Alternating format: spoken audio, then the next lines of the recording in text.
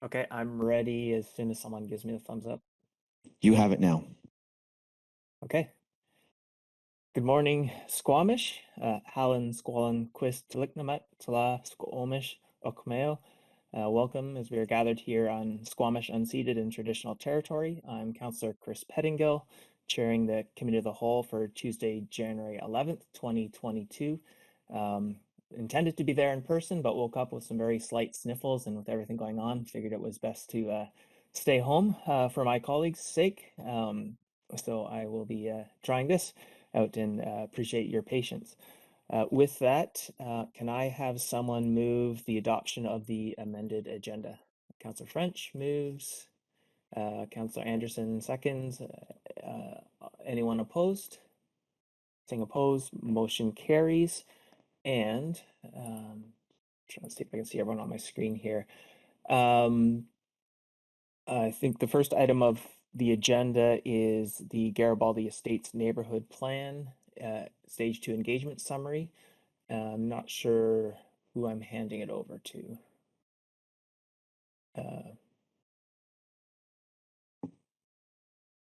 Good morning, Council. It will be myself and Matt Gunn.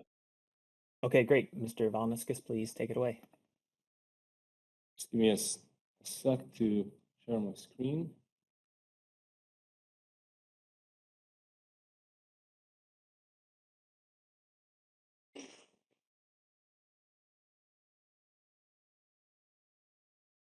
Problem.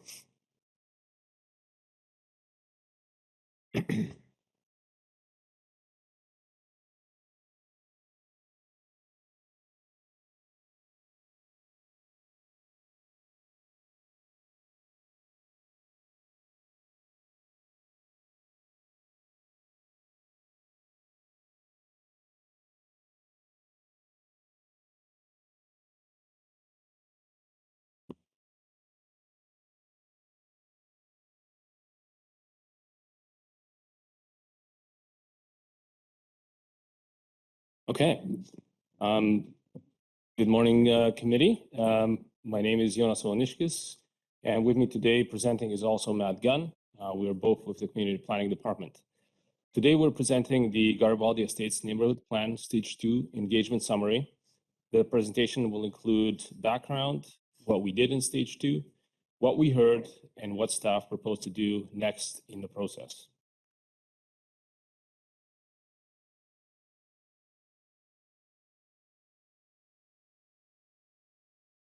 So in 2018, the District of Squamish adopted the new official community plan. And at some points in this presentation, I'll refer to it as the OCP. So that just means our official community plan. The plan includes policy support for neighborhood planning. In drafting the OCP, the Garibaldi Estates neighborhood was identified as the highest priority neighborhood for a neighborhood plan to be completed. In June of 2021, Council endorsed the Garibaldi Estates planning and engagement process. The intent of the planning process has been to implement a broad range of community policies included in the official community plan.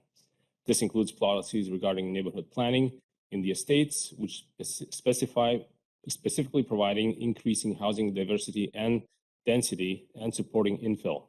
So that is one of the main policies for neighborhood planning in our OCP.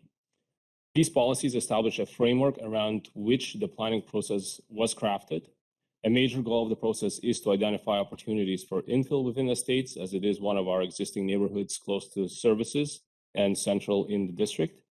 But what that looks like has not been predetermined. So what did we do in Stage 2?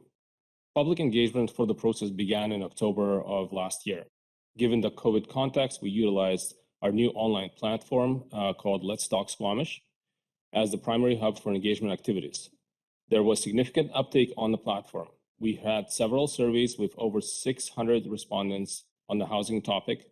We had a mapping activity where 270 items were contributed by stakeholders. There was a heavily used question and answer function with just under 100 questions asked. There was also a vision and ideas activity with 60 comments submitted. In addition, we held a few in-person open houses with 131 attendees. We also had virtual open houses with 68 attendees. Finally, we participated in a food policy workshop organized by the Squamish Climate Action Network. The input from all these activities was summarized in the Stage 2 engagement summary, which is included in the agenda today. There is a significant amount of content in that summary. For the purpose of this presentation, we will focus on the 6 key themes that represent what we heard from the neighborhood and the community. Matt will now present those key themes. Thank you, Jonas. Thank you, Jonas. As Jonas indicated, there were a number of major themes raised by the community in our engagement process, and I'll take you through those. First off, we heard that the Garibaldi Estates neighborhood is a great place to live. Residents really appreciate the neighborhood for its character, and they have a real desire to preserve that character. And what makes up that character was highlighted for us. The people really appreciated its central location, its friendly, quiet streets, the access the neighborhood provided to parks and trails and bike paths, the fact that there's walkable commercial and employment for people in the neighborhood. People appreciated that there was a range of housing forms in the neighborhood. There's a large number of mature trees that people really appreciate in the neighborhood. And then finally, people appreciated that there are large properties there that provided people with opportunities for outdoor living, gardening, and food production. A second major theme that we heard was that the Garibaldi Estates neighborhood planning process has upset many neighborhood residents. Many were introduced to the process by a speculative developer, and that seemed to lead to a belief that the outcome of the process was predetermined. People were concerned regarding some of the OCP policies related to the Garibaldi Estates neighborhood planning process and the process that led to those policies in developing the OCP. People expressed frustration regarding the intent of the project to accommodate infill, frustration that retaining the status quo wasn't presented as an option in the planning process and the engagement activities. And there was concern with the engagement process itself, specifically that there was no town hall style event established for residents to be able to speak in front of their neighbors to staff and council. A third major theme that we heard from people was that many neighborhood residents have negative perceptions of infill development, and they want their neighborhood to be left as is. There was concern regarding the potential impacts of infill, impacts such as the loss of green space, the tree canopy, the loss of food production opportunities, concerns around increased traffic, concerns around how on-street parking might evolve. There were concerns around the potential impact of the neighborhood character. People were concerned about how their personal space on their properties might be impacted by infill. People also expressed concern that there was inadequate provincial and municipal infrastructure in the community to support infill development. And there was concern that gentrification could lead to increasing prices and push people off properties or make it less affordable. Other concerns that were highlighted related to this theme were that the infill process was catered to lower mainland residents as opposed to locals. There was skepticism raised regarding the positive impact infill could have on affordability, climate change, transportation, and public health. And as I kind of mentioned in the title of this theme, there was a number of people who said they really wanted this area to be left as is, and for the VLA bylaw, which restricts subdivision in parts of the neighborhood, to be retained and not repealed. A fourth theme that was raised was, a fourth theme that was identified was that there is room for improvement in infrastructure and in particular transportation. Most notably, concerns were highlighted around congestion and safety issues at some intersections in the neighborhood. We heard strongly that there were enhancement opportunities related to sidewalks, pedestrian connections, and bike lanes.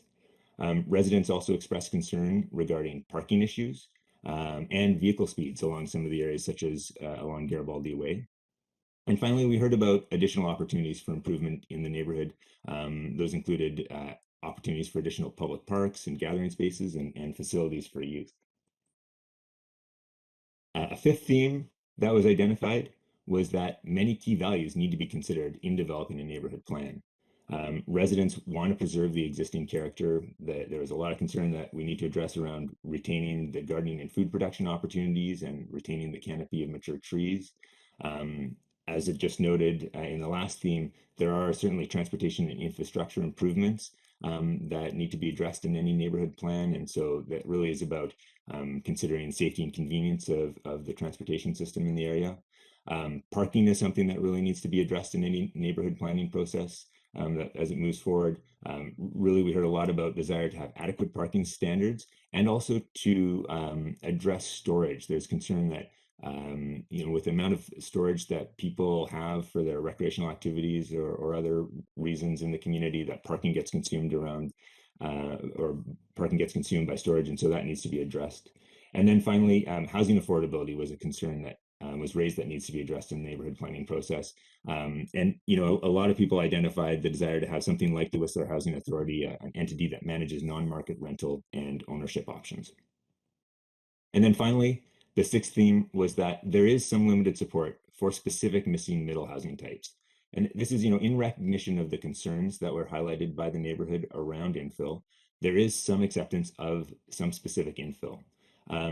So some of the examples, between 49 and 63% of people supported in at least some areas of the neighborhood, cottage clusters, small lot, single family, and duplexes.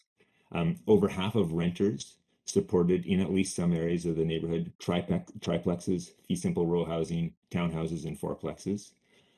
About half of respondents supported mixed use buildings within the Garibaldi Village area. And then there were a small number of respondents who indicated they supported mixed use buildings in the southwest area of the neighborhood, adjacent to the existing commercial development. And in those, a small number of people supported more diversity and more higher density development in the southeast area of the neighborhood where there are larger parcels. I'll turn it back over to you now, Jonas. Thank you, Matt. So as noted in the engagement summary, stage 2 of the community engagement has been characterized by high level of concern and frustration expressed by neighborhood residents. Examples of this concern include a petition submitted to council and a resident organized town hall style meeting. For many, the planning process began when a speculative developer approached neighborhood residents. This left residents feeling the outcome of the planning process was predetermined and that the engagement process did not have any validity. Since the adoption of the OCP, there have been many inquiries from landowners and developers and multiple pre-application meetings with developers and property owners interested in submitting development applications within Garibaldi Estates neighborhood, which is typical for any neighborhood in Squamish.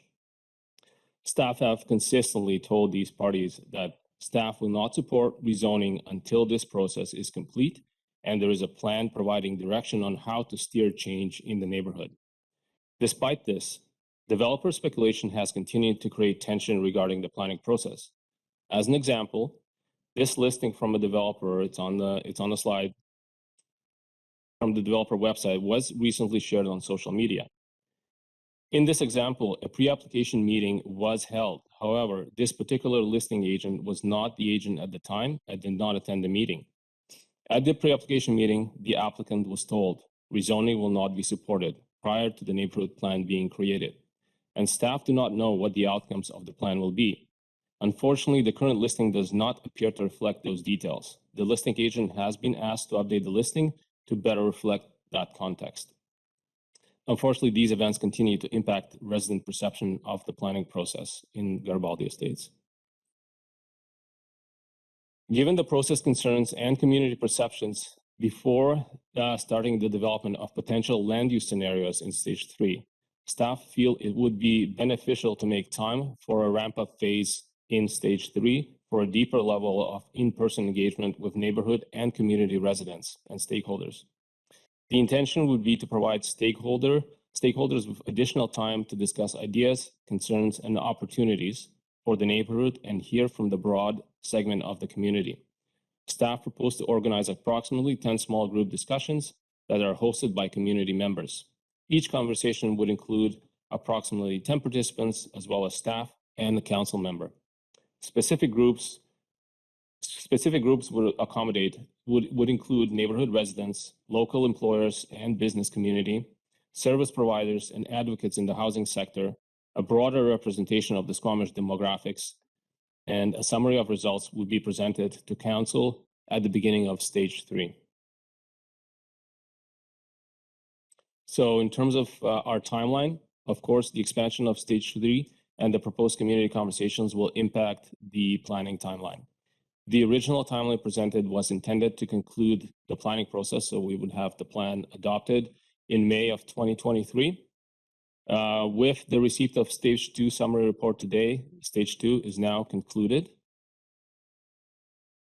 However, developing the discussion guide, organizing and conducting the meetings, summarizing the content, and presenting to council is expected to take about 5 months. This will push the entire planning process back 5 months to conclude in the fourth quarter of 2023. And so staff recommendation is that today, council receive the stage 2 engagement summary and that staff continue engagement with community stakeholders prior to moving to stage 3 of the planning process. Thank you. Great, thank you, Mr. Valnescus. And if I can just clarify, what staff is looking for at this point is for council to focus the feedback on the engagement process and possible changes to the engagement process. And so it's process focused at that point, is that correct? That's correct. We're looking for council's feedback on expanding essentially stage 3 with this ramp up phase where we have community engagement with a broader range of stakeholders. Okay. Thank you. Can I have you pull down the screen share or maybe ask Robin, just so I can get the grid view? Oh, there we go. Perfect. So I have Councillor Race. Thank you. I wonder, Mr. Valnescus, because if you could just go back to your last slide. I just missed the last part of it, almost the last paragraph. If you could repeat that. Yes, just a minute.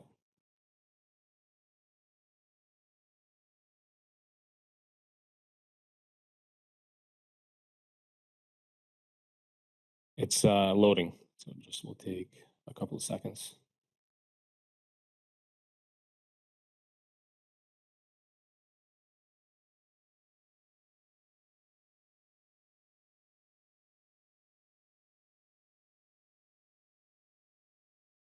Is this the slide? No, it was the very last slide just before you stopped talking. That's the one. You just hold that for a second. Yeah. So that's the part that caught me, was the last paragraph. So are we proposing more stage 2 before going to stage 3? And what does that mean? Is that these small neighborhood groups that we're talking about as part of stage 2? Or I think I had it in my mind that was maybe stage 3. Through you, Chair. So what we're proposing is stage 2 is essentially complete today. We've presented the engagement summary. We've presented council with what we've heard in stage 2. And now we would be starting stage 3. However, before jumping right into developing land use scenarios to be presented to the public, that we inform that development with wider community conversations. So this would be part of stage 3, would be part of scenario development, but that would be precluded with more conversations.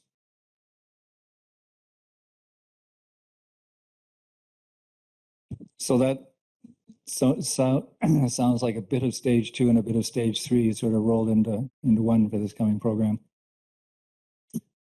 Yes, I think you could say that. It's a transition phase, essentially. And while I'm speaking, when I was going through this, I was just wondering, what else do we think might be out there that we don't know? Are there other viewpoints that aren't being represented? Are there other solutions that haven't been sort of tried on people? What would further engagement hope to bring us? So I think, for one, the engagement we've heard has been very, very much concentrated in the neighborhood itself. However, we haven't had as much uptake from outside the neighborhood, and we particularly want to speak to the service providers, the businesses, because it is going to have, although it's a neighborhood plan, it will have community impacts across the community in terms of how this neighborhood shapes up.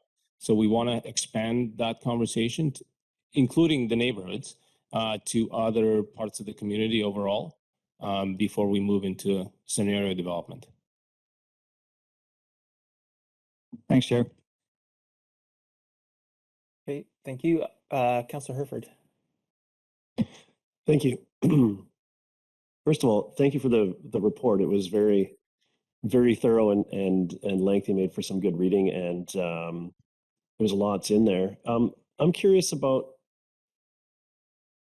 I agree that there could be some more conversations, but I'm curious about the sort of the composition of these groups. Is this something that interested members of the community could put their group, themselves or their friends or neighbors, whatever, forward to have one of these, or is this something where staff has specific groups in mind or compositions of groups in mind that they would like to get to? Because I think those are two different sort of scenarios. I'd like to understand that. Mr. Gunn. Yeah, I see there being room for both. I think we do want to put out an invite to groups that feel that they weren't heard, or feel that that the concerns of the process didn't allow them to speak to staff and council. And so we would certainly open that up to the community and look for hosts who would be interested in gathering a group that felt they wanted that opportunity to express to staff and council their concerns. So that's one part of it.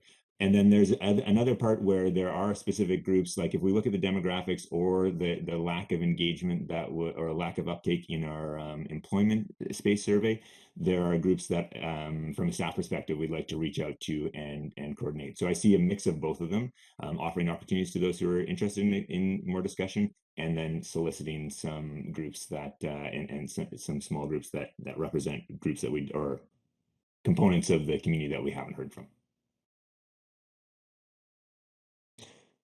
Thank you. At the start of the process, the Let's Talk Squamish is a new platform for us, and what I think proved to be some fairly effective as far as the capturing the comments and the transparency of the replies and so on. So I'm curious if staff has any sort of comments on how that piece missed a group or some perspective, and what can be done. I guess in future projects, I can see what's being proposed to be done in this project to sort of fill that hole, but to serve in the bigger context of this engagement tool, and engaging with and getting the feedback from all the people that we'd like to. There seems to be a hole here, and I'm curious on the thoughts as to why that is. Sure, I'm happy to answer that through the chair.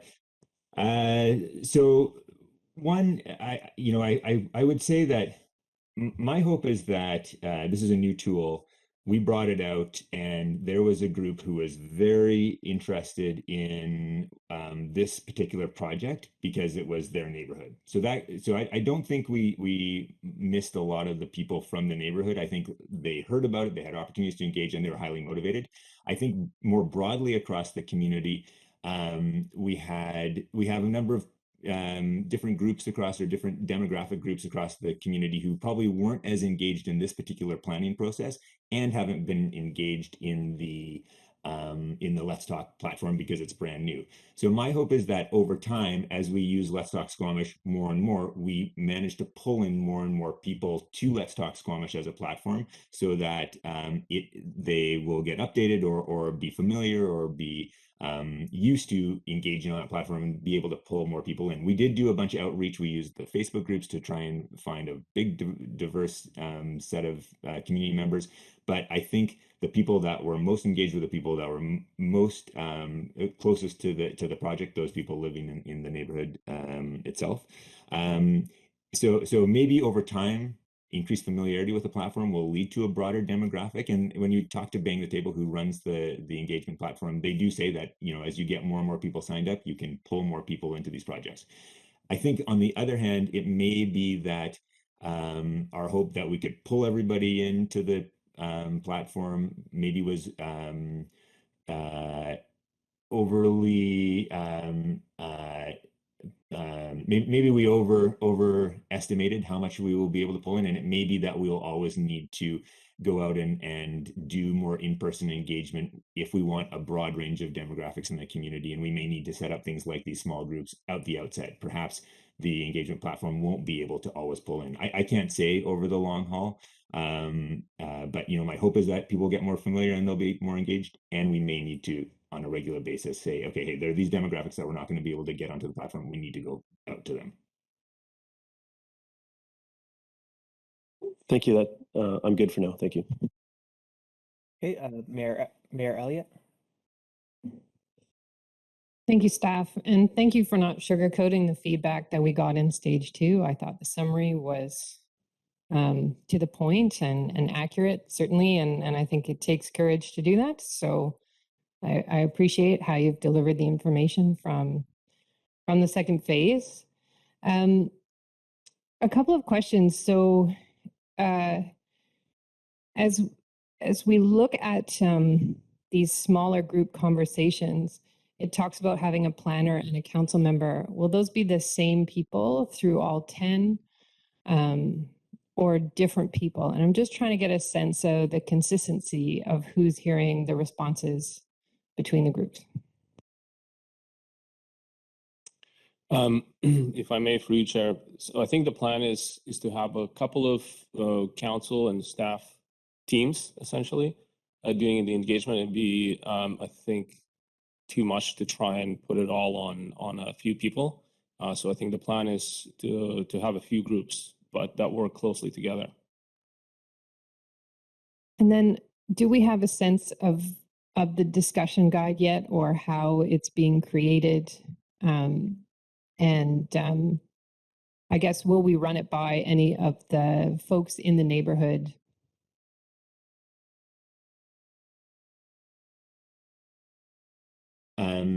Maybe through the chair. Yes, Mr. Gunn. Yeah. So we have an outline of the components that we are interested in having in there, but we have not started working on it. We were looking for council direction that we should move ahead with this approach.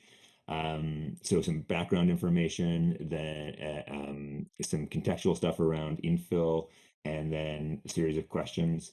And we hadn't planned for a process where we would vet it with neighborhood residents, but if that is council's direction, that we can, we would certainly do that.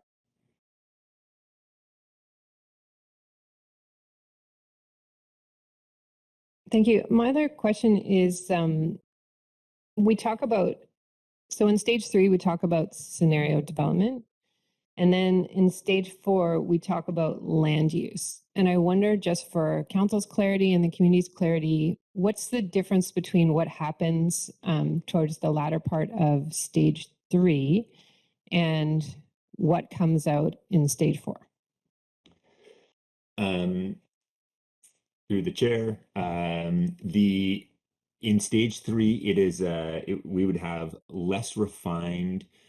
They are still land use scenarios, so the future neighborhood scenarios would include components of density and types of housing forms allocated across areas, but there would be several of those scenarios, and those would be less refined. In stage 4, those land use plans would then be more refined, and then there would be the policy component that would be added to that land use element. So the future neighborhood scenarios are future land use neighborhood scenarios. In stage 4, it's more refined, one scenario developed out with policies accompanying that reflect the content, and also, or the content of the planning process engagement, and also provides opportunity to address issues or challenges that might come up as as a certain land use plan is further developed and impacts are identified. And then I guess my final question is, we had some great feedback about people talking about housing attainability and housing affordability. And I wonder, are we doing some research about wages in Squamish and how it relates to current land prices for different forms of housing? And so if we're looking towards policy development around ensuring that there's housing attainability through mixed forms of housing, but also affordability, what does that need to look like to meet the current needs of Squamish residents who are living and working here?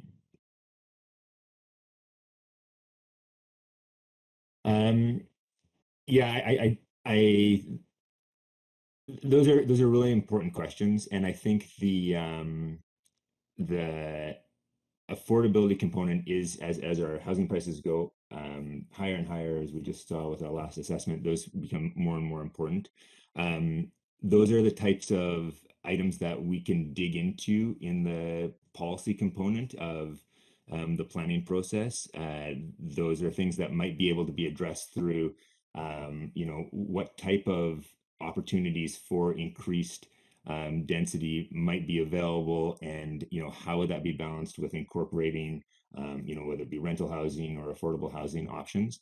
That is all content that is yet to come in the planning process, and we might be able to start to examine that in stage 3, but really that is the type of content that is going to be really addressed at stage 4, where we're starting to come up with that policy component, the more nuanced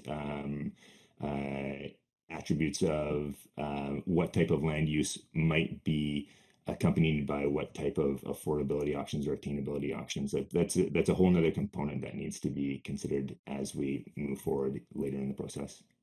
Jonas, do you have anything to add to that? Yes, if I may, I think that's a really good point in terms of exploring land use scenarios. So maybe that is something that we could bring, earlier in the process in terms of, with this scenario, this is what the average house prices look like, or this is what the average rental prices in Squamish look like, so that, the community is better informed in terms of the actual outcomes of the planning process. I think we could bring this forward sooner in the process rather than stage 4, Matt. Okay. Sorry, Chair, one more question. In the, what we're grappling with around introducing gentle density and trying to achieve goals around climate and transit and affordability, walkability, community connectedness, we're certainly not the only community in British Columbia grappling with these issues. So as part of scenario development, do we look to other examples regionally, nationally, or globally? And do the scenarios come with visuals?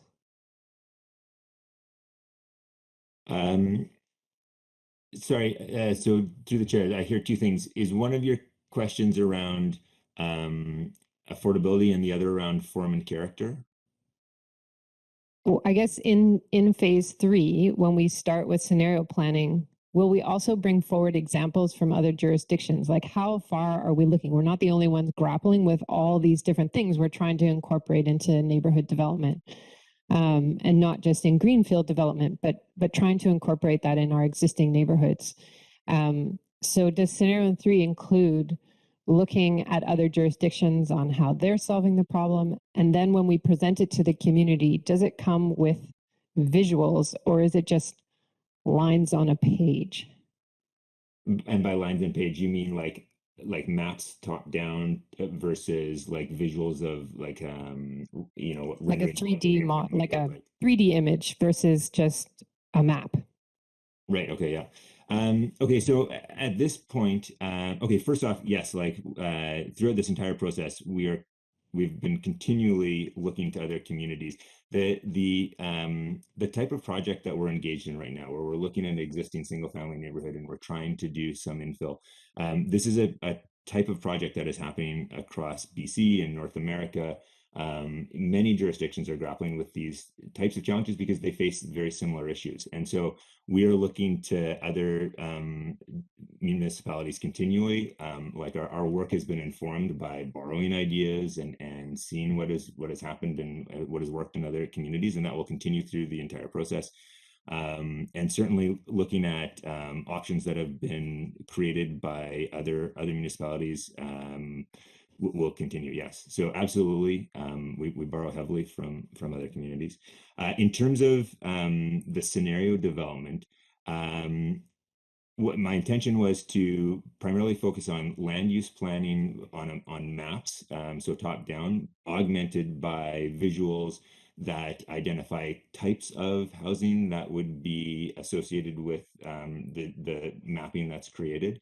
I hadn't anticipated going through work to create like 3D rendering or visuals of the neighborhood.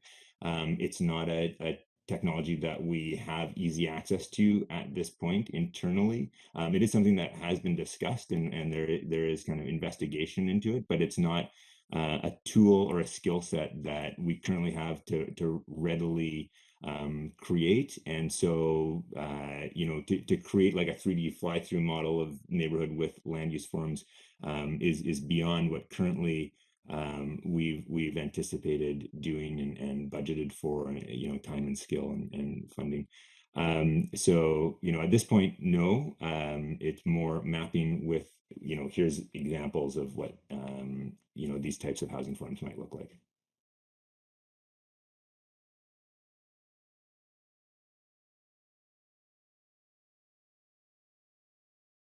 So I will go to Councillor French, then I'll put myself on the list and come back to Councillor Race. Thanks, Chair.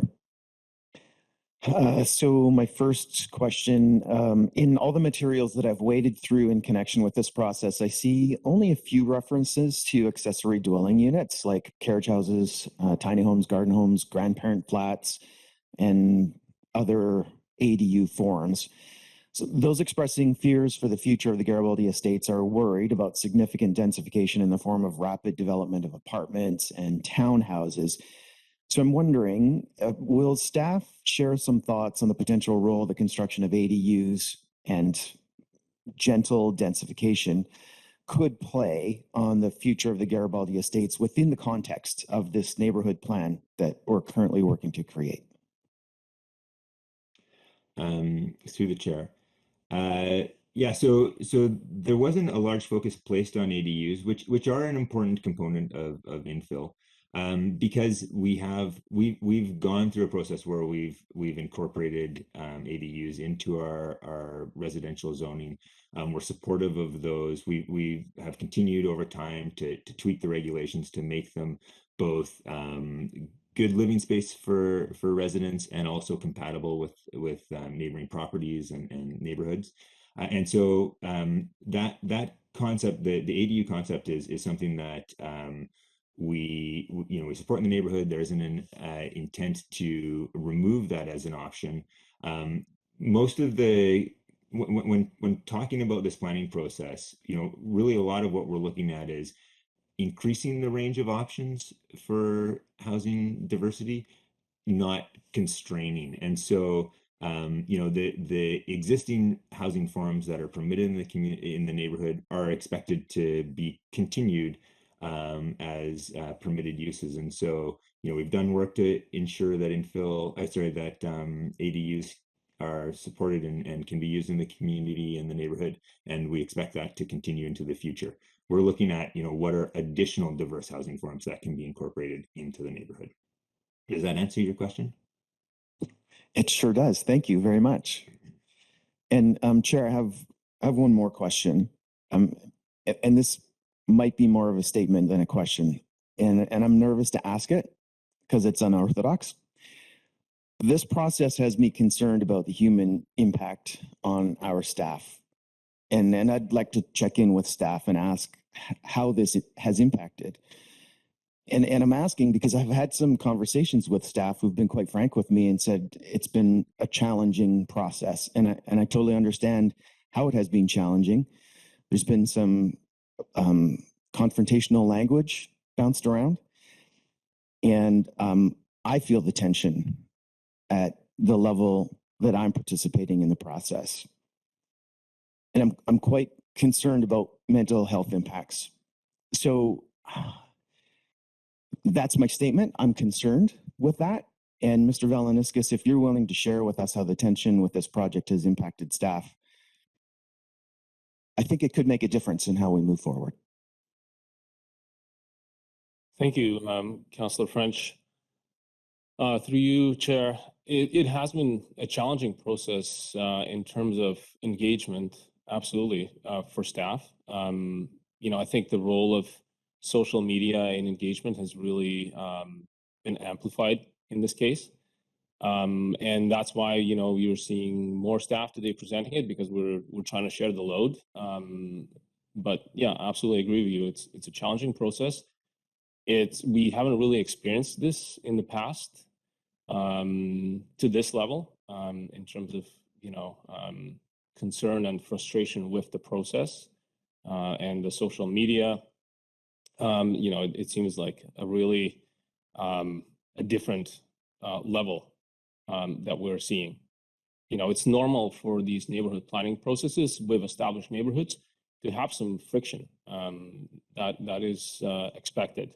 But this has been, I would say, kind of unprecedented for us. Thanks, Mr. Valeniskis. And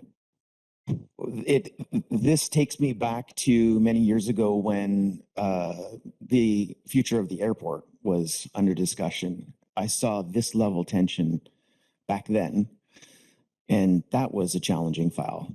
So with that response, thank you, Mr. Valeniskis, for answering the question and being frank about the impacts. And I think at this point, it's important for everybody that's involved in this conversation to really think carefully about the words that get used and how they get used. And constructive dialogue is really what we need moving forward. So to staff, thanks for your hard work so far. And to those who are participating in the process, I also want to thank residents who have contributed, particularly those who have had constructive comments, because that's what's going to get us through this process, is setting aside personal and doing the hard work to come to a plan that's going to work for the whole community. Thanks, Chair. Okay, thanks. Mr. Gunn, I saw your hand. I have a few questions in council. If we can try and maybe keep our comments a bit towards the end after the questions. But Mr. Gunn, if you have some additional thoughts. I do want to respond to the question. I really appreciate the question, and I will be quick. But yeah, this has been very hard. Hardest project I've ever been involved in my professional career. Only time I felt personally, and it's the social media, I think, in part, but only time I felt personally like called out, attacked, singled out. And I feel like there are insinuations of unprofessional behavior at times, or inappropriate motivations. I find that very challenging, and this has been a very hard process. There is no question. So I think it's I appreciate the question, and it is absolutely true. This has been very hard. Thank you, Mr. Gunn. I just want to pick up on one of the mayor's questions, and I appreciate the challenge in 3D renderings and so on, especially at phase 3 or 4. But I'm wondering if there is some thought that prior to adoption, there would be a point at which the community would see some level of 3D rendering or drawing of, okay, we've got all this written policy. What does it actually look like before we say yay or nay on this thing? Is that part of the plan, that we would see that visual at some point? We haven't, as I said, we hadn't come up with a plan to do renderings at this point, but I'm hearing from council an interest in that. And so, we have actually used an artist to do some artistic renderings in the past of neighborhood designs.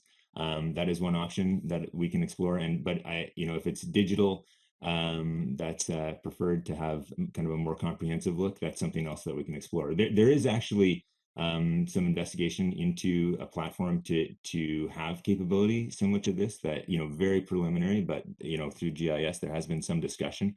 But I can follow up and see what the opportunities are to take that further. Jonas, do you have anything to add to that? Yes, I would just say, as Matt said, you know, this might require additional budget. We're not wrapping up the project till 2023, so there may be some opportunity for that, and we might have some budget left over from this year's work to do some of that artistic rendering. Yeah, so I think we are certainly planning to do some form of visual expression. You know, we try not to be property specific at the neighborhood planning level, but what we will likely do is, you know, a rendering of a street looking down the street, and maybe take a few of the main streets in town or in the neighborhood, and you know, put a visual expression of what the different type of densities and uses would look like with the street infrastructure for active transportation and other pieces. So kind of give the community a complete idea without being property specific. Okay, thank you. And I'll start with you, Mr. Valniscus, on this one. We mentioned some of the groups in particular we'd like to hear from. I think service providers was mentioned, just to make sure we're getting that feedback. What jumped out at me reading the report was people under 20 who are going to need different forms of housing, particularly some of what's being contemplated. The engagement there seemed to be quite low, and then there seemed to be an over prevalence of people with an income far above the Squamish median, and so that was another group, people below that median income, or sorry, below that very high income. So into people in the median income, are we getting those people? Those two groups in particular jumped out at me, but I'm wondering how staff is planning to prioritize what groups are targeted for additional feedback, or just appreciate any thoughts on that. I'll take that. Yes, thank you for that question. Yeah, the actually the age demographics, so youth and income are some of the biggest gaps that I see in particular. I think we want to find, we may need to find indirect methods to get representation from some of those groups. And that's where some of the service providers and housing advocates may play an important role to represent some more varied socioeconomic demographics. So yeah, I would say that the income differential is in between our community and the profile of the respondents to the survey is probably one of the biggest ones that concerns me, that I think we need to explore. And the other one I see really is that we really did not have employers represented well in the employment space representatives well represented in the surveys. And so we did have a specific survey for them, but it just didn't get a lot of uptake. And so I think we need to reach out to groups that represent employees in the community and different employment groups. So I see those as the most important ones. Okay, thank you. I'll go to Councillor Race. Thank you. And that actually covered, I think, part. I'm sort of not concerned, I guess, curious about how we might actually put these groups together, and the comment about the greater community input. And I'm thinking back to the Loggers Lane, Loggers East sub-area plan that we just did, and I don't recall us doing that, going out to the wider community. From my perspective, that was kind of some of the input that council would have brought to the table as representing the whole community. And so I'm curious how we might go out to the wider community, apart from surveys and things like that, how we might compose these 10 or 12 person groups. I can understand with employers, they're a pretty clear identifiable group through the commercial areas, and whether they have input into this or not. I'm also concerned about how we might weight it. I mean, there's people involved in this who have invested in property and have a significant stake in this particular area compared to people in some of the farther reaches of the community that don't quite have the same investment or impact or personal impact, and how we would balance that. And then how we'd actually compose these groups. Are we saying we would want one group of just employers, another group of just residents, another group of just renters, or whether we would try to mix them up so you have representation from several different stakeholder groups? I'm curious about that. I'll stop there for the moment and see if there's a response to that. Okay.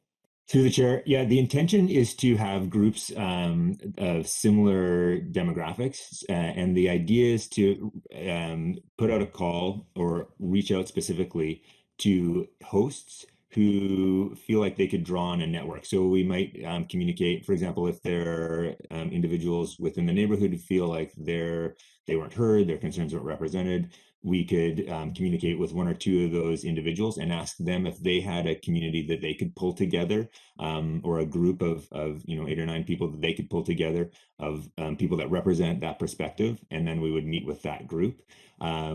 With the service providers, the idea would be to reach out to specific key individuals that we know that work in housing advocacy, that sort of thing. And then with youth, we would need to reach out maybe through the school system to find, we've done that in the past, reached out to administrators and asked them to help connect with a group of students. And then with renters, we'll need to do some kind of call out and ask for an individual, again, looking for a host who could reach out to other people that they felt shared a similar perspective to draw that group together so that we could hear that perspective. And how would we approach this? In other words, is there a scope to this discussion that we might have with people? Are we talking about gentle density? Do we define that as sort of the starter for the conversation and how people would see that unfold? I mean, or is it just a blank slate in the discussion and that particular group happens to like the thought of high rises, because they don't necessarily have a stake in the community today, but that might be their opportunity to get into that area. So I'm just wondering how it might unfold. And I guess I am questioning a little bit that process at all. But I'll stop there. Thank you. Yeah, through the chair. Yeah, the idea would be to provide some of the similar background information that was provided on the engagement platform. So view of the different missing middle housing forms, and likely augment it with some of the feedback that's already come in from the community through the engagement summary to help give that context. And also another key piece we want to put in there is some of the context around the current land use opportunities, and what does for example, the VLA provide in the background document, so that there would be a idea of or an understanding of what the community is right now, some of the missing middle housing forms that could be considered, and some of the feedback that's come back through the engagement process already. And then open up for some conversation around, through some specific questions around what might be appropriate in the neighborhood from the perspective of that stakeholder group. And one more, if I might, Chair. So does staff feel that they have enough feedback at the moment that they could start preparing some sort of visual somethings, not necessarily artist renderings and so forth, but just some ideas of how some of the gentle density might unfold? And I say that because I still think that there's a fear of the great unknown out there in the community, and to try to give people something to focus on in a discussion rather than just start with a clean slate, and not just one alternative, but maybe 3 or 4 or 5 different alternatives and how density might happen. So that's one part. And the second thing is, have we got any feedback yet on the traffic report? Because I look at that as one of the significant contributors to the end result of this, is what traffic could be supported in that area at all. So two-part question there through the chair. The first question around visuals. I think the idea was to use those, again, the housing forum visuals that we had, but to look for some examples of neighborhoods where we had some more integration of those into existing neighborhoods. So perhaps some visuals, some street visuals of what those missing middle housing forms might look like in an established single family neighborhood to give context to them. But I don't see us creating land use plans or more comprehensive renderings of what Garibaldi estates might look like in that scenario, in those discussion guides. That is, I think, too much work and too far down a road without that information to create. I think we can look to existing neighborhoods where we do have infill integration, missing middle housing forms, for example, and use visuals from those to achieve that same purpose. And in a more reasonable time frame and with a more reasonable amount of effort. And then your second question, remind me of your second question. Was the It traffic? was related to the traffic study Yeah. and how much traffic this area might support. Yeah, so there's the consultant who's doing the traffic study has just completed a draft over Christmas, and now we need to do a response and get the final report produced. So I see that happening in the near term. Like certainly before we come back to council, we will have a draft. I mean, we will have a completed study. Thank you, Chair. Okay, I'll go to Councillor Herford and then Mayor Elliott. Thank you. I think one of the main sort of issues in this has been trust in the process, and I want to make sure that we have transparency going forward. So as we're considering these smaller groups, it's sort of the polar opposite of the Let's Talk Squamish platform, where the questions were posed, in a public and answered in a public way and recorded. So how, if we're to take the step of extending the process and the engagement being done in these smaller groups, how are we going to ensure the same or maybe even a higher level of transparency to not just because we're not just trying to maintain the trust in the process, we're still in the building the trust in the process point. So I'm really concerned with this piece, and I haven't quite heard anything yet today that makes me comfortable with those sort of aspects of the project. So someone speak to that, please.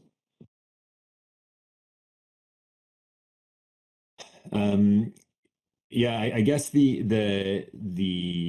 answer to that is that we've used a particular approach, Let's Talk Squamish, to try and bring in our community into the conversation. And I guess the transparency that we want to ensure is that we have the community represented in this process. And we heard that people didn't feel like they were being heard. Now they may feel heard because now the engagement summary has laid out what was said in Let's Talk Squamish, and I'm hoping that people look at that and say, yes, I did, the things that I said are represented there, and so maybe that will improve some of that. But if anybody still feels like they weren't heard from the neighborhood, that is upset with the process, we want to give them that chance to talk to them specifically and have a dialogue. There were concerns around how the web platform functioned and the ability to go back and forth and have a discussion.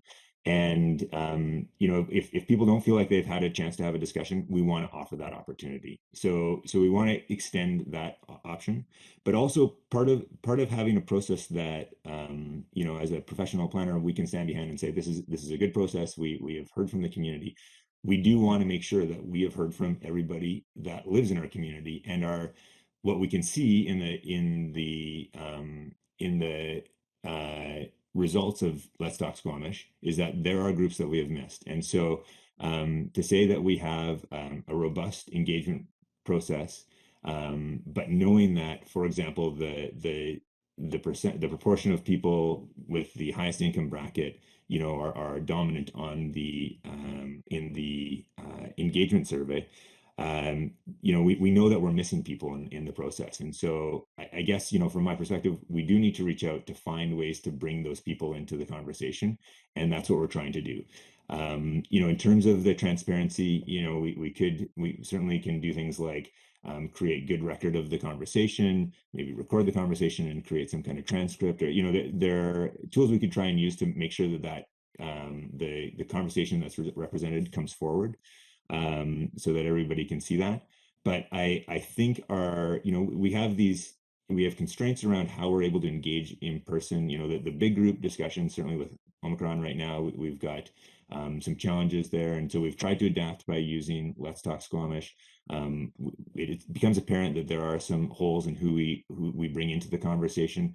And, you know, this is our goal, to try and make it a robust process to make sure we have everyone represented. I certainly hear your concerns. There are continued challenges.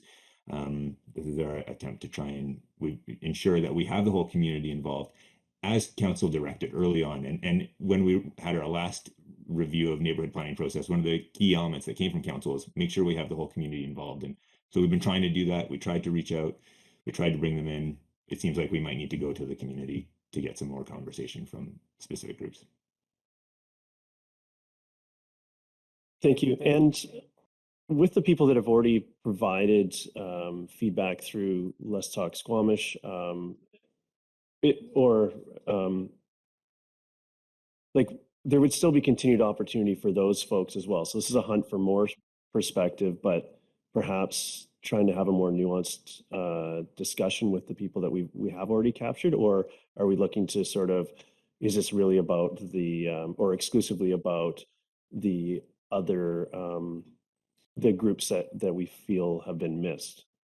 I kind of feel it's both personally, but to the chair, absolutely, it is both. Like, through the process up till now, and again, I'm hoping that people who live in the neighborhood have read the engagement summary now and say, oh yeah, my perspective was represented there. I hope that's the case. But up till now, we've heard a lot of people feeling like the process wasn't going to listen to them, wasn't going to hear their concerns.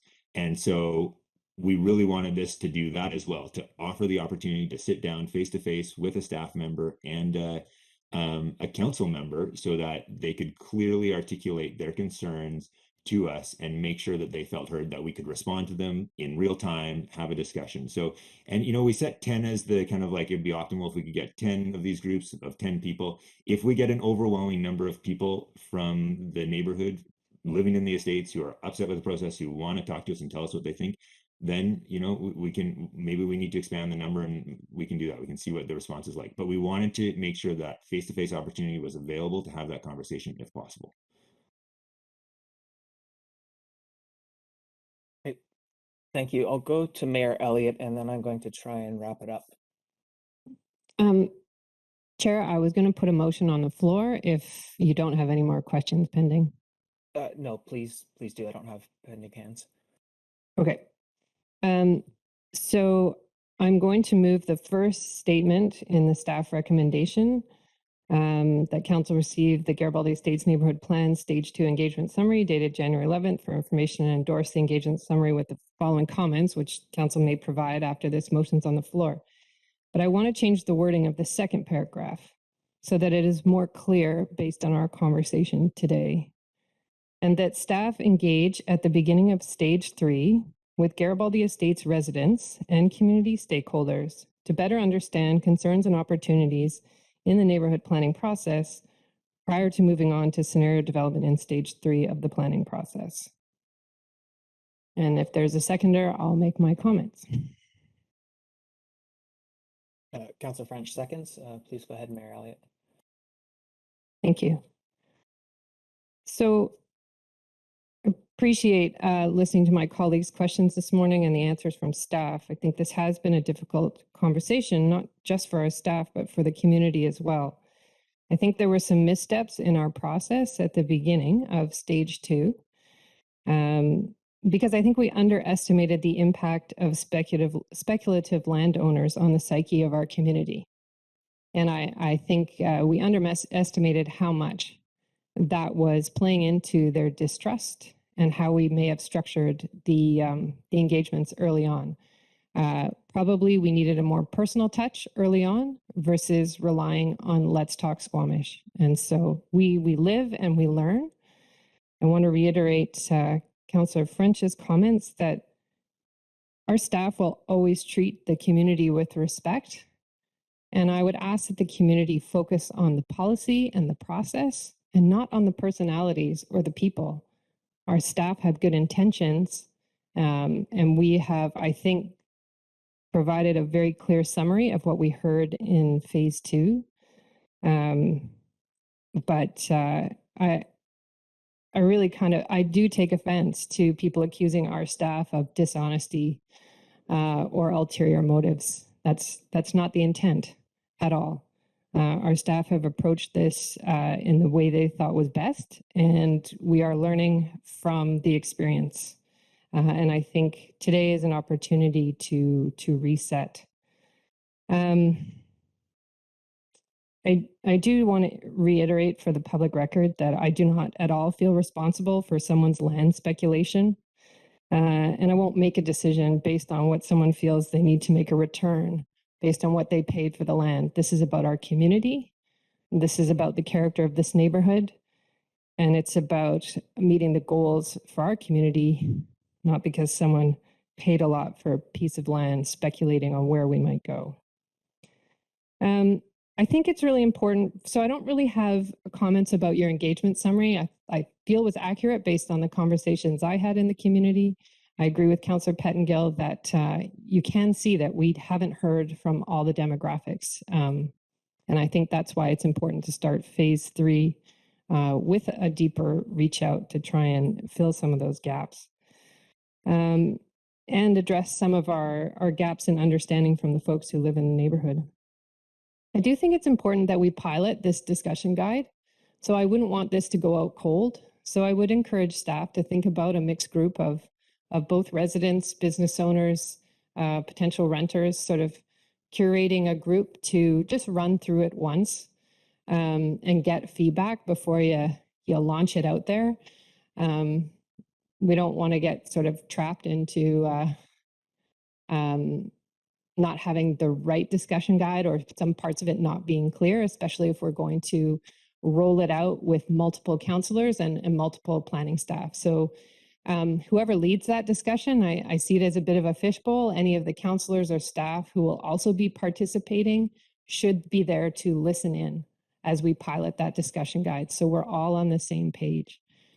So keeping that sense of clarity and being on the same page, I think is important. I think the guide that we develop for this early stage of phase 3 should have a very clear goal and purpose. It is not to repeat phase 2 engagement, that phase is done, but to build on the areas where we need the nuance and a deeper level of understanding. So I think being really clear about the goals and objectives of these conversations will be critical. I just want to address a comment made by one of my colleagues that, no, we didn't go out to the broader community for the Loggers East neighborhood plan, and that's one of the flaws that council pointed out and asked that that be different for our next neighborhood plan. I don't think Let's Talk Squamish got us all the way there, so I do think we need an approach to figure out how we include that diversity, equity, and accessibility lens and bring that into the neighborhood planning process. And I hope the community will provide us with some ideas about how we can reach a more diverse group of people and volunteer to be part of this discussion. While I know we'll probably have groups of just neighborhood folks and maybe business owners and service groups within the community, I think it would be wonderful to have a group of youth. We've got a Foundry Youth Advisory Committee. We've got the Squamish Youth Committee. It would be great to get some of them involved to go through the guide. And some mixed groups would be really useful too, so that people can start to hear the different perspectives around the table. And like the OCP pizza parties that we had, I guess I think that anybody should be able to pick up a guide and host a conversation and submit it, whether it's facilitated by council and a staff member or not. I still think it can be a useful conversation. We can't get to everyone, but more people may want to have a conversation. And so I'm not sure that we should just limit it to the 10 groups if other people want to organize their own and submit from that. So yeah, those are my thoughts, and appreciate everyone's work on this project. Okay, I'll go to Councillor French and then Councillor Anderson. Thanks, Chair. Feeling like this whole process has been overtaken by fear of change, fear of traffic congestion, fear of loss of privacy, fear of loss of sunshine, free of tree loss, and fear of newcomers coming into our community. And there's also uncertainty, specifically uncertainty about the future of the neighborhood as we move through this planning process. So this is creating concerns that sudden and dramatic change is on the immediate horizon, and I don't think that's the case. And sudden and dramatic change, most specifically for the VLA lands. So at this point, I think it's important for those engaged in the process to know that for me, as an individual, this is very much a time to listen. And as part of the listening, to really hear what's being shared. And I'm hearing over and over that nobody's listening. Well, I'm listening, and I'm confident that my council colleagues are also listening and digesting all the feedback that we've had so far. And I was a little bit concerned about the original motion, and specifically that second paragraph. I think this current motion puts us on the best track moving forward. And I support what's in front of us. Thank you. Councillor Anderson, and then Councillor Reese. Thank you. As has been expressed by, I recall, Mayor Elliott and Councillor Herford, the work done here must be acknowledged. And I would agree with Councillor French that we have heard residents. This report is voluminous, and I'm sure all of us have given it very attentive reading, and there is just, I can't understate the work done by staff, but also how much can we learn and how much information to be delivered.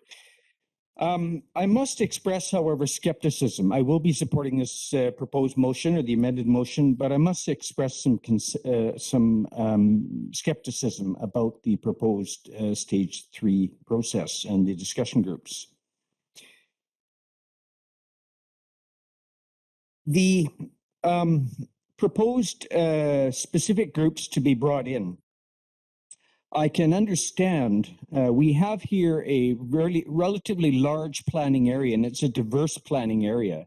And I can see that bringing in specific groups regarding housing scenarios, business groups, and I would say in the cultural community, there's amenities and recreation to be brought in. There's a diverse number of questions that have arisen in the material and that can be pursued further, and there's some value in looking at this. However, I'm concerned in reading through that we're applying a cookie cutter approach to the VLA in particular. And I think that we are maybe overstating and overemphasizing what can be delivered from this particular component of the Garibaldi Estates planning area. There's some pretty strong assumptions, in my opinion, about the significance and priority for climate action, for transportation, for jobs and housing, and with specific reference to this component of the area, the VLA area. I think that the proposed sessions are not going to resolve anything here. And I think that the strong assumptions I feel that are being given need to be reviewed for purposes of a discussion guide. And I will refer to two things. There's discussion of filtering, and planning staff will know what I'm referring to, and that is the process by which housing becomes affordable over time for specific components of our housing stock.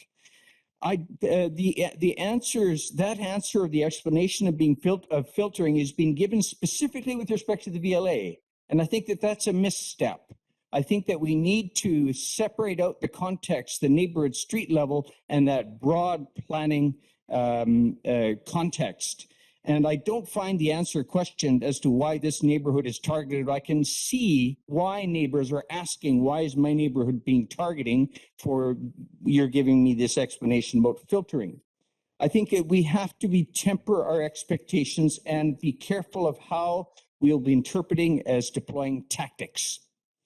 I think also, and I'm looking in front of me here, a diagram supplied with the Smart Growth Neighborhood Incentive report to council from about a year and a half ago.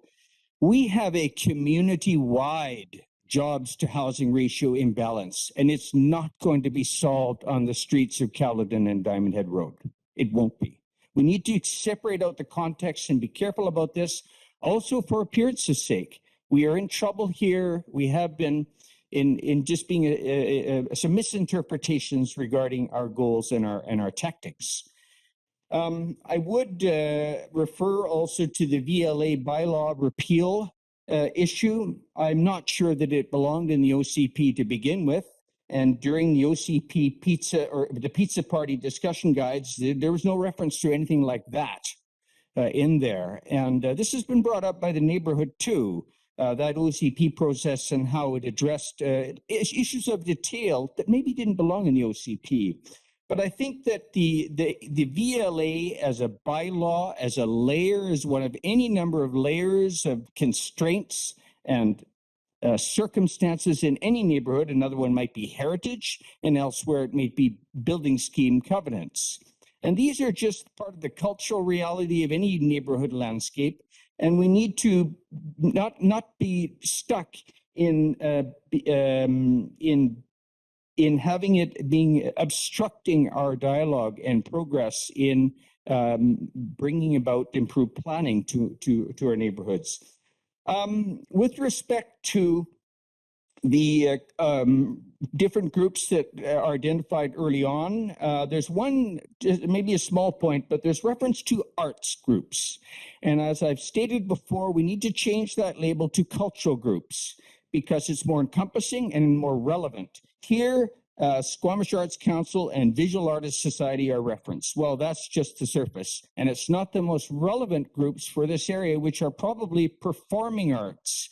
And we've also seen a number of people bringing forward issued for youth spaces, public spaces. This is also something that cultural groups and recreation, for example, can, and some of our community design interest groups can be brought in to advise on. But arts is too limited, and it's not a phrase that we should be using, in my view. We have to think broader as to what it really is, and then we can properly identify the specific partners to bring into the discussion, because visuals and SAC are not sufficient. Finally, not in this report that we've received today, but earlier, there was a reference to the Northridge cul-de-sac in the Hospital Hill neighborhood as an area showing an example of gentle infill. Well, living near there and growing up with how that evolved, I have to say two things. First of all, be careful. That cul-de-sac and the smaller homes that were built there took away our playground, the only flat ground and park space we had in my neighborhood. And today we might not allow that to unfold the way it did. Secondly, the construction quality and the design has really been limiting for the people who have invested in those homes. So I think where I'm going there is that the exercise of looking at examples of both good and bad, successes and failures, is an important one. It will be important ongoing. And I think that we should be careful, though, also as to how we refer to them. I have in the past referred to Hope Road. I don't think council has too many friends on Hope Road with that corner triplex. So I think that we need to look at the good and the bad and learn lessons and also expose successes. I'll leave it at that. I've stated some skepticism. I hope that that we can address some of these issues and avoid some issues in our discussion guide if we're going to go forward with this, and look at the whole fabric of the Garibaldi Estates area, not just the VLA, or be focusing on the VLA. I don't think we're going to solve ourselves here on that one. Thank you. Thank you. I'll go to Councillor Race, and just if we can try and all focus on the engagement process outlined in the resolution. Thank you. Thank you. I will support this motion, although I do see some challenges with this process going forward to get a balance, to get proper representation, or the representation that we're looking for. There's been significant engagement to date, of course, and we're not throwing that out by any means, but just trying to go a little farther into some areas. If you look at the report, some of the graphs indicate, for example, that there is significant, not unanimous, but significant support for some other forms of housing in that area. There's significant opposition to some forms of housing in that area. That's important information. We've had this discussion before, in the sense that not every development or area supports every form of housing. We certainly want community-wide a balance of housing, but we have to look what works in each particular area, and we have had that discussion before. So I think going forward, if we're making a mistake here, it would be to shorten engagement rather than lengthen engagement. So I think that it is best to err on the side of lengthening engagement. I'm not in a hurry to speed up this process. And I think that only plays into the hands of speculators, and I'm not trying to encourage them. I do think, and I've met with several of the neighbors, people living in the neighborhood. I have many friends living in the neighborhood I've spoken to about this, and I will say I think it is unfortunate. I echo some of my colleagues' concerns. I think it is unfortunate that this has had some personal attachments in this process, and I think that's unfortunate. If we can try and think of it more on a professional and a community and an objective basis, I think that would improve this process immensely. Thank you. Okay, Councillor. Thank you, Councillor Herford. Thank you.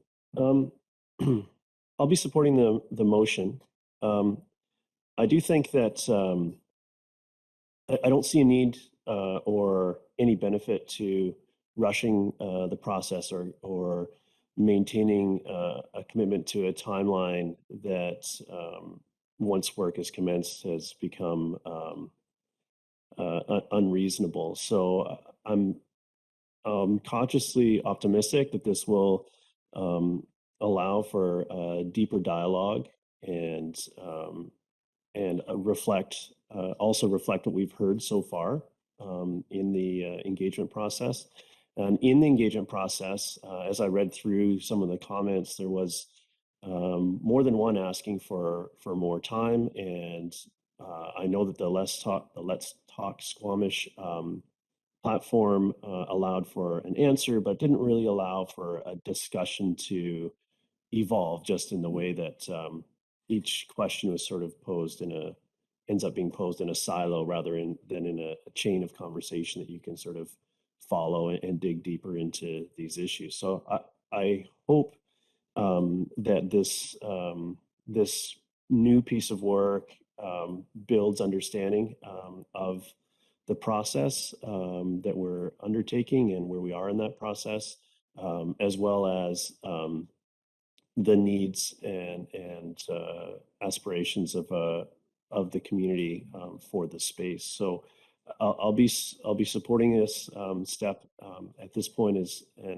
Again, I don't think that rushing or trying to push a process onto a timeline that's become clearly unrealistic is a responsible course of action. So I think that more discussion and more listening is appropriate before we move on to the next phases of the process. So thank you very much for all your work on this stuff, and to everybody that has engaged with us so far. And I hope that they that everyone continues to take the opportunities to engage, and so we can really understand where we need to get to. Thank you very much.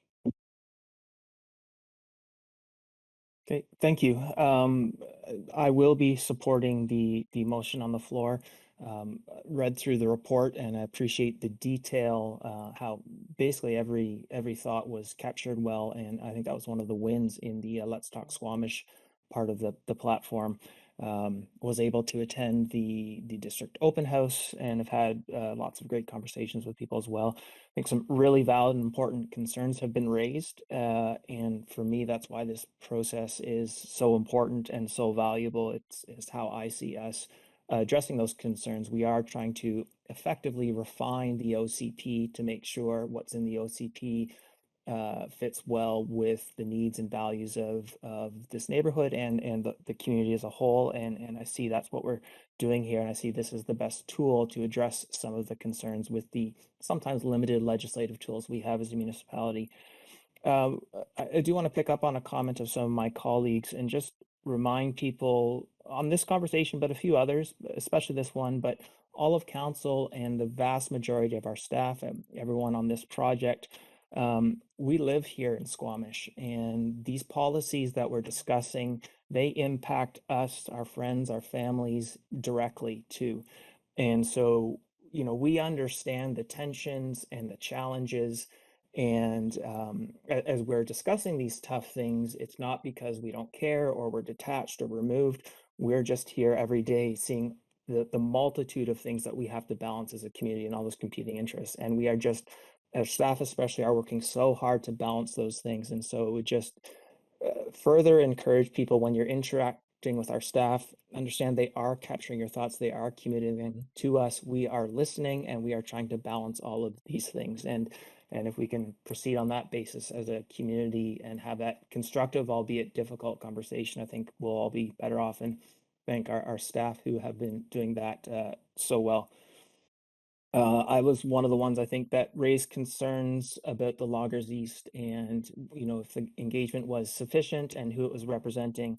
So I am glad to see that we are thinking about not just the people that are living there who are absolutely critically important, but some of the people that will form that neighborhood 5 years from now, 10 years from now, and 20 years from now.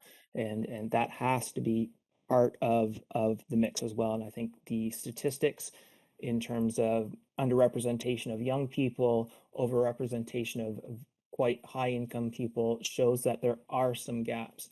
And so that's why I think it's important that we do a little bit more engagement on this piece.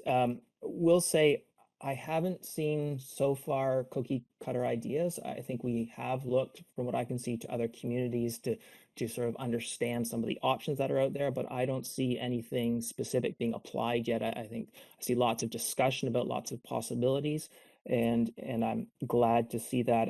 I just also, in terms of the filtering context, which for those that aren't aware, basically speaks to how certain forms become more affordable over time. I personally haven't seen that apply to any specific bylaw or zoning or anything. As I've experienced the discussion so far, this has just been generally applied as a concept, one reason to consider more diverse housing forms. And as long as we proceed forward on that, I think it's an important thing to consider.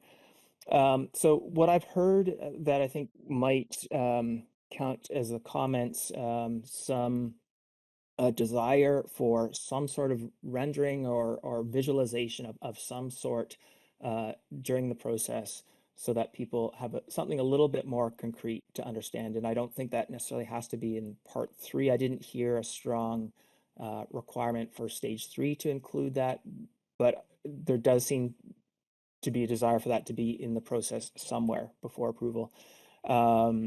Heard a desire for careful attention to who we are following up with and a strong community focus, that there's a community and neighborhood focus in who we're following up with. And I think that is clarified in the new resolution. That the guide be trialed to make sure that's going to be helpful before we roll it out. And that make sure that the conversations feel safe for people and that it's very transparent as we move forward. I think there's been good transparency so far, and I heard desire for that to continue or improve. So I'm not seeing any further hands with that. Is anyone opposed to the motion on the floor? Not seeing any opposition, so the motion passes unanimously. Thank you very much, staff. We will take, we're running a little bit behind. Let's come back at 10:45 and give people a bit of a break and staff time to switch over. Thank you. Go ahead. Great. Thank you and welcome back, everyone. We are now on to a discussion for an update on our short-term rental regulation, and I'll turn it over to Ms. Philp. Thanks very much, Chair, and I'll just queue up my presentation here. Get right into it.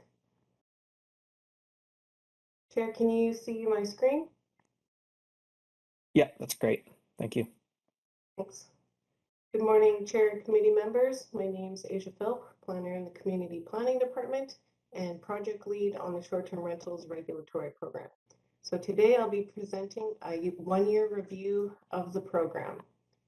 The objectives for today are to discuss key findings and learnings from the first year of the program and review opportunities for improvement and recommendations going into the second year. A quick background on the STR project is outlined here. The STR regulations were developed over a 2-year planning process, resulting in adoption of the regulations November 2020. The regulations fulfill our official community plan and affordable housing policy to regulate short-term rentals that can impact long-term rental housing. The regulations permit short-term rental of principal residences only, but a second limited temporary use permit approval stream was developed concurrently to legalize a limited number of STRs and suites and coach houses. This approach aimed to strike a balance between protecting rental housing and softening the impact of the regulations on the tourism sector. STR licenses and TUP applications opened in January of 2021. The TUP window closed mid-February and TUPs were issued at the end of March, and proactive enforcement began in April of 2021. So as mentioned previously, 2 approval streams were initially created for the STR program. Stream 1, summarized in the blue column, follows the adopted regulations licensing STRs in principal residences. There's no cap on the number of STR licenses, and there's no limit on the license term, although operators must renew their licenses annually. An alternative Stream 2, summarized in the red column, allows for STR non-principal residences if a TUP is obtained. The interim TUP policy endorsed by Council set a 30-unit TUP cap and outlined an expedited batched approach for processing applications. In the 2021 batch, 16 applications were received and 14 TUPs were issued. 2 permit holders have since notified the district canceling their STR licenses for 2022, so we now have a total of 12 active TUP operators going into 2022. Ongoing monitoring and program evaluation was a key deliverable of the STR project. The following metrics listed here were developed in consultation with stakeholders in the community, and we've been tracking them through 2021. The project information report, which is attached to today's agenda, presents a summary of all of this tracked data. And I won't go into every metric here, but if Council wants to dive deeper into the data, I can pull it up after the presentation. One key metric I'd like to highlight is the change in the number of Airbnb search results for entire unit plus suite. We've been using this as a proxy metric to estimate the number of secondary suites in our local STR market. In Q4 of 2020, search results produced approximately 100 results, and performing the same search a year later, the number of results has decreased to 50. We don't know how many of these suites have returned to the long-term rental market, but it's likely that some would convert to long-term rental given homeowners' needs to generate income to service their mortgages and their other expenses. We would have to directly survey these operators to determine what they're doing with their suites when they remove them from the STR market. The chart to the right shows the decline in the number of STR listings and units over the past few years, with the arrows indicating the points in time the STR regulations were adopted and when proactive enforcement began. So as highlighted in the previous chart, the decrease in STR units is our first key finding. STRs have declined by 36% over the course of 2021.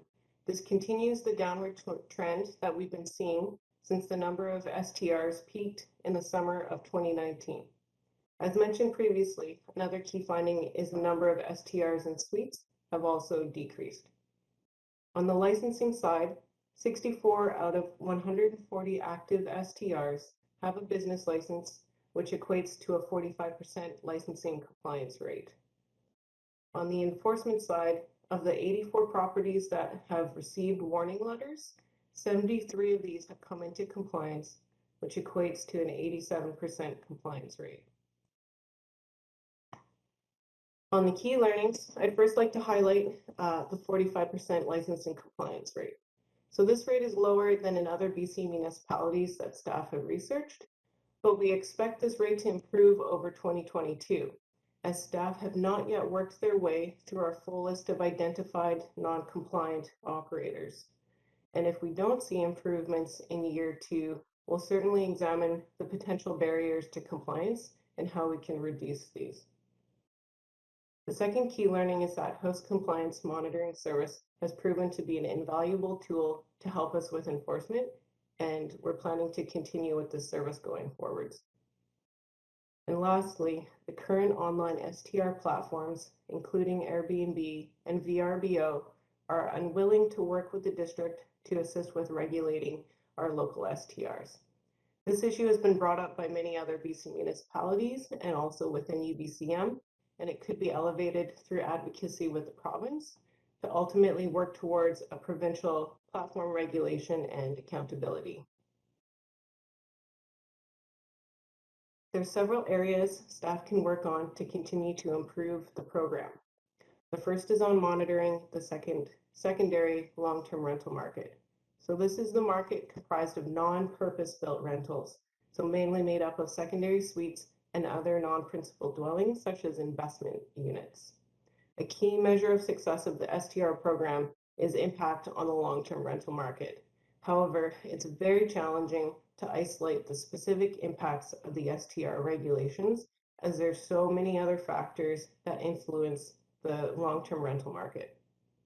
Staff could monitor through conducting surveys of LTR and STR operators, as well as monitoring Craigslist ads and Facebook rental housing postings. Staff could explore new opportunities to monitor the market through the forthcoming Squamish Community Housing Society. Another opportunity to look at is the creation of a so-called prohibited buildings list that would identify those local strata buildings and complexes whose bylaws prohibit short-term rental. This could be helpful when processing business license applications for strata properties. The last area of improvement is to increase the frequency of public communications on the STR program. Given there's many new residents moving to the district and we've got a lot of new housing under construction, we could do regular rounds of communication to educate through the district's normal communication channels. And staff is planning to target quarterly communications for 2022. So in summary, after reviewing the first year of monitoring data and given the continued challenging long-term rental market, staff recommend continuing with the current regulations and resourcing as is. For 2022, staff would like to build on the progress made to date in licensing enforcement, while continuing with the ongoing program of monitoring and evaluation to ensure that if there are any significant shifts in any of the rental markets or the tourism sector, we can bring forward program changes if warranted. Further, given the ongoing COVID pandemic and desire to support recovery of the local tourism sector where we can, staff recommend a second STR TUP application batch be processed in early 2022, with a maximum of 18 delegated TUPs to be issued, which would bring the total number of active TUPs up to the 30 unit cap previously endorsed by Council. So the formal staff recommendation is as follows: that the District of Squamish receive the 1-year review of the STR regulatory program dated January 11th, 2022 for information, and that Council directs staff to proceed in early 2022 with a call for temporary use permit applications for up to 18 short-term rental temporary use permits. And that concludes my presentation on the 1-year review of the STR program. I mentioned this during the brief October STR update, but I again want to extend another big kudos to Kelly McIntosh in Bylaw Enforcement and Tammy McDonald in Business Licensing. And these two staff members have been integral to implementing the program, and they've been doing fantastic work. Thanks, and I'll now pass it back to the chair. Great, thank you very much. Council, any questions? Councillor Herford and then Councillor Finch. Thank you. I was curious. I was surprised to see that there was still, I guess, 18 spots left, as I thought there would be a greater demand for these TUPs. And I was curious if staff has any insight into. And I feel that we all felt that there's going to be maybe a greater lineup for these TUPs, and there were some comments around increasing the numbers that would be awarded, sort of when we landed where we did. So I'm just curious if there's feedback as to why so many operators didn't participate in this scheme so far. Yeah, so through the chair, it would be all speculative on staff's point at this stage, as we haven't communicated directly, trying through survey or trying to reach out to these potential TUP applicants. But I would hazard a guess that likely the potential barriers would have been around cost, as well as people potentially taking a wait and see approach, since it's a new program. And I think certain individuals were likely just keeping an eye on things and seeing what steps the district took in terms of enforcement. Thank you. Yeah, and as far as an intake window, I remember it was quite short last time. I feel like we were a little bit further into the season. We wanted to get it sort of up and running for spring. Would we be able to have that intake window be more generous than it was the first go round, to sort of cast a wider net and make sure that that the word is out that these opportunities exist? So do you have an idea of when we would, or how long that window would be open? Yeah, so through the chair, the first window was open for 3.5 weeks. It ran from January 21st to February 14th. But we did give a heads up that the TUP screen was being developed and we were working with council, and all of that notification was kept updated on the project page kind of through late November and December in the lead up. So I think certainly staff are open to doing a slightly longer window. I would likely open it to Jonas Valenischkis to comment if he had any other thoughts. But certainly we could do a longer call window, and we could also, we have communications and emails with individuals who had received warning letters and were wishing that they could apply for the program, and we could reach out to those folks directly and let them know that if council approves another window. I would just say that yes, definitely. The reason why we made the window shorter last time was that we were expecting a higher volume of applications, and we wanted to reduce the amount of staff time that would have to be put into processing them. But I think, because now we're dealing with potentially 18 as a maximum, that we could certainly take more time to do so. I've got one more, if that's okay, Chair. And then I'm trying to go back in memory as far as how we landed on the fees and versus cost recovery versus sort of pushing the market. And I'm curious around, because I'd like to see our maximum allotted TUPs in use and have our top 30 operators operating. So where are we at with that fee? And is there I know there's no suggestion around reducing it. Does staff feel that that's not going to be a barrier if we get some of these people that have these compliance letters maybe coming forwards? Or I'm not saying, I don't want to suggest that we make a massive change there. I'm just curious about that piece. Yeah, through the chair, the previous TUP fee was the same fee that we charge for any type of temporary use permit. So it's approximately $1,000 plus advertising. However, the business license for non-principal residents is $3,000, which is definitely higher and was put in place both on a cost recovery perspective and also potentially to weed out some of the people that might not be running it to the maximum extent that they could. So we wanted serious professional operators in that program. Okay, thank you. I have Councillor French and then Mayor Elliott. Thanks, Chair. So my first question was actually answered in the presentation. I'm going to ask it anyway in the hopes that staff could just put a little more context to it. So the question is, how did staff arrive at up to 18 as the number of new short-term rental temporary use permit applications? So we heard in the presentation that gets us closer to the 30 from the original. Is there additional context that staff could provide around that? Sure, just briefly through the chair. Last December and January, we worked with council to land on the 30 unit cap.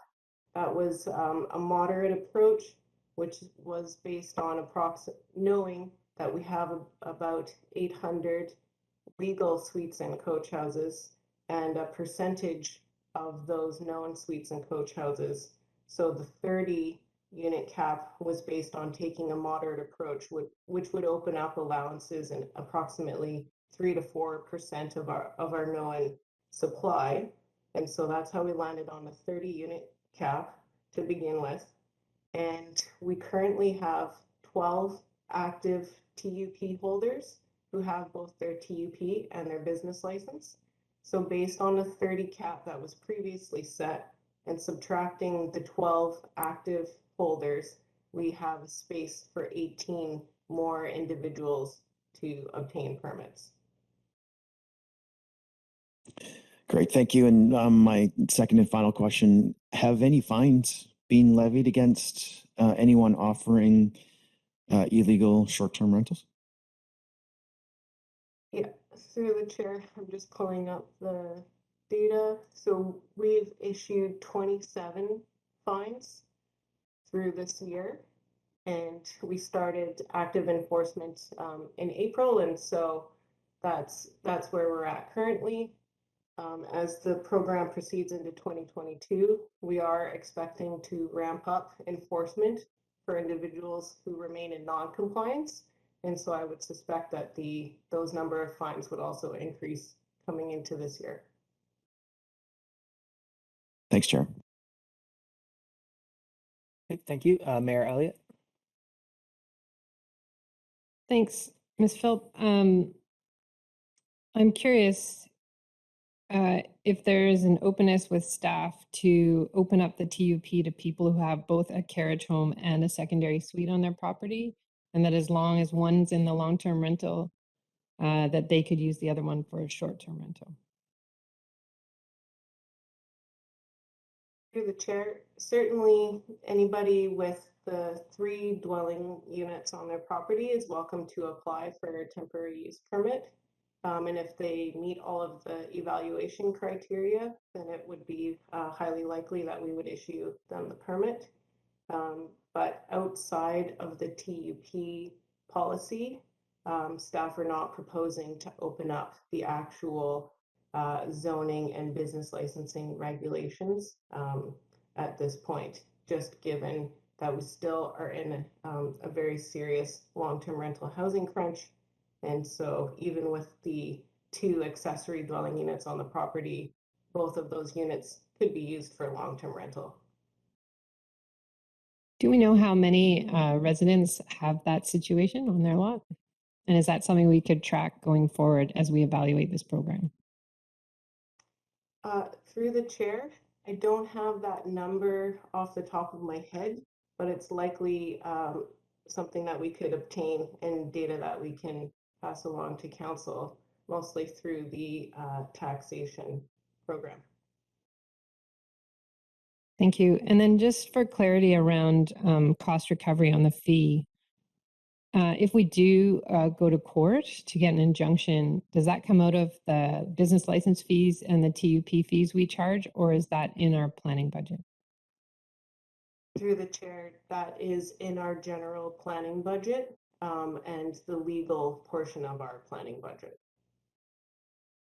So council didn't receive an analysis of the fees being charged and their relationship to the cost of the program. And that's one thing that council's already sensitive to is, are we charging to cover our costs rather than overcharging?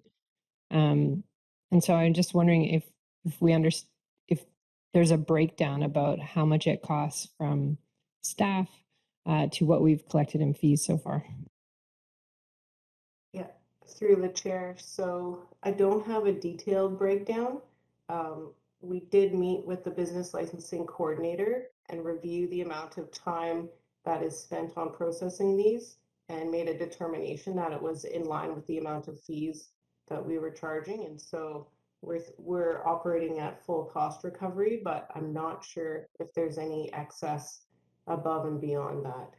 Jonas, did you want to comment on that? Yeah, I would just say that it would be really hard to get the exact breakdown between the cost and the revenue.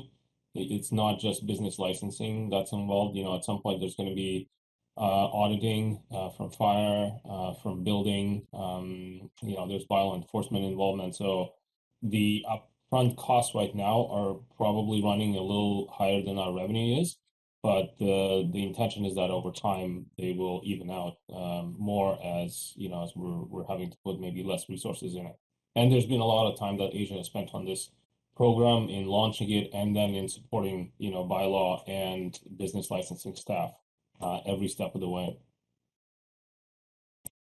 My final question was just that in the staff report, well, maybe I've got 2 questions. The first is that in the staff report, it talks about our compliance rate is a bit lower than we would have thought, but the report also states that we'd prefer to keep our enforcement level at its current place of 0.5 FTE. And so I'm wondering how we make those 2 things jibe over the coming year. Yeah, through the chair. So I do think we're going to see the compliance rate go up. We haven't gone through the entire list of every identified non-compliant operator yet. We're still working our way through that initial list. Plus, there's many operators that people enter and exit the market, and it's constantly in flux. So I think that we will see improvements to the compliance rate over time. And in speaking with the bylaw enforcement staff working on the file, they're very satisfied with the progress that they've been making and the amount of time and resources that we've put towards this to date. And they would like to continue with things as they've been going. Thank you. My final question is that we did receive a letter from the Chamber and Tourism Squamish on this topic, but it does sound like you engaged them earlier on, and just trying to understand how we make sure their feedback is incorporated going forward, because it certainly coming in last night doesn't give us a lot of opportunity to respond. Yeah, through the chair, certainly the Chamber and the Tourism had a lot of other incredibly important work that they're doing right now, and although we did give them some amount of time to submit earlier in discussion with the Tourism and Chamber staff, today we agreed that the best way to move forward is to debrief after this meeting based on council's comments, and to continue to work more closely, kind of more through the year, rather than waiting until kind of the next 1 year review is up. Thank you, Chair. Okay, thank you. Councillor Anderson. Thank you. Ms. Phelps, one of the issues or suggestions made in the Tourism Squamish Chamber of Commerce letter relates to the temporary use permit quotas system that we have, which is based on which takes into account council's concern about neighborhood impacts as an area of interest in how we devise policy and implement it. And I wonder whether we're ready to consider the suggestion there. If you have any perspectives on this at this time, whether with the relatively small number, so it would seem 18 and new 12 at this time, or 14 or what it was, can we contemplate moving to a community-wide rather than a specific area zoning for new applications? Do you have any perspective on this at this time? Through the chair, the second alternative temporary use permit stream came about because staff were incredibly hesitant to open it up to anybody with a suite and a coach house, because that brings in that Local Government Act grandfathering issue, where if we legalize it outright through the zoning bylaw, that gives everybody the right to do short-term rental, and could potentially lead to a really significant erosion of our long-term rental supply. And so that's why we developed the TUP stream in the first place. I would say that staff are potentially open to reviewing the TUP policy with council, but at this point, we're not recommending to open up the zoning to any changes to allow for the secondary suites to be short-term rented. Mr. Thank you. Actually, just to clarify, I did not wish to extend my suggestion that far, but specifically neighborhoods. I used the term zone in terms of area.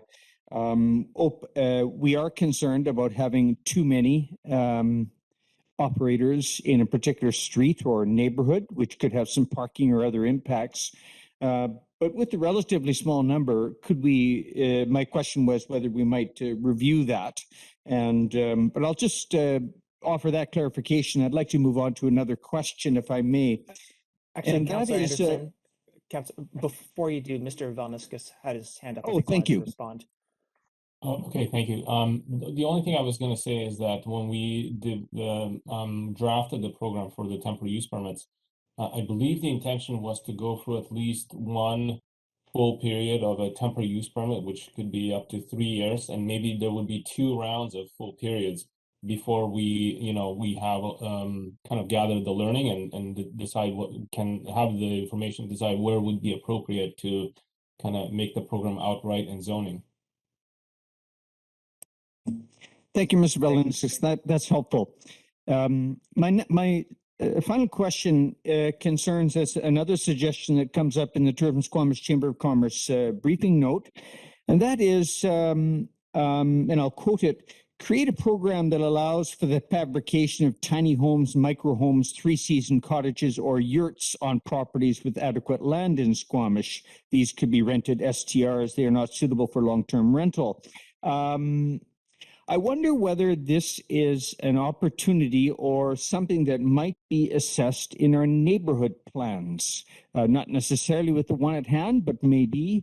But as we pursue neighborhood plans in future in other parts of the district, whether this is a topic that might be introduced for consideration, if planning staff might be able to comment on that. Sure. Through the chair, I'll go first and maybe I'll pass it along to Jonas as well. So my interpretation of the type of product that the Chamber and Tourism were suggesting is that that's purpose-built tourist accommodation. Examples of that would be at Chikai Ranch. They recently installed a bunch of yurts, and also there's tiny cabins at Fergie's and Sunwolf. And so if that's the kind of example that the Chamber is setting, I would hazard that that's purpose-built tourist accommodation. Thank you. Okay, Councillor Race, did I see your hand? Okay, I have a question, then I'll go to Councillor Herford, or a couple questions. And we saw the opportunities for improvement. I'm wondering if staff, Ms. Philp, if you can clarify, are those things that staff are planning to do in the next year, planning to do some of them, or you're looking for council direction before you proceed with any of those? Yeah, through the chair, that's a great question. So I would say that some of them we're planning to do for sure. So increasing the public communications, we are going to do for 2022, and the creation of a prohibited buildings list. Staff are going to try to tackle that. But on the monitoring of the secondary long-term rental market, we have Sea to Sky Community Services doing some of those, scanning the Craigslist and the Facebook ads and tracking the secondary rents, as well as tracking their own wait lists. So we think that those are good metrics that give us an idea of our local long-term rental market. And we are also looking opportunistically with the creation of the Squamish Community Housing Society. We'd like to work with them to see if there's an opportunity to monitor through them. And I would invite Gary Buxton to comment on that last part if he wants to as well. Mr. Buxton, did you want to add anything? Sorry, yeah, just very briefly, that secondary market survey is an explicit deliverable for the newly formed housing society. It's not likely next year, but I mean this year, but as soon as they can next year, getting a secondary rental market survey going would be part of their work. Thank you. I'll turn it over to Councillor Herford. Thank you. I'd like to dig into the TUP and business licensing piece just a little bit. My intent when we started this process that we'd have our top 30 operators operating, and I had hoped we had an opportunity to sort of choose the cream of the crop. So I hope with this next period we get there. I'm curious, when someone in the scenario where someone achieves a TUP and gets a business license and then doesn't see it through for the full term, so I guess it's a 3-year TUP and the business license is an annual renewal, does a TUP get revoked and put back into the available pool, or is that use need to ride out for the 3 years? I'm trying to make sure that we're getting to the numbers that we targeted, and frankly, I expected to sit here with seeing 30 operating and having a discussion about what an appropriate amount to open up is. But if we had, at this point, if we had it open for 100, we'd still only have the 12 that we have. So I really want to understand that and make sure that the cap, whatever it is, and currently it's 30, is something that we're going to actually end up with 30 operators. So earlier you mentioned that some people weren't going to be returning to the program. Were those TUP folks? Were those just the regular licensing pieces? And what does happen in that scenario where someone only uses the business license on their TUP for a year, but there's 2 years left on the TUP? Yeah. Through the chair, so just to clarify, the temporary use permits for the short-term rental are a 2-year term. We made that decision point with council through the policy work. So the 2-year term, and we just heard back from those 2 operators that decided not to renew their business license. So we actually still need to discuss with them what options. One of them certainly will be to revoke the TUP, but I want to have conversations with them first to make sure that that's what they want to do.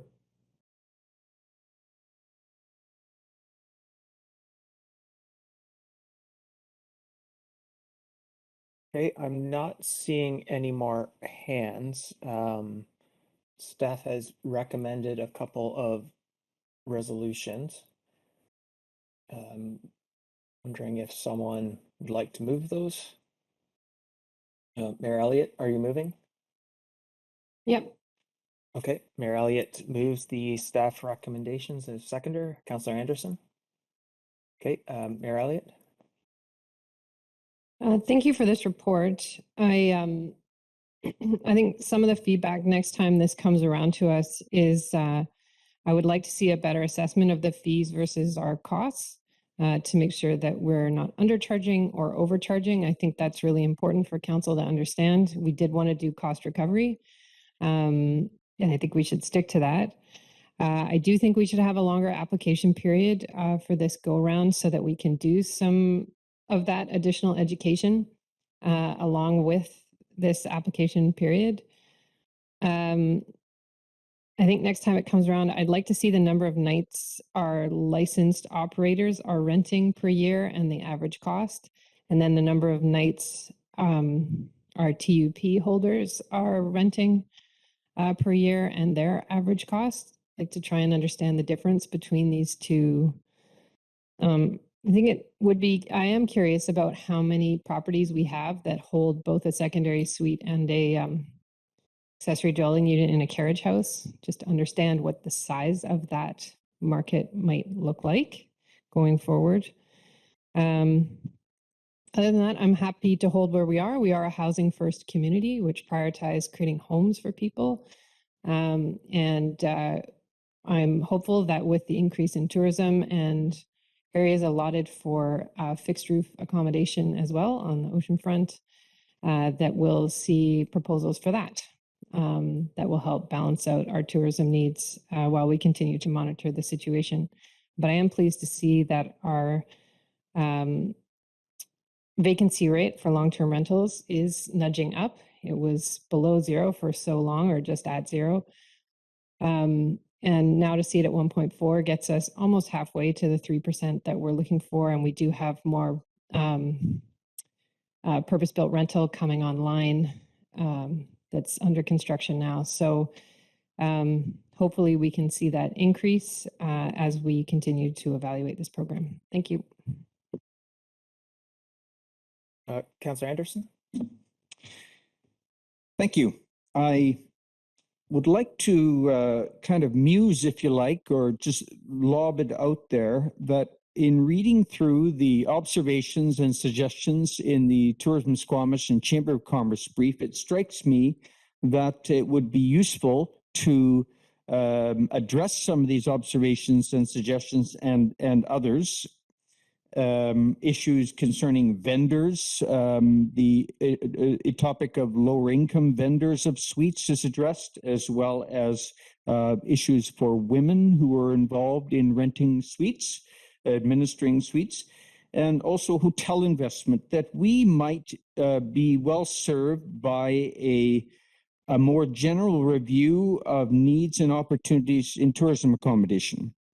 And I'm not sure that we have had one that kind of fits what I'm thinking of here yet. We have had a tourism impact study delivered to us last year, and it gives some overall information about economic impact, but we can dig deeper. And I wonder whether this might be a useful study for both the vendors and for assessing hotel applications, this sort of thing. How is the needs and opportunities in tourism accommodation evolving? And maybe there are some questions that might be addressed by a new, more general review study on the part of economic development with partners. Secondly, the staff report suggests that staff could also explore new opportunities to monitor the secondary long-term rental market. And yes, that should be pursued. And I take it that is the assumption from the report that that conversation will take place with the Squamish Community Housing Society partners. And thirdly, there was one suggestion at the end of the Tourism Squamish Chamber report. Consider the creation of a list of authorized builders' products. And these are temporary dwellings, tiny homes, microhomes, three-season cottages, and yurts referred to above that reference. I think this is actually quite interesting. And Squamish has a number of prefab building and building component companies. In fact, it's sort of a quiet but significant industry with good or under-realized potential and design talent. And I think this is a very welcome suggestion on the part of Tourism Squamish and the Chamber of Commerce that also might be directed to our Economic Development Department, something to keep in mind, keep in focus. We have underutilized design and delivery product potential in that sector in Squamish that can address tourism and housing needs. Thank you. Okay, thank you. I'll go to Councillor Herford. Thank you. This is an interesting subject. It touches on so many pieces of our community, and it's not, this regulation isn't solely responsible for the long-term rental market, nor is it solely responsible for the tourism accommodation market. And I'm curious, as we've seen these regulations take hold, we've also been going through a pandemic that hopefully we're emerging from. And our regulations around this did highlight people renting rooms in their primary residence, which, as many of us are limiting, as we all should be limiting our social contacts. And so it makes it really complex to pull apart these numbers. So I do think that this is a good course of action to offer another window of opportunity for people to apply. I do think that apparently there needs to be a marketing push with and some outreach to folks that we think may be interested. I would like to see our top 30 operators operating, and then we can look at where we can where it may be appropriate to open things up further. But our first piece is to get to that number that we've already established. And I think I would hope as we emerge from the pandemic, we'll have more uptake on the rooms in people's primary residence as the health concerns of that sort of drop away as we emerge from the pandemic. So yeah, I'm happy with this course of action. I do feel it's balanced, and as we're hearing now, the fees associated with are related to cost recovery. And I would like to see more in-depth analysis of that, as there is sort of an averaging that happens over time. Some years might be a little more enforcement, and other years less, but just to make sure that we're in an appropriate spot there. But for now, I'll be supporting. Thank you very much. Okay, thank you. I will be supporting this. I believe the first time this came around to us, I was not supportive. And I still see a lot of value in STRs as a form of tourism accommodation, where I would tend to prefer more of it than we are facilitating now. And I think there's a lot of community benefit and visitor experience benefit in terms of STRs. But as I've thought about this more, it's not just possible pressures on the long-term rental market. It does make it easier to afford a home, which is another way of saying to pay more for a home, which I suspect has an impact of just pushing up prices further, because we know the market is charging whatever the market will bear. And so I've started to become more concerned about that potential impact. And so that's why I'm a little bit more hesitant to be so adamant that we need to preserve more STRs. I think we have a program that we are experimenting with, learning from. I think it's already been commented on that there's a desire and a plan to collaborate more with Tourism Squamish and the Chamber. I think that's important.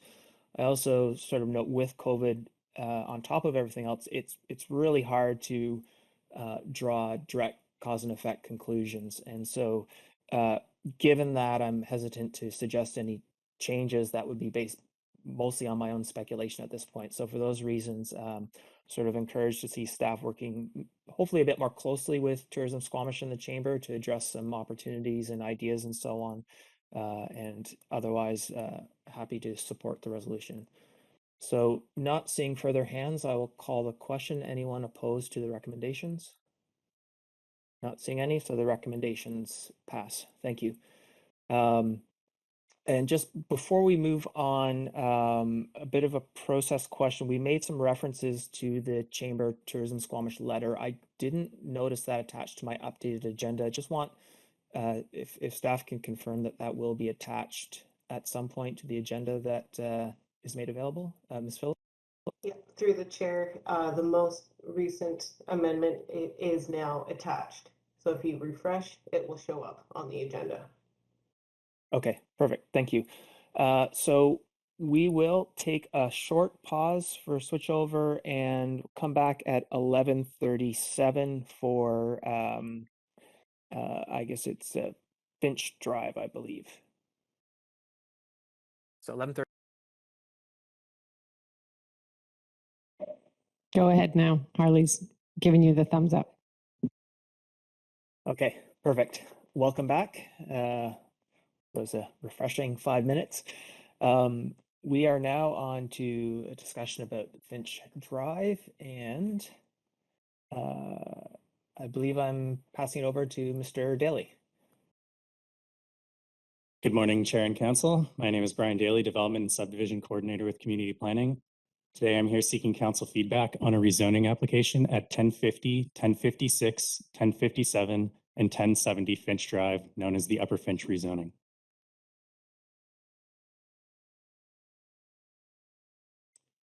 At the February 23rd, 2021 Special Council meeting, Council adopted the Loggers East Neighborhood Plan. The Neighborhood Plan is intended to provide direction for future land use, employment, housing, recreation, and services within the context of neighborhood views, natural constraints, and growth-related policies. The Upper Finch Drive rezoning represents the first rezoning application in the Hillside Housing land use designation.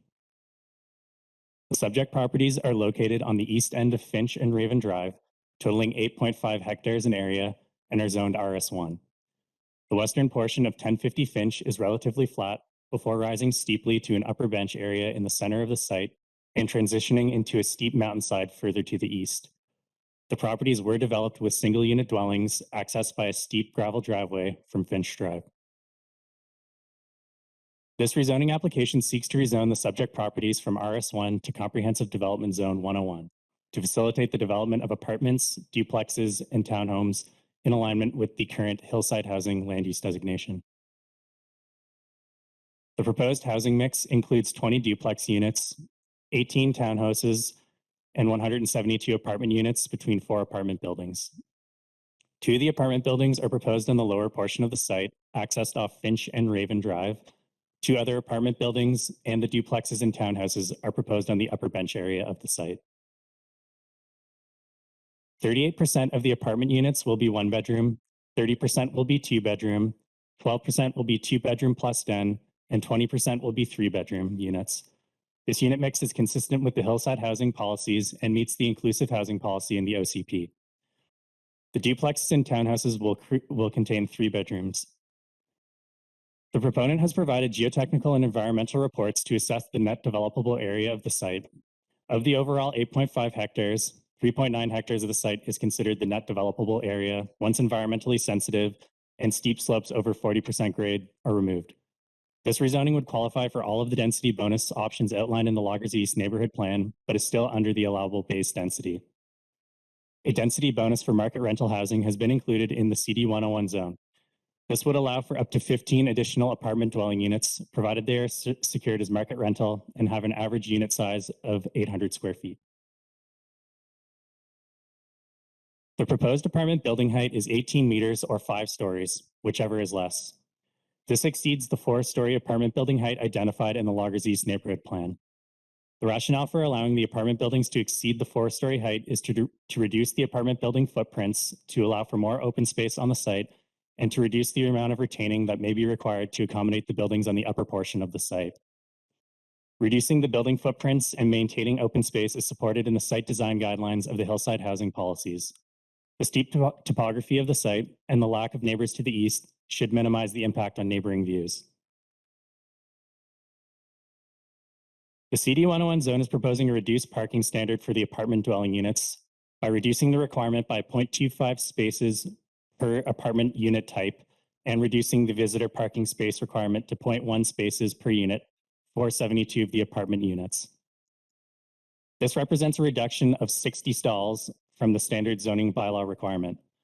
The reduced parking standard would result in 990 square meters of green space as opposed to providing the paved parking stalls.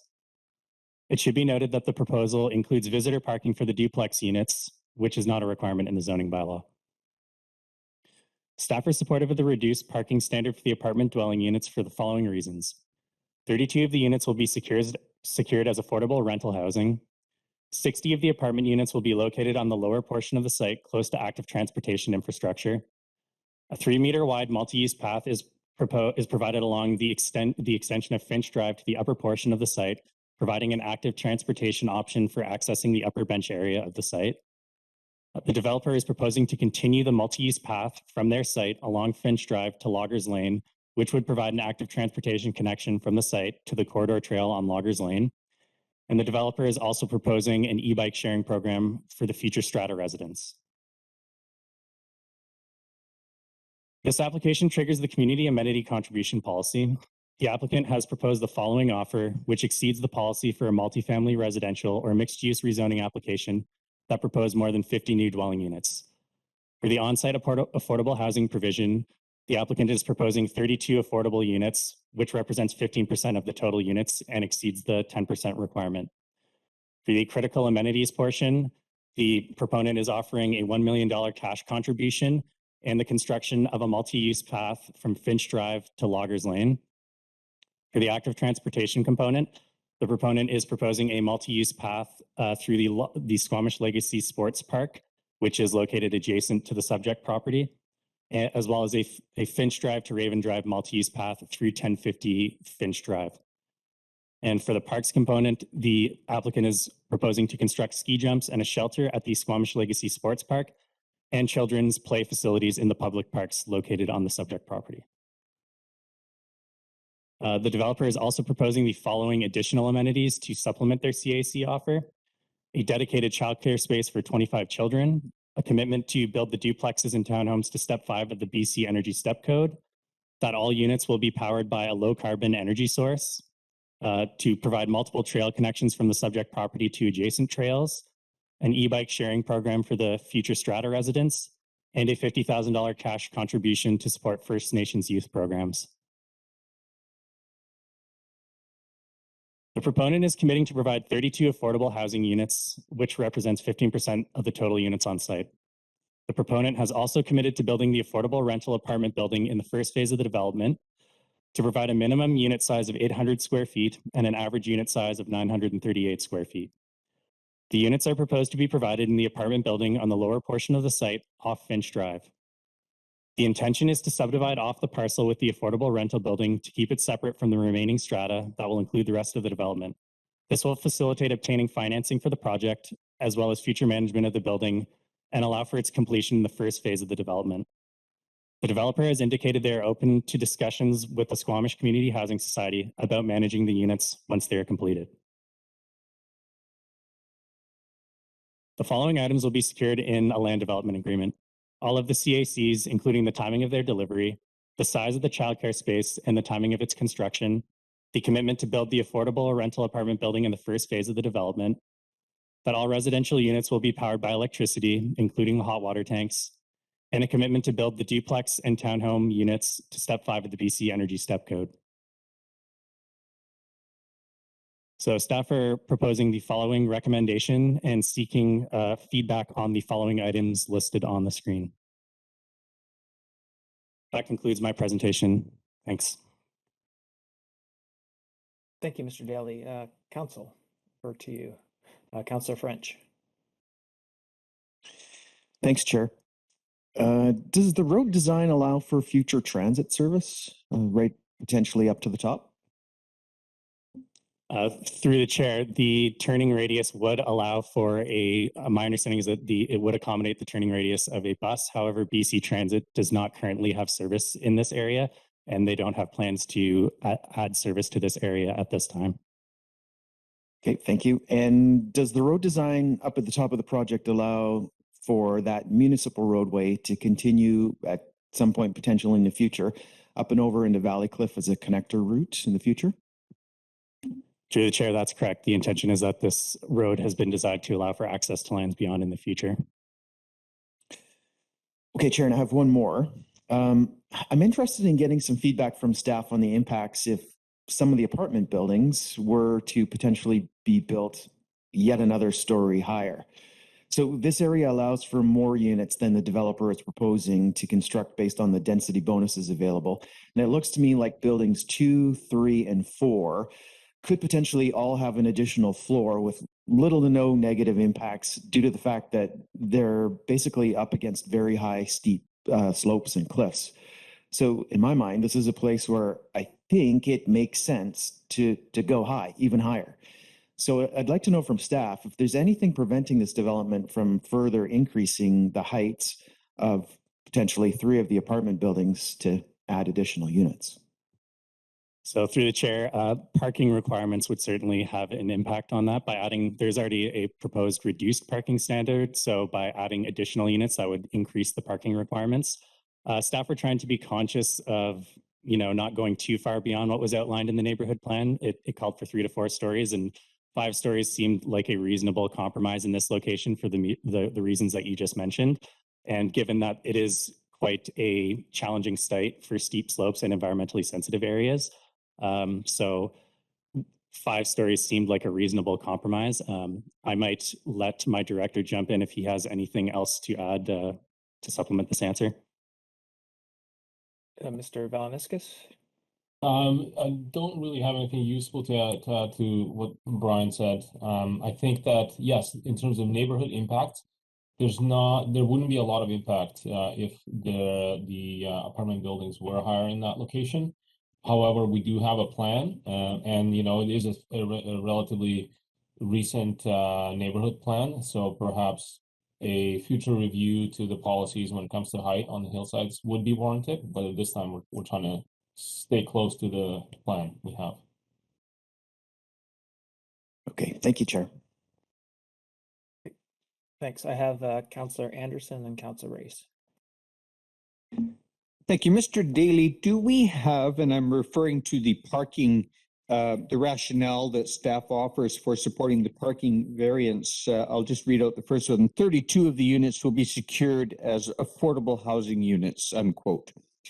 Do we have experience, or does the professional planning community have experience with the typical card dependency for so-called lower income or affordable housing units? What kind of experience or data do we have on this? I'm just curious as to whether we're basing this assumption on about the card dependency of affordable housing units. What are we basing this on? I might let my director speak to that one. It looked like he raised his hand. Thanks, Brian. Maybe just we'll start answering this question. We know there are studies coming out of Metro Vancouver that clearly show that there is less card dependency in affordable rental. Thank you, Mr. Valaniskis. Mr. Daly, my second question might be assisted by one of your maps, and it is concerning the proposed multi-use path from connecting the area of this development to Loggers Lane. And if I'm not mistaken, we may need the other one giving the bigger context if you like, but you may be able to, we may be able to start here. It's my understanding that the right-of-way for that multi-use path infrastructure does not entirely lie within the, let me see my notes here. It doesn't fit into the Finch Drive right-of-way. If you may be familiar with that, I'm not sure. I've had a conversation and explored the area. And the issue for locating a pathway seems to be the ditch, and that there may be a solution by, in fact, rerouting the water course, or there needs to be a solution to have the optimal outcome for locating a multi-use path.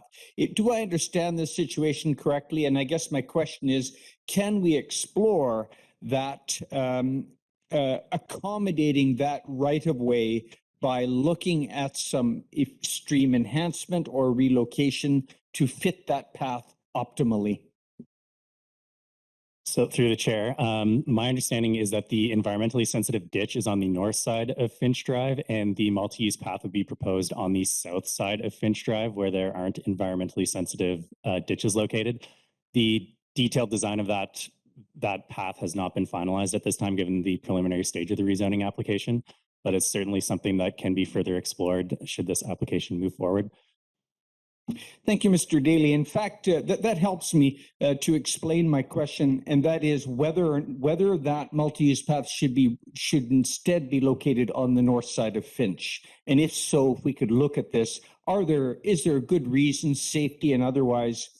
Recently, we discussed the location of active transportation infrastructure in the University Heights area, and there were some obstacles for locating optimally the pathway or crosswalk, and we may face some issues like that here.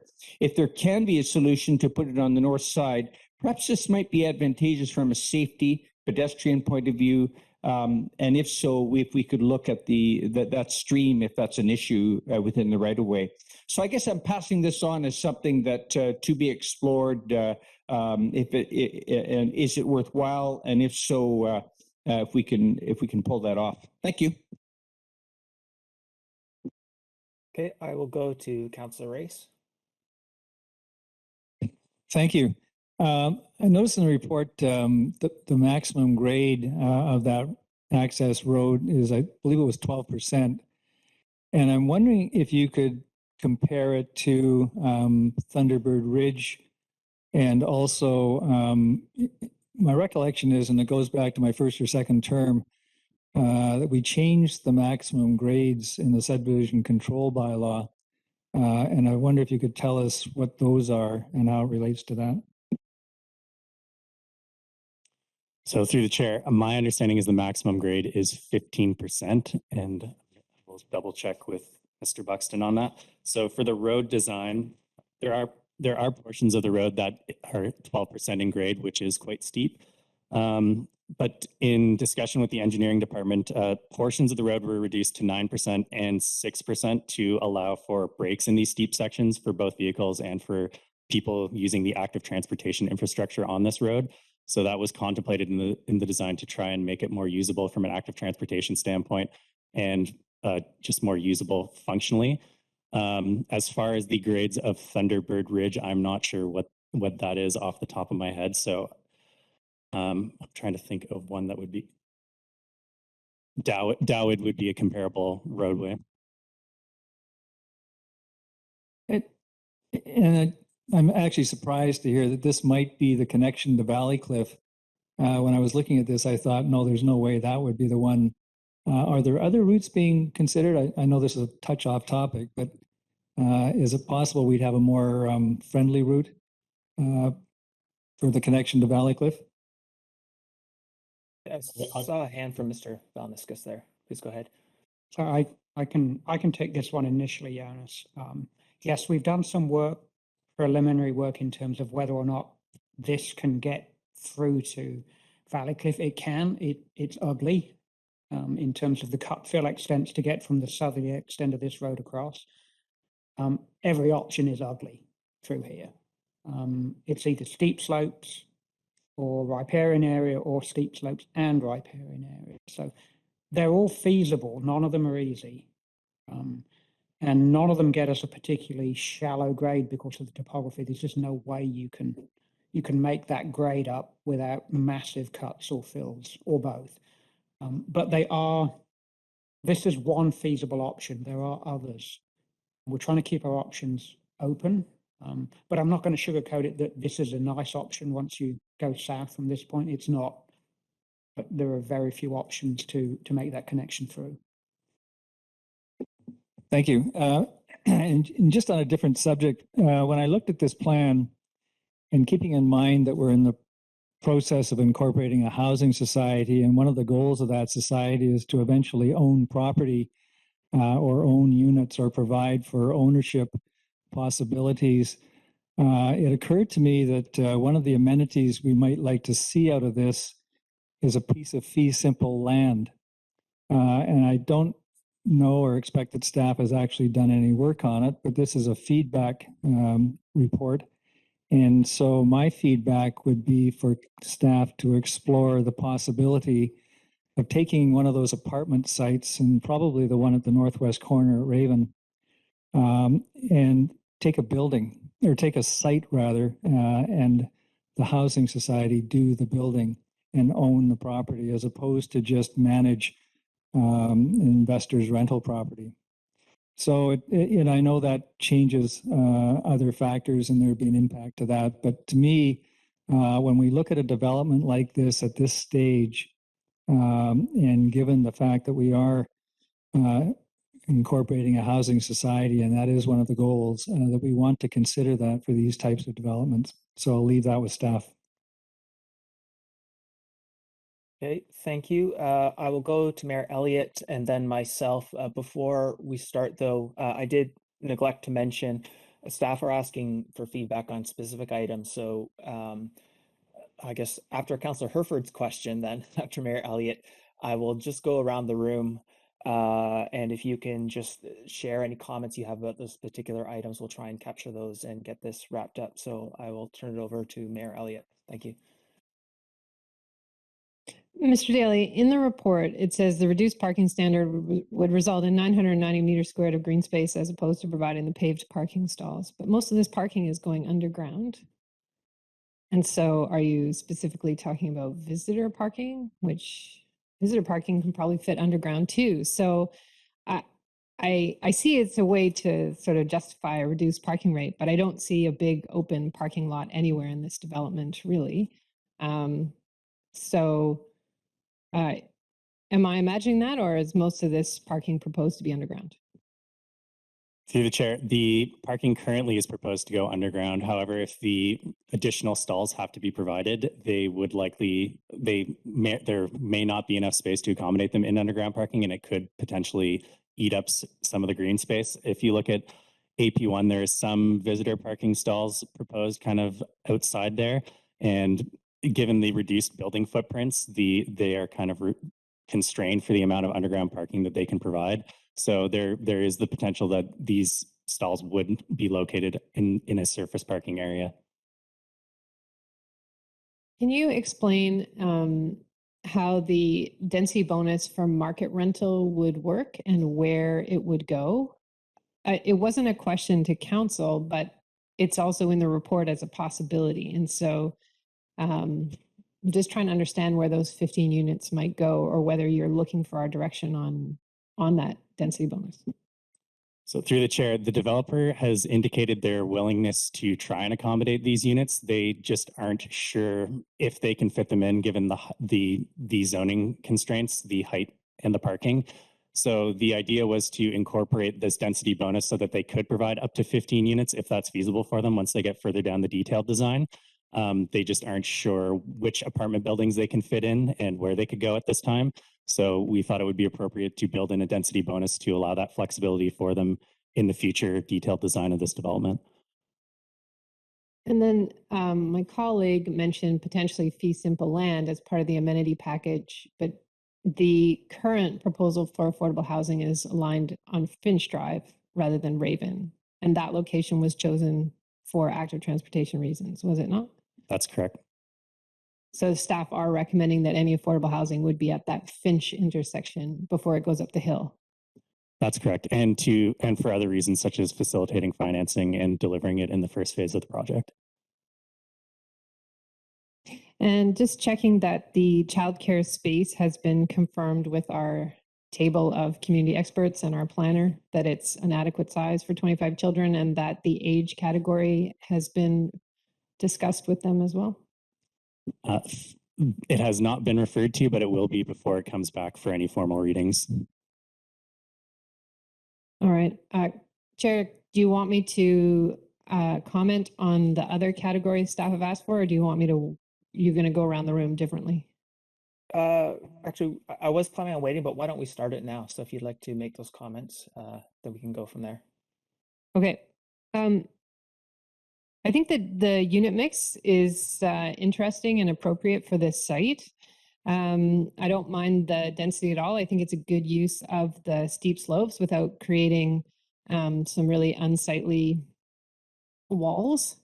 I think the apartment building height, I think this is where we might want to think this through because I agree with Councillor Reyes. I think this is an opportunity to potentially look at fee simple land for the housing society at that corner of Finch where the affordable housing is proposed, and then try and provide the 15 units in one of the buildings by offering additional height. So that other building that's in the lower portion is tucked right up against a cliff, and I think it wouldn't block anyone's view above that, and it's tucked far enough in that I don't think it really takes away from the rest of the neighborhood, and it would provide market-based rental. So I'm not opposed to that at all, and I wonder too if we wouldn't rezone that affordable housing building with one more floor just to help out the housing society, if that seems feasible in the community amenity contribution. So I think in that lower level, that additional height to bring more benefit to the community in terms of market-based rental and affordable housing might make sense to me. I'm not too concerned about the parking. We do anticipate transit along Loggers in the future. This is not too far from amenities and certainly on critical active transportation routes. So I think the parking is reasonable. And I appreciate that the duplexes and townhouses also, it's my understanding, have 2 car garages and 2 full aprons, which provides visitor parking on each of those sites, in addition to what's proposed there. I won't make too many comments on the community amenity contribution. I think the amenities that are named in terms of the legacy park and the trail out to Loggers Lane make a lot of sense, given that the impacts will be in this neighborhood. And so helping to expand the amenities in the legacy park, then direct the contribution right in the neighborhood where density is being added. So I appreciate that thoughtful piece of it, as well as a contribution to First Nation sports. But I think as we get into this conversation about whether we can move some fee simple land into the housing society, changes probably the whole equation of what is in the table. And so to me, I'd rather explore that now and then look at the package with that alternative proposed, if we can make that work. And I'll leave my comments there. Thank you.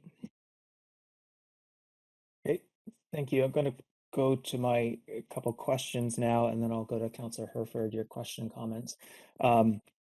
So I was very pleased to see the plans for this to be a zero emissions, net zero ready development, all zero emissions energy. When I was speaking to the proponent, though, they told me our current bylaws require them to put a gas line in the road, even though the development doesn't require gas at all. So my question for staff is, what do we need to adjust to remove that requirement? I would prefer to see those resources going to trails or other CAC amenities, affordable housing and so on, rather than a gas line we don't need. Mr. Valniskis? Thank you. That's a great question. That is something that we have, I believe, addressed with the proponent. And I believe maybe Gary will want to jump in on and clarify, but I believe that requirement has been waived here. So that is something in the subdivision development bylaw that staff can make site-specific decisions on. Over to you, Gary. Yes, thank you. There's no requirement that gas be put into the road, but if a public utility requests, we're somewhat obligated. We can't deny them access to that. And to be honest, we would much rather they put it in now than put it in later and rip up a brand new road to put it in. So, but there is no requirement. If any public utility wants to use a public road, they're entitled to do so reasonably, but there's no requirement. Okay, thank you. I'm glad that we are waiving that condition, though. That makes me at least a little bit more comfortable.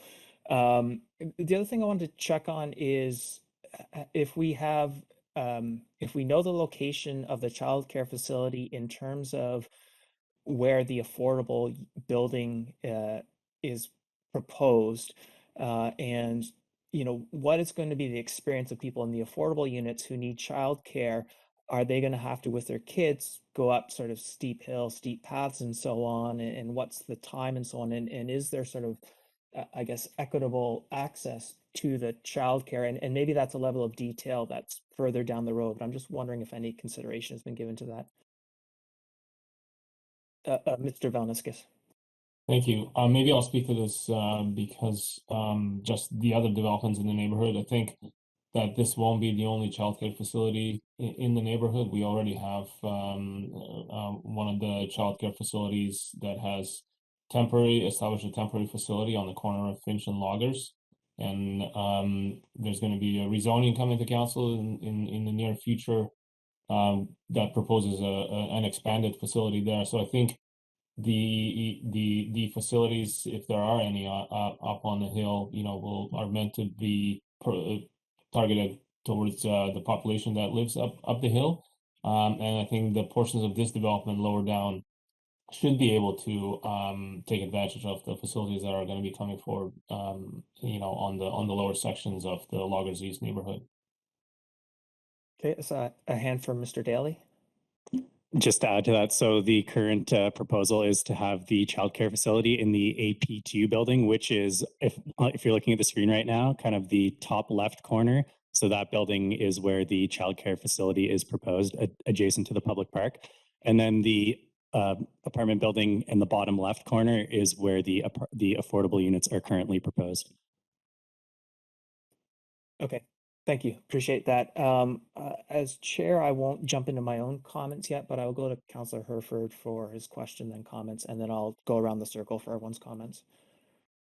Thank you. I'm curious, and I'm glad this image is up, but the public park, sort of scoring these things, the public park at the bottom, before next to the proposed childcare, the building that would have the proposed childcare and rentals in it, I see as potentially servicing the community, particularly with that sort of north-south multi-purpose path running through there. But the one at the top, that's between an apartment building and the duplexes, there was a better map in the that highlighted this in our it's page 330 of 369, or page 7 of the report, shows that being scored as public park. And I understand there could be access to lands beyond, and other neighborhoods will develop, but to me this seems like green space that services particularly the residents of the area. And I'm curious as to staff's perspective on what is considered public park space, and what is considered, green amenity space for use within a development. So through the chair, the park that you're referring to, which is on the screen here, it's located between the blue duplexes and the kind of brown apartment building on the sort of center top part of the screen. The intention there is to have a public access right of way on that park. So it will likely predominantly serve the strata residents, but it will also be available for the public to use. And there's a proposed trail connection sort of just through there to the Squamish Legacy Sports Park. And the intention behind providing the improvements to the Squamish Legacy Sports Park is more the intention of the overall public park improvements that will be most accessible to the wider community. Obviously, this one will likely serve the residents up the hill as the majority of the people who would use it, but there will be a public access right of way on that. So members of the community who use the trails that connect through the site can use it if they wish to. Thank you. Also, with the multi-use path on Finch, there was a dollar value associated with that. Is it, would that be constructed by the district with funds from the developer, or will the developer execute that? I'm just curious around and the reason I ask is just maybe more from the concept of price escalation and making sure that we're scoring these things correctly, and that we achieve what we're setting out to by doing that. So how is that particular piece handled in this? Through the chair, the intention is that the developer would construct this multi-use path. Obviously, the agreements haven't been finalized yet, but that was the proposal. That was the cost estimate associated with that work. Thank you. And then I'm curious, as we add sort of this area has been essentially for private residents, and as we put a new roadway in, we're creating a new way to sort of interact with the lands beyond. And we've seen situations, say top of Perth or areas on Hospital Hill, where people want to get close to their recreation. And I know that there's hiking and trails through here. There's some steep terrain. It's not far from Smoke Bluffs Park, so I'm curious about potential for access to crags or something. Has there been how is staff thinking about or directing developers to think about that sort of interface with say green space or recreation beyond? So currently, the improvements to the Legacy Sports Park, the developer has indicated they were exploring improving the parking lot in that area. So that could, and there is a large parking area in that sports park, which is adjacent to the site, kind of at the very bottom of all the steep slopes. So that could be an appropriate location for people who are recreating in the area to go and park and then access the trails from that site.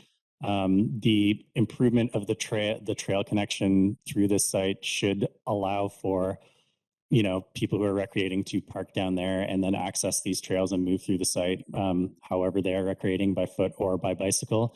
But yeah, the sort of the eastern side of this property is so steep and cliffy that it's unlikely that there will be much recreation going on like the immediate east portion of the site. But certainly, as if the road connects to lands beyond, then it would provide further access to that. But I guess to answer your question, the Legacy Sports Park is sort of the idea of the area that people recreating could park at.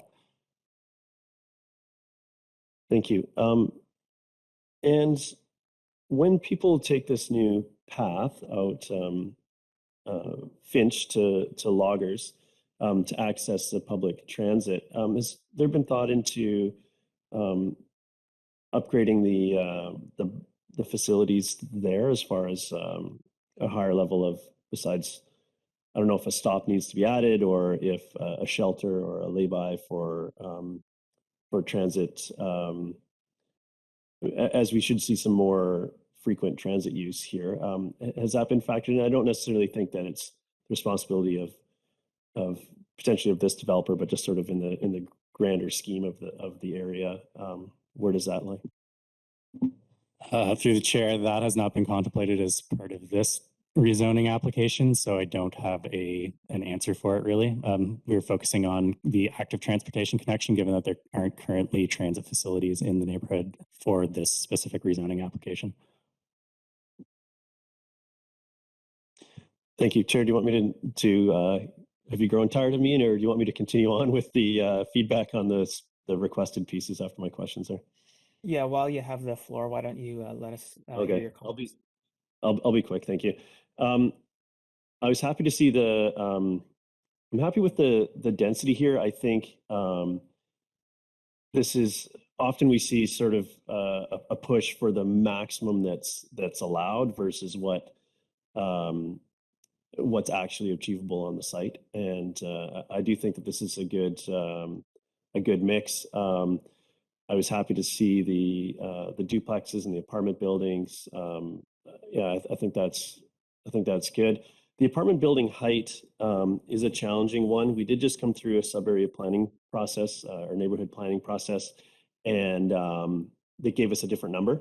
But I do think that as you get into the specific sites and the constraints or the potentials of the sites, that there could be some flexibility there to go up. We've done that with this plan, sort of shows that one more floor. I think that's supportable. Potentially higher.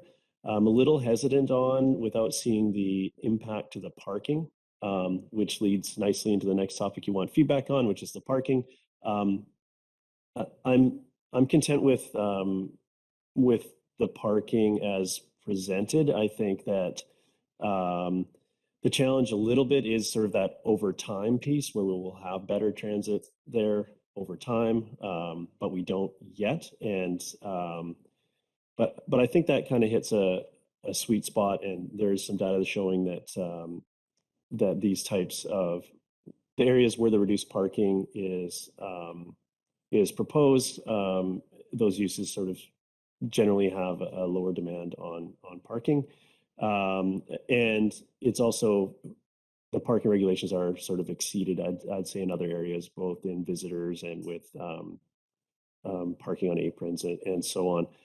The community amenity contribution, I think is reasonable and will have a positive impact throughout the neighborhood, and not just for the residents of this proposed development, but for the community as a whole. So I'm happy with the creativity there. The affordable housing proposal, there's things I like about it. I like that it's in the phasing piece, that it's going to happen early. I do like to see affordable housing sort of spread throughout a site and not just in being contained in one building kind of all the time, as neighbors uplifts neighbors, and I think some more mix there would be great. And as I'd like to see more affordable housing, I'd just say that is maybe those 15 additional units get spread out throughout the development. I am curious about the discussions we had a little bit earlier today around having some fee simple land that the Housing Society can work with. I'm a little hesitant about integrating that here at this time, given the potential readiness of that body hasn't met officially yet for the first time, and this is something that's sort of partway, in process. So I'd like to, given that the need is very real in our community, I'm hesitant to put anything in that delays the construction of the affordable units. So, but I do see the benefits of the fee simple. So I'm a little torn there, but I feel a little bit more urgency on having these get to market and start positively impacting the community that way. I think I'm going to leave it. I think I'm going to leave it there for now. Thank you. Okay, thank you. I'm going to go out of order. I just saw Councillor Race had his hand up. Did you have questions as well, Councillor Race? No, it was for comments. Okay, so I'll stick with the order that we had then, and I will go to Councillor French for comments, and then Anderson, then Race. Okay, thanks, Chair. So around density and unit mix, the unit mix in my mind strikes a great balance between condos, townhouses, and duplexes. I think the site could handle increased density if parking challenges can be sorted out and addressed. On the topic of apartment building heights, I'm comfortable with the heights proposed because this project is tight to steep slopes. And I'm also comfortable with even taller buildings if that's ultimately where this development goes. Parking, I support the parking space numbers. Those who ultimately live in these units are going to have to use their garages, their driveways, their aprons to park vehicles because to my eye, there just won't be anywhere in the development to park surplus vehicles.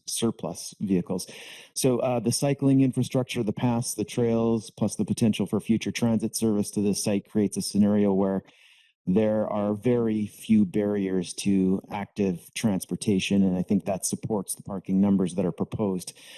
The community amenity contribution, I think it's a generous package. I support what I see there. And affordable housing. So this project creates a future win in my mind for the new housing society because the developer is willing to subdivide the affordable apartment building so it can be taken over by the new housing society. Like Councillor Herford, I grapple a little bit with the fee simple concept. Maybe we are a little too early with that. And then I think that there is a discussion to be had around that concept. Thanks, Chair. Okay, thank you. Councillor Anderson and then Councillor Race. I think that we need to learn how to build on challenging hill slopes like this, and that we're going to learn a lot from this project. I think this is the future for, this is going to be a big part of our future in the expansion and development of Squamish, essentially. And I think that there's solid work been done here. I'm impressed with respect to density and unit mix. I'm impressed with what is being proposed and delivered in this plan for the challenging terrain that we're dealing with. I do not have a concern about building heights. And just relating to the suggestion of adding a floor to the affordable rental building, I don't have any problem with that either. I think that the building heights are not an issue from my point of view on this site. The parking issue is one that I have some uncertainty about, but if we miscalculate on parking demands here on the one lower building or on any of them, it's not going to have a spillover effect. There's little anybody can do about it in this terrain. Elsewhere, I might be more concerned about the implications of miscalculating parking demands, but here it may just simply be the market. Realtors at some of our open houses say, well, I can't sell that unit or those units with the parking you're proposing. And this may just may be part of the story here or in similar circumstances. So I don't have because I see a little risk in the parking situation here for spillover impacts. I'm not concerned about it at this time. With respect to the community amenity contribution offer, if we pursue something like a fee simple concept as been proposed for the affordable rental building, which by the way, I'm happy with this location. I would not wish to pursue spreading them out through the area. I think this has, for several reasons, a good solution as to its location. If we're going to add a floor, it will affect the community amenity contributions. That multi-purpose trail out to Loggers Lane remains critical. I've already mentioned that we should consider an optimal alignment of that multi-use path, whether on the north side or the south side, and what it would take to deliver an optimal alignment to that path. As for other amenity contribution topics, I suggest that there's a $50,000 cash contribution to support First Nations youth programs. Maybe we might consider the lacrosse box instead of programming contribution, actual infrastructure. The lacrosse box that is proposed for Brennan Park. I don't know the status of that, how well baked a plan that is, but something to consider. I think that in the area, we have, of course, we're always concerned about protecting riparian areas, but there's also enhancement opportunities and maintenance challenges. This in the flats below this development is the area of several channels that were created or enhanced for the Mamquam Reunion project to divert water from the Mamquam through to the Upper Blind Channel. They need maintenance. And we have a person in the area that's put together a fairly detailed report outlining the maintenance needs in some of these channels. That's Mr. Pierre Frielli, the local geologist, and some of the Streamkeeper group people that are working in this area doing fish counts make the same observations. We've got fish channels and water diversion structures as part of our Mamquam Reunion picture that need maintenance. And maybe that might be something that might be looked at as part of an amenity contribution package. I think I'm done. Thank you, Chair. Okay, thank you. I'll go to Councillor Race and then back to Mayor Elliott quickly. Thank you. So with respect to the points, density and unit mix, I'm fine with the unit mix, and I, like others, could stand more density in the vertical way as opposed to expanding the footprint. And I think this is one of those cases where we could consider going up a little bit with some of these buildings. I appreciate staff's position, given that we've just gone through the Loggers East sub-area plan, but I think we are entitled to be site-specific, and if others wanted to build backing onto a steep slope like this, and there may be other opportunities in Loggers East, then they could also consider that. But on the flats, it is probably not doable, and I would not consider going up in height here with the steep slopes behind as being a precedent for development on the lower parts of the Loggers East area. Apartment building height, that was my point. Parking, I suppose I can live with that. I think the thing that's going to drive this, as others have pointed out, is the fact that there's nowhere else to park. And so presumably there won't be much parking on the road because it's going to be potentially a major thoroughfare. And so they will either have to learn to live within their parking boundaries and use their garages actually for garages, or it won't work for them. And so that might determine the market as well. Community amenity contribution offer. I'm not going to repeat all my comments. I will say, though, that I either need bigger numbers on the diagram or smaller or more powerful glasses.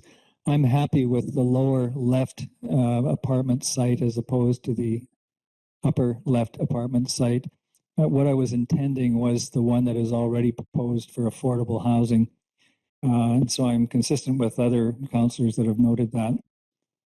And the affordable housing proposal, and I understand that there's going to be, with respect to amenities and so forth, if we do pursue a fee simple site, which is serviced but not built on, then that might trigger, in fact, probably will trigger some rediscussion about the amenity contribution as well as the density benefits or benefits of more density. So I'll really wait and see how that turns out. But I will say, as far as timing goes, I appreciate it's a little early in the process. We haven't even got the society incorporated yet, I don't think. But this is not as, it isn't, oh, it is, okay. But not up and running. And so I think, though, that we have to take our opportunities where we find them.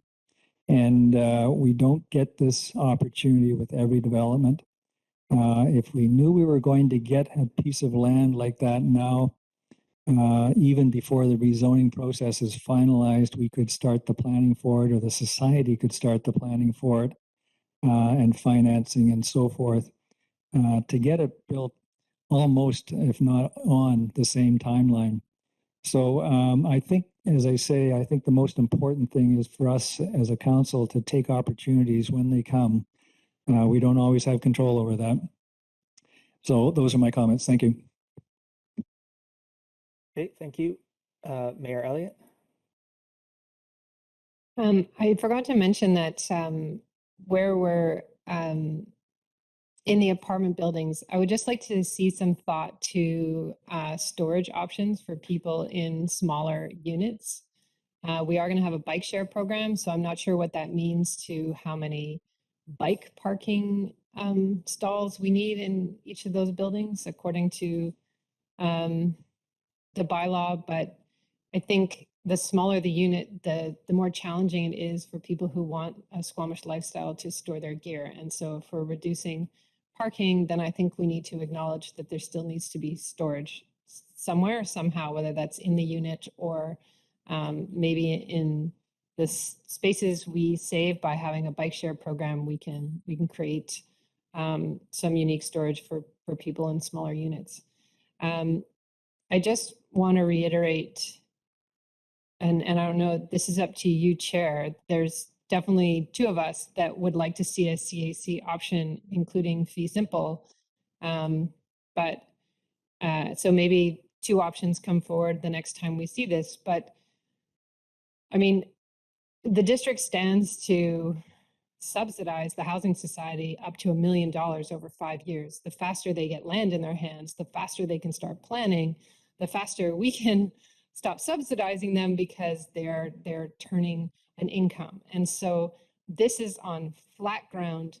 It is close to amenities. It is close to downtown. It will be on a bus route when we expand transit on Loggers Lane.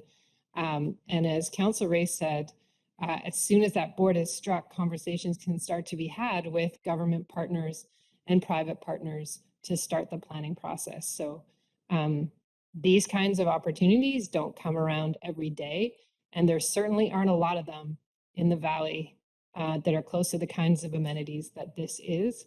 And so I'd like to see a proposal that definitely comes forward considering this. I'm a bit nervous about the fact that I didn't hear interest from other councillors to at least entertain that in the next go round. Thanks. Okay, thank you. For my own comments, then I'll try and summarize what I've heard. I know I'm a bit of a broken record on this, but the Fortis is still tentatively planning a massive pipeline right basically where the affordable units are. And they've been speaking around their safety or claims of safety, but they are required to do a detailed risk assessment as part of the standards they have to follow. And after 1.5 years of asking, I still have yet to see that. And so pending that, the location of the affordable units in particular in relation to those units is a concern. And without at least covenants or something in place to deal with that, I would be concerned if the pipeline is to go ahead. And so for me, that's still an outstanding issue. Otherwise, I'm comfortable with the density. It seems in line with our plan. Seems like there's a good mix of units. I do, the plan does speak to the ability for some commercial use there beyond just daycare. And when I think about the other point about the plan very directly says in the hillside to avoid creating car-centric neighborhoods and ensure that housing is well connected by active transit. The active transit piece is identified, but the car-centric piece, there's still very high parking requirements here. And, like the oceanfront, what makes the oceanfront in this place unique is the geographic separation between other neighborhoods. So I think we have an opportunity here where if there's lower parking and we're looking for some housing that is suited towards people that aren't as dependent on cars, this is an ideal place to do that without impacting other existing neighborhoods.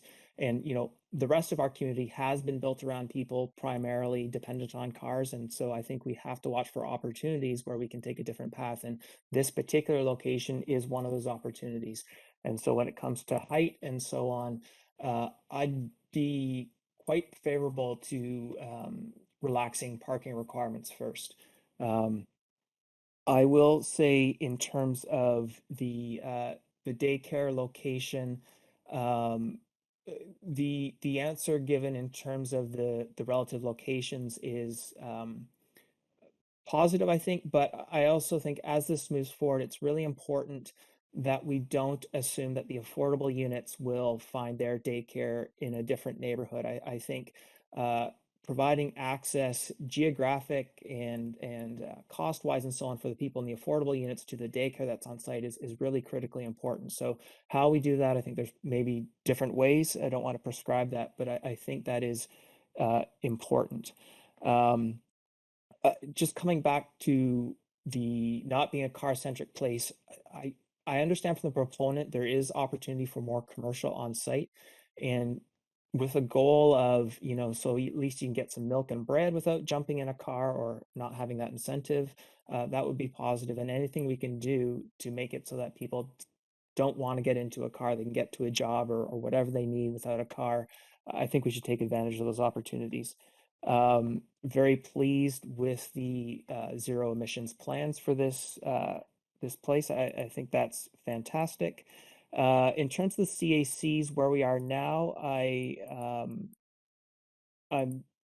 they make sense to me. I think it's really important to hear Squamish Nation in terms of how any youth Indigenous CACs are allocated.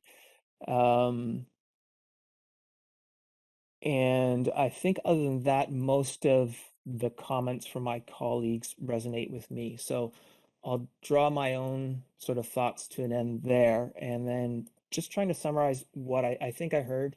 Oh, Councillor French. Thanks, Chair. I'm just inspired by the words of Councillor Race and Mayor Elliott around the concept of the fee simple option. I'll have my name added to the 2 to make it 3 that support that move. Thanks. Okay, and I think I saw a 4th hand there, so I will try and include that.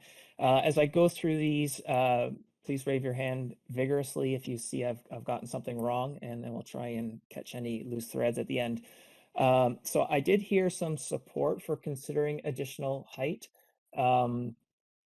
especially when there was going to be benefits for the housing society. So that may be something to consider. There were a couple people that were just comfortable with the height in any case, but mostly what I heard is an attachment to increased affordable housing options or a benefit to the Affordable Housing Society. Was some comment about, which I forgot to share myself as well, spreading affordable housing throughout the site if possible, but an understanding that there's some competing objectives there. And so that didn't seem to be a hard requirement.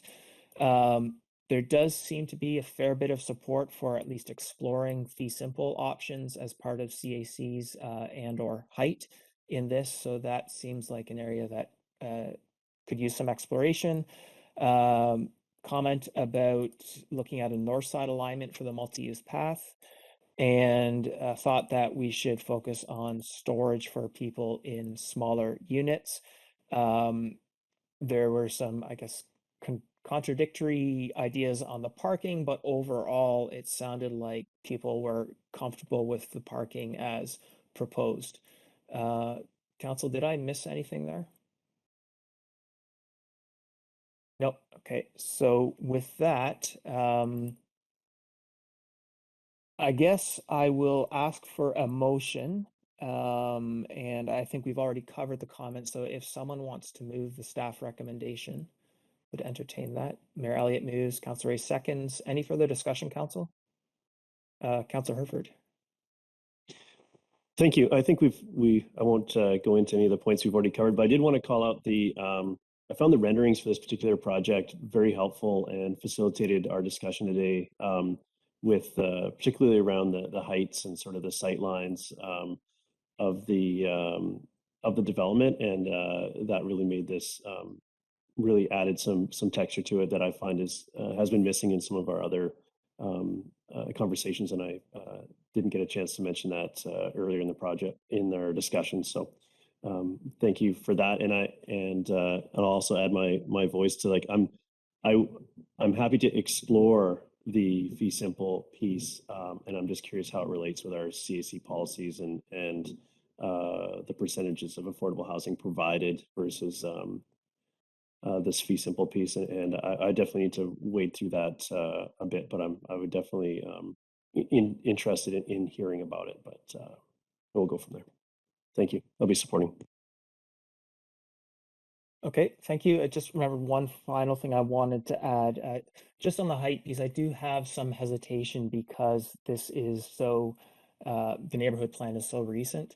And so I do, having seen the plans and the drawings, it does make more sense here than in other places. It seems like it's an easier concession to make. But I do feel that were we to do that, it might require a little more community consultation or engagement before proceeding down that path, just given the sensitivity of that particular topic. But it may very well make sense here. With that, I will call the question. Anyone opposed? Motion carries. So thank you very much, everyone. We pushed through a little bit behind, but I think we're doing not too bad. We've had some important topics. I will ask that we come back at 25 after 1. So it's a little bit short over lunch, but going a little bit longer than we planned. So 25 after, I'll see you back here, and look forward to this afternoon. Thanks, everyone. Now we're ready. Okay, so welcome back again. And sorry to shrink everyone's lunch, but we've had a busy day today, and we'll turn it over to Mr. Buxton now for a development permit area guideline review workshop. Mr. Buxton, please. Thank you, Chair. Actually, Mr. Valeniskis is going to lead this discussion. He's got a short PowerPoint presentation. Great, thanks. Thank you. So as Gary mentioned, my name is Jonas Valeniskis, Director of Community Planning. And today I'm bringing a discussion to Council regarding the scoping of development permit areas review for next year. So in terms of agenda, I'm going to try to be as brief as I can. However, there is quite a bit of content to go through once we get into the current development permit areas. We'll go over the background, the implementation of DPAs, some legal framework around the drafting and application of development permits, some principles on application, and then we're going to dive into the meat of this presentation, which is the current development permit area guidelines, and then have discussion around that. So the main purpose today is to really just, instead of diving into the specific guidelines, is for staff to get a sense of how much of a change is Council looking in our development permit areas, so we can budget and do some work planning for next year. We need to know how big the project needs to be. We have some recommendations in terms of what we see as issues and what could use an update. It has been almost 5 years since the DPA guidelines, the form and character ones, were drafted, so we're certainly due for some update. But today we're recommending that we don't delve into issues and try to solve problems. We just need to get a sense of what we need to deal with next year. So a little bit of background: the current OCP, which was adopted in 2018, the DPAs were drafted, I believe, in 2017. It went through quite a comprehensive process. There was wide input sought from planning staff at the district. We have had ADP sessions regarding the guidelines, the form and character ones. We reviewed the community input that we got for the official community plan development at that time.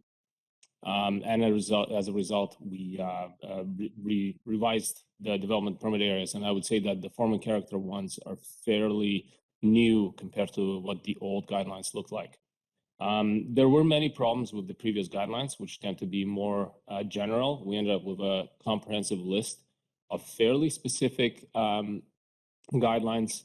And the reason why I mention it is that when you have very specific guidelines, it requires more flexibility on the implementation because property size is so different, the zoning allowances are so different. So the more specific the guidelines, the general principle is, the more it requires flexibility in their application.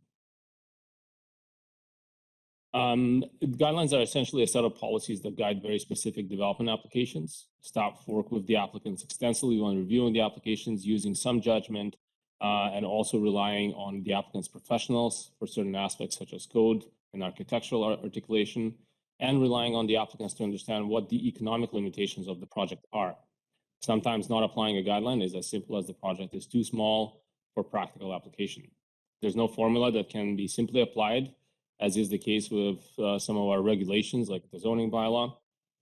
There is lots of areas for contradiction, and that's inherent in the guidelines. Contradiction with the step code, with our other bylaws. It's just not something that we can easily avoid in the guidelines themselves, and that's another reason why they are meant to be as guidelines, so that they're flexible and they can respond to the other requirements.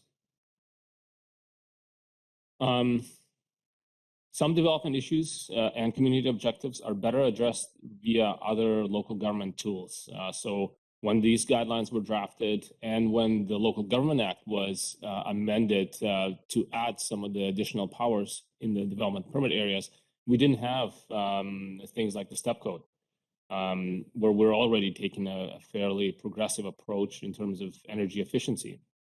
And we have other tools in the zoning bylaw for density bonusing to do, to deal with other sustainability matters like source of energy.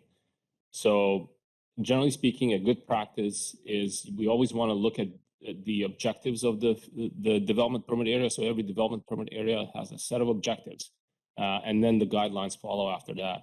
And so you want, when you look at a development, you want to make sure that at the end of the day, when it's getting approved, it's generally meeting the objectives that are stated in that development permit area.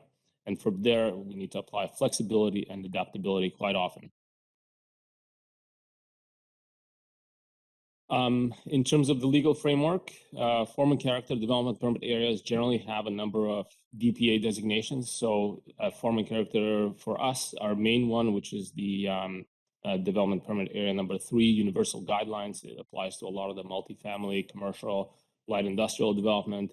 That development permit area have multiple designations, and that will include form and character, subdivision, energy, water conservation, greenhouse gas emission reduction. All of these things affect the form and character of development. The province has placed some major restrictions on what cannot be regulated within development permit areas, and generally speaking, that's all matters that are regulated in the building code. For energy, water conservation, and greenhouse gas reductions, there are matters that relate to building siding and landscaping, exterior design, specific features such as canopies or stormwater infiltration, not including green roofs, and equipment external to the building, such as solar collection, wind turbines, water cisterns, or connection to the district energy system.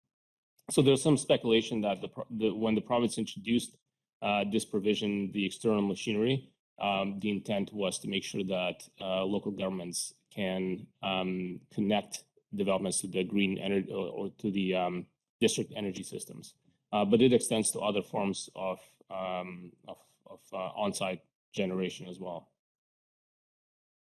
I know we've gone over this with council previously. There's just a chart of flexibility principles. So some guidelines fall, in a gray zone in terms of how far the district can push, and some are, more black and white in terms of the amount of flexibility required in application of the guidelines.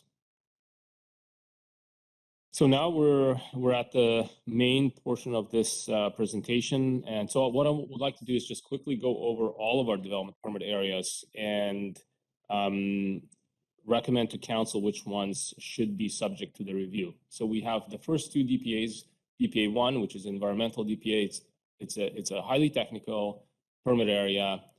We have an update scheduled as a separate project later this year. So our environmental staff are working on that, and we'll be bringing it to council. So for this reason, we wouldn't recommend to include it in the review project next year.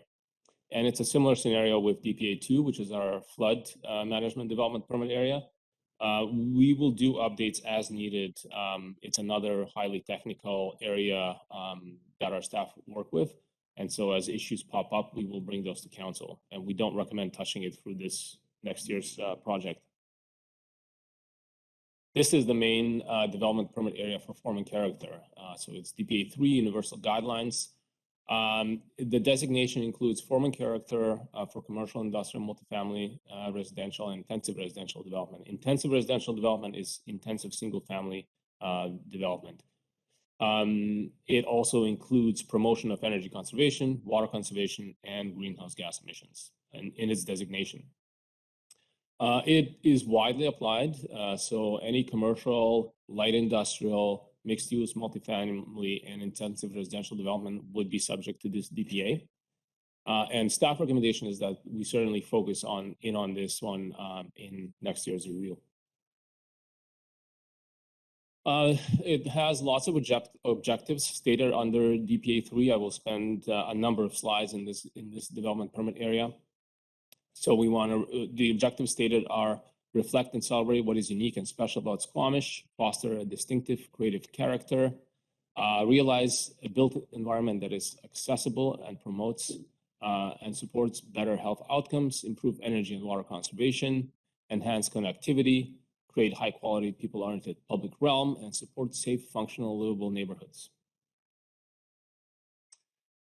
So what I have next over the two slides is essentially the guidelines are categorized in something like 10 or 15 categories. And so I will go through each one of these, and I will just focus in on the ones where staff are recommending that there's an opportunity to review them next year. So site circulation, accessibility, adaptability. There are a few things I think that have changed since we've completed the official community plan in 2017 when it comes to accessibility. And so I think it certainly validates another look at those guidelines. Parking, transportation, and loading, there are opportunities to improve location of and cover for bike parking areas that are located outside. For solid waste storage, there are opportunities, we already have standards for having centralized waste facilities. We are seeing the developments tend to try and, for larger developments, accommodate that in one location, and we could look at expanding it through the guidelines as well. Relationship of buildings to the street. There are opportunities to move away from extensive glazing at the street level. And we don't have a lot of guidance for parkade frontages. So how do we make the parkades that are built into buildings look appealing from the street? We do have some specific guidelines around glazing, and they, I believe, somewhat conflict with the other guidelines that talk about, having the pedestrian streetscape and the relationship to buildings being very pedestrian oriented. Large glazing walls are quite associated with modern buildings, and businesses tend to cover them up with signage or try to kind of reduce the permeability of what's happening in the store. So I think that we should examine those guidelines and maybe shy away from large glazing facades, especially because we're also with step code for commercial spaces, we're moving to higher energy efficiency, and it's harder to do with large glazing. In terms of building form, massing, and variation, there's lots we could look at in terms of updating. Address neighborhood context, how does new development jive with existing character of the neighborhood. With step code, I think we need to take a look at balconies. We're seeing different rationale provided by different developments in terms of how the construction of balconies on the building affect efficiency. And so I think we certainly should acknowledge that in the guidelines and address it. We have small developments now, such as triplexes, that have to go through the DP process, and I think we should re-examine it. We've had a few applications now that have some learnings to incorporate in the review. Define important view locations as well, important public realm locations. So we have a project ongoing right now in terms of downtown and what are important views and shade analysis that should be done. So that project should wrap up this year, and we can take those learnings and incorporate it into our DPA 3. In terms of roofscape, we have opportunities to move away from flat roofscapes and encourage placement of solar infrastructure. I think that's what we've seen a lot of downtown is flat roofscapes. And I think for some people, you know, there is a natural association with urban development. And I think the examples we've seen also downtown where, you know, there's been some pitch on a roof. It's just a welcome change. And I think that it could be supported strongly in the guidelines. You know, what we see from developments often is this trying to maximize the floor area and the height. And that's when we end up with a flat roof. So I think that, you know, from my observation, there's an opportunity here to make sure that we're getting some variety in roofscapes in town.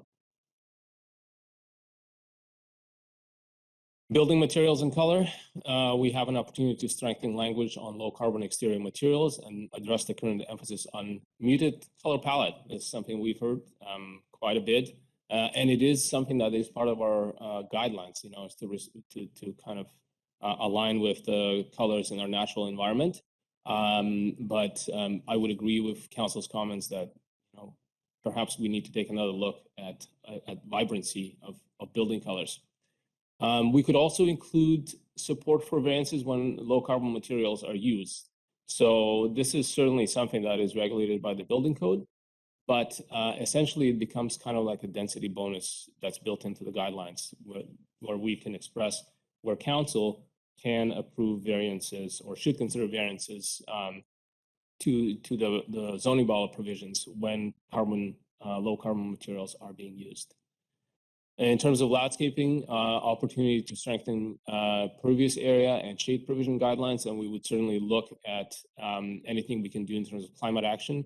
I think in terms other than building exterior building materials and the source of on-site energy generation, landscape is probably the biggest area where we can make adjustments. Outdoor open space, common areas, amenity spaces. Again, we could look at opportunities to strengthen shading requirements. They're already there, but we certainly have learned lots in the last 5 years. In terms of rainwater and stormwater management, again, we could look at strengthening pervious areas, especially around you know, light industrial developments. This is where we're seeing a lot of paved areas in developments. In terms of energy efficiency, opportunities to further encourage building ventilation and add additional guidelines for on-site energy generation. Now, this one, you know, we do have a climate action plan now that gives us direction in terms of what our priorities are when it comes to energy and building efficiency. It is not identified as a priority on-site energy generation because in British Columbia, we're lucky to have a fairly green hydro network. So that was not identified as a priority, and I believe it was consciously considered whether we should do that. So if we were going to focus on on-site energy generation such as solar, wind, I think it would be good to reflect that in our community action plan first, so we take that direction into the OCP. And that's it for DPA 3. So then we have DPA 4, 5, 6, and 7, and to some degree 8, all of which affect downtown essentially. So downtown, developments downtown have to go through the review under DPA 3, and then we have supplemental guidelines that essentially provide some more area-specific guidelines. And all of those could be looked at as well. Those are not major updates that I think other than the Mountain Blind Channel, where we could incorporate the results of the marine access study, which we're undertaking this year. You know, none of those are proposed for a major update, but we would want to make sure that we're aligning with open spaces plan and identifying important view locations downtown. And we will then have to reflect that likely in the zoning bylaw as well. We have two industrial development permit areas, that's 9 and 10. One is industrial employment, and you can see the kind of lighter blue color, which designates those. Those are sort of in between light industrial and medium industrial areas. And there's lots of opportunities that we could work with. None of these should have a major impact on development. And of course, we want to make sure we're not putting too much strain on employment-based development. But these are minor updates that I think developments shouldn't struggle to address. And then we have the intensive restricted industrial area. And our approach in 2017 with the new OCP was to kind of have not a lot of guidelines for those developments because they are different in nature, and it's something that is experiencing a shortage of land supply. So we want to be as friendly to that sort of development as we can. But there are opportunities, to maybe adjust the color palette in those cases. But our recommendation is to keep it simple there, as we have. And finally, we have two neighborhood plans or sub-area plans that have their own development permit areas. So that's Oceanfront, DPA 12, and Waterfront Landing. Now for Oceanfront, we should consider simply aligning with the universal guidelines because those guidelines were drafted quite a while ago for the Oceanfront, and we certainly have the ability to change them in our OCP. So it would be, I think it would make a lot of sense to consider whether we just want to apply our universal guidelines and maybe save some of the guidelines that are very specific to features in those developments. Same thing with Waterfront Landing. We are expecting an application this year from the applicants to update the official community plan, the neighborhood plan for that area. And at that time, I think we should also consider alignment with the universal guidelines. And that's it. And it's just kind of put a summary slide. Anything in red are areas where staff recommends some changes, and anything in black is kind of leave as is recommendation. Thank you. Thank you very much. Have Councillor Race to start us off. Thank you. One of the areas where I think we could do some work is on the marine area and marine infrastructure, specifically the water part of it, not the land part. Being on the Oceanfront Ocean Watch Task Force, now called Action Committee, over the last few years has highlighted for me some of the problems throughout Howe Sound and probably all over the place, but specifically in the Sound with things like all the dock infrastructure and pilings. And the real problem with docks is the styrofoam used. It just degrades over time and becomes plastic in the ocean, which causes problems we're all aware of. And the pilings, from my knowledge, and I'm not the scientist, of course, is that there's really nothing you can do to wood pilings to make them fish friendly. And so you have to start mandating non-wood, which essentially usually means steel. And so I'm not sure if there's exceptions to that. So I think, and it's not just the blind channel, although as I look ahead, that's probably where most of the that type of construction might occur, but it could also occur at Watts Point, Darrell Bay, etc. To get rid of those types of construction. I'm sure there's plenty of material on it and best practices and so forth. But it's essentially the two key parts that I do know of are the flotation and what is used as flotation, as well as the pilings. Thank you. Yeah, I think that's a great comment, and we can include that in the scope.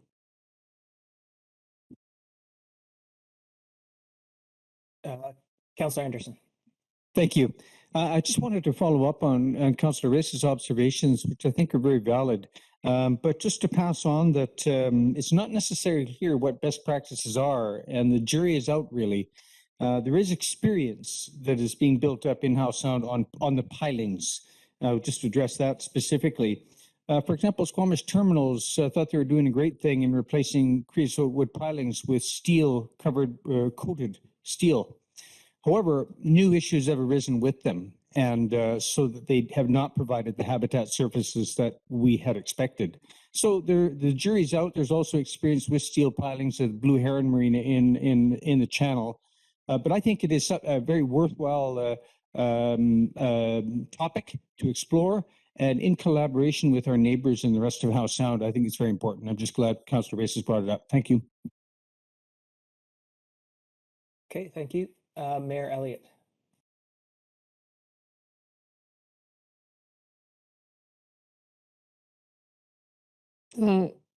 So I think in some of the conversations that we've had in the past about the DP area guidelines, there have been things that council really wanted to sort of see that were more fixed or determined. And so I think some of that was the viewscapes and protecting solar. So if someone does want to put up solar in the future, that whoever goes up next to them isn't shading their opportunity to put in another supply. I guess, do we need to capture some of those in the zoning bylaw versus here? Through the chair. Yes, I think when it comes to viewscapes, this is something that as we determine the important locations for views, specifically downtown, that it would be a good idea to then follow up with also a zoning amendment, because there could be a vast contradiction between zoning and this DPA guideline. So I think it should be done sort of at the same time. In terms of solar, I don't think that needs to be done. I don't know if that would be even possible in the zoning bylaw. So that is something that we can improve on in the development permit areas, but there's always going to have to be some flexibility required with the application. One of the other things that's on my mind is just putting a resiliency viewpoint across the DPA guidelines. So we've had a heat dome, we've got atmosphere rivers, and so some of these extreme events. And so these pieces about shading are really important. But I know that some workplaces became unworkable during that extreme heat as well in the industrial park because that wasn't considered, right? We think about that for homes, but not necessarily for workplaces. So I know there's a balance to be had about not overburdening industrial commercial, but it's a lens I think we need to put across in terms of you've spoken to permeability of the surfaces, shading, I think the thing we waive a lot in the industrial areas are trees, but preventing that heat island effect has to be done somehow. So if it's not done through trees, is it done through lighter material on the ground? I'm not sure, but that whole idea of how do we make our community more resilient over time through the choices that builders are making, I think is important, and addressing some of those extreme events. So that's something that I'd certainly like to see, especially in the universal guidelines, but maybe other areas as well. And then I guess I'd like to, when we moved into the universal guidelines, it was thought that would simplify our lives to have more of the DPA guidelines all within one DPA, whether it was for residential, commercial, industrial. And I guess I wanted to hear from staff today, is that working, or are there ways in which you want to adjust that with this review? Through the chair, I think it is working, because as long as we are applying flexibility and recognizing the times when it doesn't apply, but generally speaking, I think my sense from other planning staff is that there is, it's working, the universal DPA, and I don't know if we have rationale to kind of split it apart, which is what I think we had previously. My other question is, can we have some criteria-based guidelines in our DPAs? So for instance, while not exceeding the building code, maybe having a minimum standard for a low albedo roof, or the types of materials we use, or the amount of shade provided at certain points in the day. You know, here, the hottest part of the day is often the late afternoon. Our peak temperatures in the summer are often around 4 or 5 in the evening. So can we, so without prescribing, can we at all set a minimum standard? We can as a should, not a shall. And which is really common in DPA guidelines, you know, and then the applicant has to provide a rationale why they can't do it in that specific instance. But we can certainly have a guideline standard. And then I know the province is moving in terms of accessibility, and there will be requirements for local government after this fall for accessibility committees and all that sort of thing. So so I think that has to be incorporated into this in all the sort of built form DPAs, I think. But I guess my question is, as we write those, who will we be working with on those? So do we strike the committee so that we can rewrite these DPA guidelines? So it's a bit of a chicken and the egg, but given what we have to meet later this year in terms of accessibility, I just want us to think that through. Thank you. Thanks, Chair. Okay, thank you. I've got a couple questions, slash comments, I guess. And it does make sense to me that a lot of the climate-focused guidelines would fall from the Community Climate Action Plan. And you know, I'm in favor of using the best tool or all the tools rather than sort of require that things be done via the DPAs. Looking at the timeline, though, we approved the Community Climate Action Plan in March of 2020. So March of 2023 will be 3 years. And that's around the timeline where, I guess, starting this.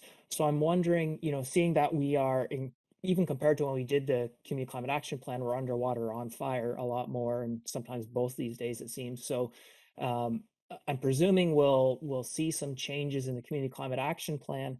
How do we make sure that the DPA changes we're talking about here can help address some of those issues and changes we might see in the CAP? How do we align those? Well, I think that we will. I'm hoping that the update on the climate action plan would happen before we launch into this project.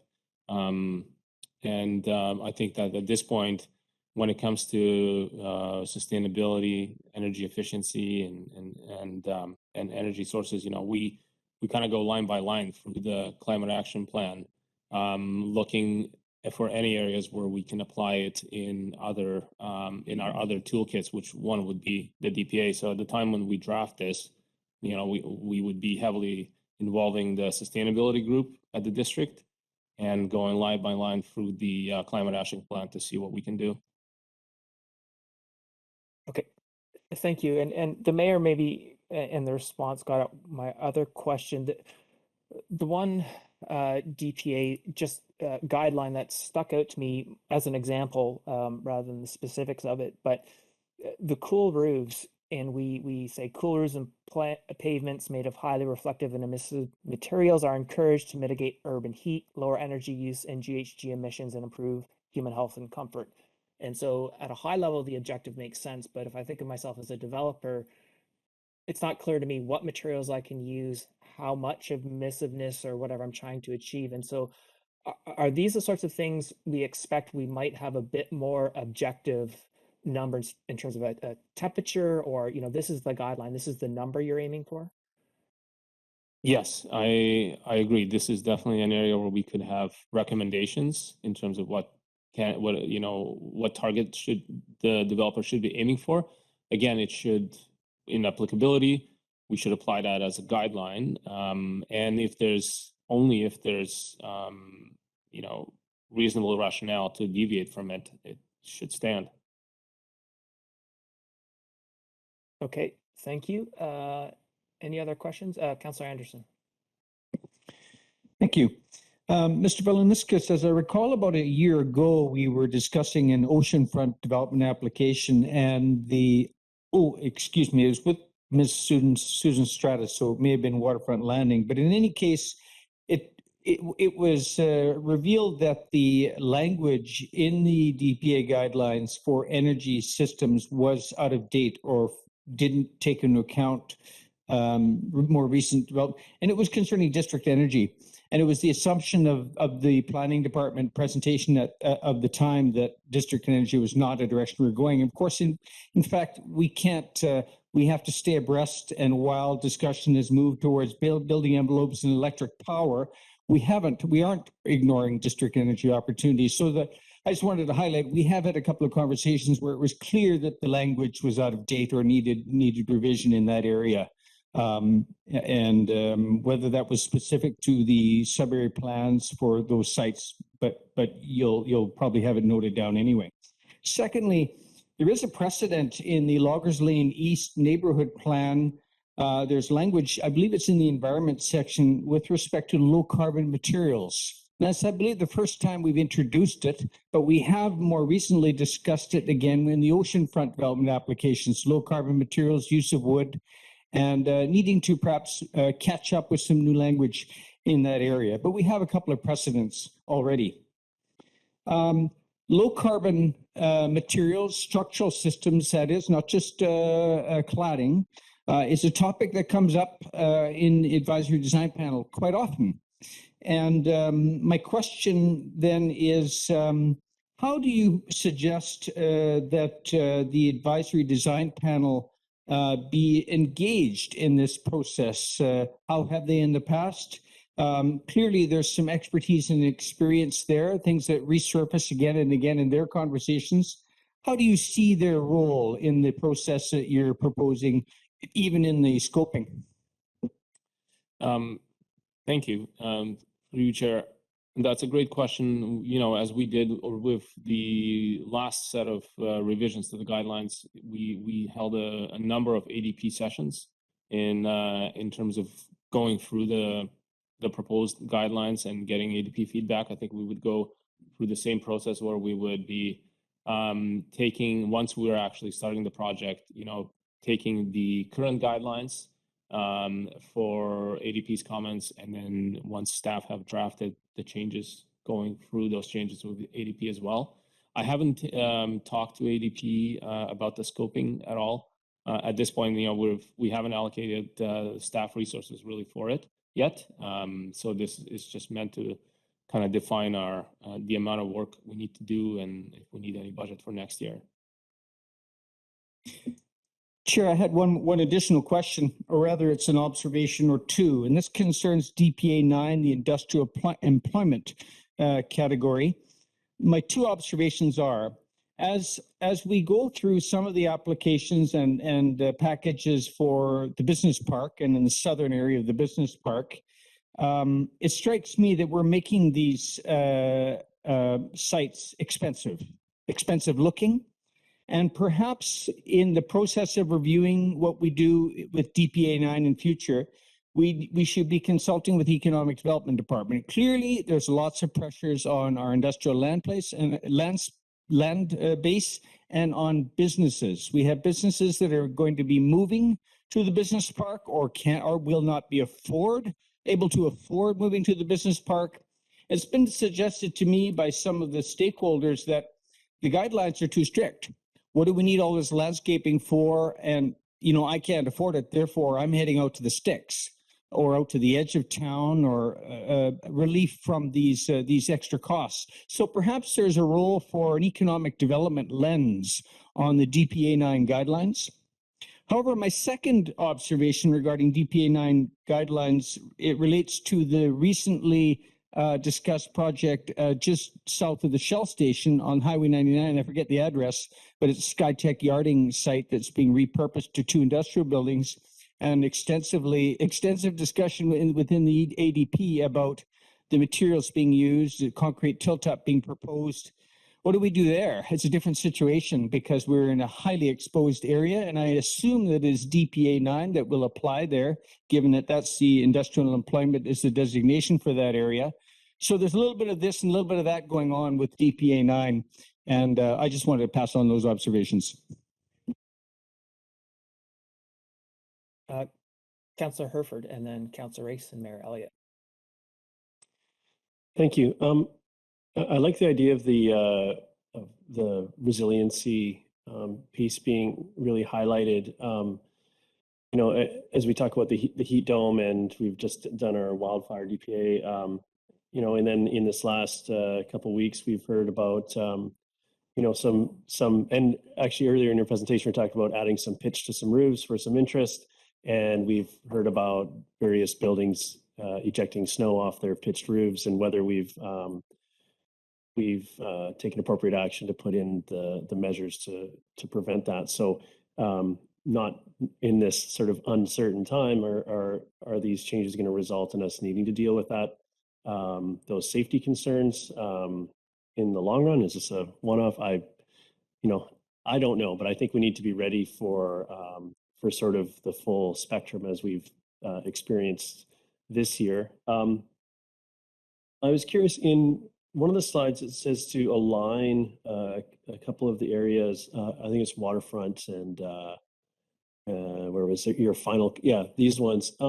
And I was curious about this because just sort of how in opposition they are with DPA 3, and then sort of how the LDAs come into the sort of a practical application of the DPA changes, like it. And I just haven't worked with that a lot, and maybe you could provide a little context for how those things interact. Sure, that's a great question. So we will always have to be mindful of the land development agreements. So we've, if we've agreed to something in that agreement, then we have to uphold it. And so that's where the flexibility would come in if we were to align it with the universal guidelines. There's no major issue that comes to my mind in terms of the difference between what's in terms of guidelines on there now versus universal guidelines. But the universal guidelines are much more recent, I would say, than both of those plans. And that both when those plans came in, we were operating with old guidelines, and these were seen as the new guidelines. And now we're kind of in reverse. So it's just worth a look to make sure that they're aligned. Thank you. And I guess a step past alignment is sort of amalgamation. Like, do we need these specific guidelines for those areas, or can we strip it down so we have less DPAs and it can be captured under maybe a universal guideline? And I don't know if that's the case. I obviously haven't dug into these particular DPAs to sort of do that analysis, but I think the simpler and more streamlined, the better, sort of for everyone to understand what's expected in certain areas, and particularly in DPA 3, that sort of just the term universal really implies the universal nature of it. So I'm curious. Yeah. So yeah, I like that, and thank you for that context. I think I'll be good for now. Thank you. Councillor Race, and then Mayor Elliott.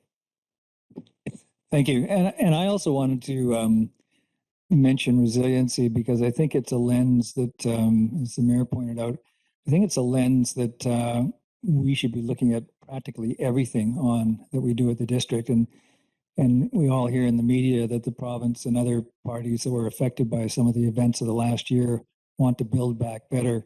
And I think this is our opportunity to ensure that in the future we build better. And you could, when you had the other slide up with a list of all these different areas, I looked at a very quick scan of it, and there was probably 3 or 4 or 5 areas that I thought we could sort of think about resiliency aspects of it, and there probably are more. But I think that should be a focus, and we should consider in this review changing our standards, if you like, how they affect different things, but just with a view to being more resilient to these various different events that seem to be happening.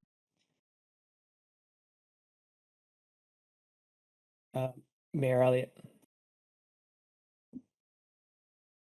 One of the things that is intriguing to me, and I don't know whether it fits primarily in DPA guidelines or better in streetscape design, but I think we have countries like New Zealand that are trying to incorporate Indigenous ways of knowing and their ways of design into the public realm. And so while we talk about color and form and character, I know the nation's put out their climate action plan now. They are building up their capacity from a planning perspective because they have some large real estate developments they're looking at. And I wonder if there's an opportunity for our staff to at least connect through this project and possibly our downtown sort of streetscape design to see if we can start to bring elements of the culture and design into ours, so they're not working at cross purposes. I think that's something that would be intriguing, and we can look to. I think New Zealand does a fairly good job of that. It's whether that it shows up here, I guess, or it's better placed somewhere else. But it's a curiosity that I certainly have. And when it comes to color, I just want to be careful because when I look up to the hillsides, I don't want to see like big bright colors. But when I walk around downtown, I love the splash of color that comes through the public art and the murals that have been created. And so I guess, part of the discussion with ADP and council and with staff is, do the buildings become the backdrop for art that is the color, or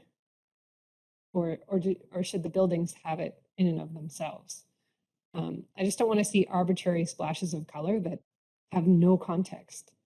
That bothers me a lot versus seeing, beautiful murals that are added to the side of a building that reflect the character of our community and bring that color into the downtown. So I guess I'm not fully sold on how we bring the color into our DPA guidelines. I don't want to see it everywhere. I absolutely think hillside development should just disappear into the trees and the rocks. But I love seeing elements of color in the downtown and waterfront landing and oceanfront. I think all those lend themselves well to a little more unique character. So how that gets reflected, I think, is an important discussion. Thank you. I think color is such a subjective thing that it's going to be the hardest thing about this review process. Thank you. I guess when I was looking, thinking back to trying to use the current guidelines to assess development permits, and then contrasting that when I was looking at some examples of what other communities are using to assess DPs. There are some examples of a matrix where it was still guidelines, but each guideline was given a score 1 to 5 in terms of subjective assessment of compliance with that guideline.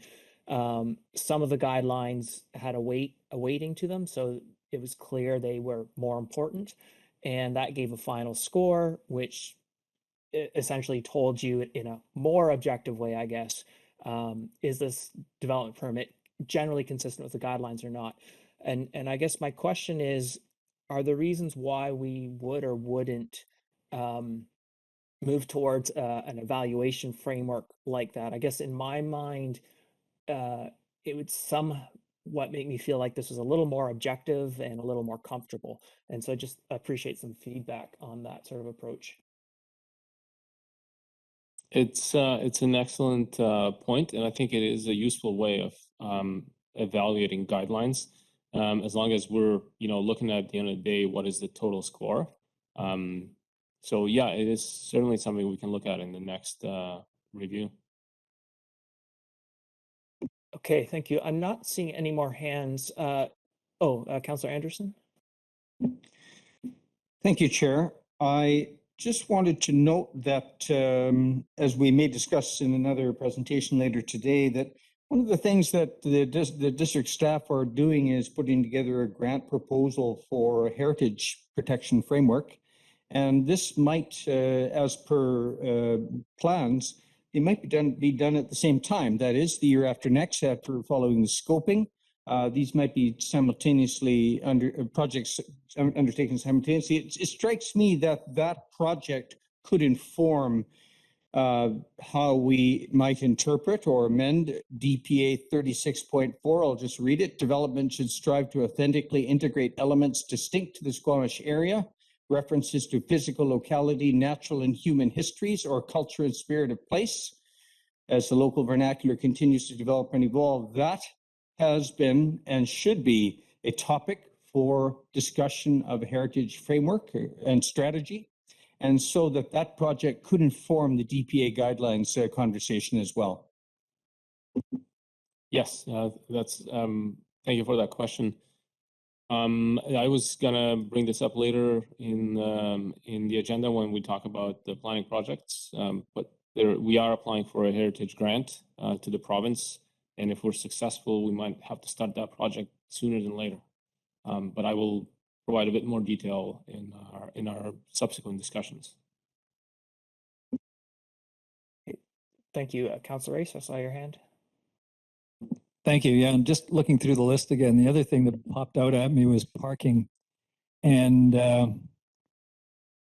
we've, over the years, had all kinds of different discussions about parking, particularly in multifamily developments and whether it works. And so some developments have aprons outside their garage where you can fit a car but not a truck.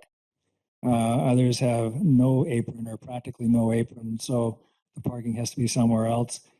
And so I think, I'm not sure that we've actually got it nailed yet, to be frank. And I look at some of these developments and there are no aprons, and so the cars aren't there, but the buildings then become closer together and the whole thing kind of gets jammed in a little bit more.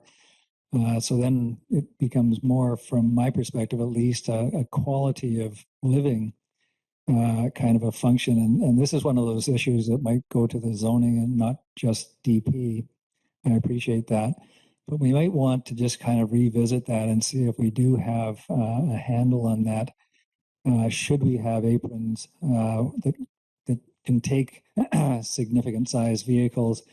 And by doing that, we force the buildings farther apart, which by itself is a quality of life issue for some of these developments. Otherwise, they kind of get jammed in a little bit more.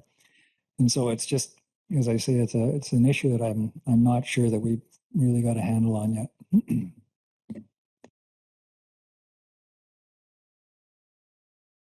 Thank you. So, Mr. Valniscus, we've had a fair bit of discussion. I'm wondering if you have enough clarity on scoping for now, or if there's something we can focus on to give you that clarity. I think generally I do have good notes, and it's not something that kind of blows the project out of scope from where we thought it was going. I heard loud and clear that resiliency should be a major focus in the next review project, and I think everything else that I've heard is something that we can certainly put it in scope. I was a little worried that, if we were trying to come up with new architectural style or something like that for Squamish, that would be a major demand on resources and time, external resources, but I didn't hear any of that. So I think that a lot of this work we'll be able to handle it in-house. We might need some assistance here and there, but nothing major from what I understand. We might need some resources for consultation. And consultation in itself, I really agree with Mayor's comment around engaging with Squamish Nation to see how we can align our guidelines with, culturally. And things like that will certainly take time. But it was always going to be a major project. So I think I've got enough information to scope the project out. Okay, great. Now I don't see a resolution. Would you like a resolution of some sort, Mr. Buxton, a motion to receive or anything like that? I would be satisfied with a motion to receive. I think Mr. Valniskis has I've made some notes as well. I think what he just noted, I had as well. So I think we're good. Just a motion to receive would be fine. Okay, thanks. So moved by Councillor Ray, second by Councillor French. Any discussion? Seeing none, anyone opposed? Motion carries. Thank you. Yeah, thank you. Great presentation. We've made up a whole lot of time, so I can give you back a little bit of your lunch now, it looks like. So, because I think we have a delegation next. So, don't be late, but you have until 3 o'clock, it looks like. Is that not right? Chair, can we start one of the other ones earlier? And get happening? Sure. What time is it now? Yeah, let's take 10 minutes then, and we'll come to the community planning projects at 2:30. Good idea. Thank you. So 2:30, I won't give you back as much time, but maybe at the end of the day you can have it back. Okay. See you shortly. All right, welcome back, people. We are jumping a bit ahead. We've managed to make up some time, and thank you everyone for staying on track. We'll go back to Mr. Valniskis for Community Planning 2021 projects and work plan. Thank you, Chair. So we're today starting with the planning and building policy projects. It's a list that we regularly present council with. These are all the projects we're working on in 2022, and I left 2021 in just because we're so fresh in 2022, and all of these projects, or most of them that we're working on now, have started last year or year before. I think I will just leave it to council to ask questions on any of these projects, and I will try to answer them. The only one I will highlight is the Heritage Protection Framework. So we've had budget last year to do a scoping study, and the idea was that over last year and into this year, we would do the scoping study, determine what amount of budget we need for the project, and then budget for it in 2023. Now, the province has come out with a grant that funds 80% of these strategies. So it's a great opportunity. And the only problem is the project has to start in 2022. So we have put in an application for the grant. And if we are successful, I think then council will have to decide whether we proceed with it this year. Essentially, we move the project up a year to this year. And if that's not the wish of council, we can always say no to the grant funding. But I think it was important for us to try and capitalize on this opportunity. So it would fund 40%. These strategies, what we're seeing from the results of the scoping study so far, they range between $40,000 and $50,000 in terms of budget amount that's needed. So it could potentially fund, up to 40,000 of the study. We have to start, if we are successful, we would have to start the project this year. And then I think we would have till 2024 to finish it.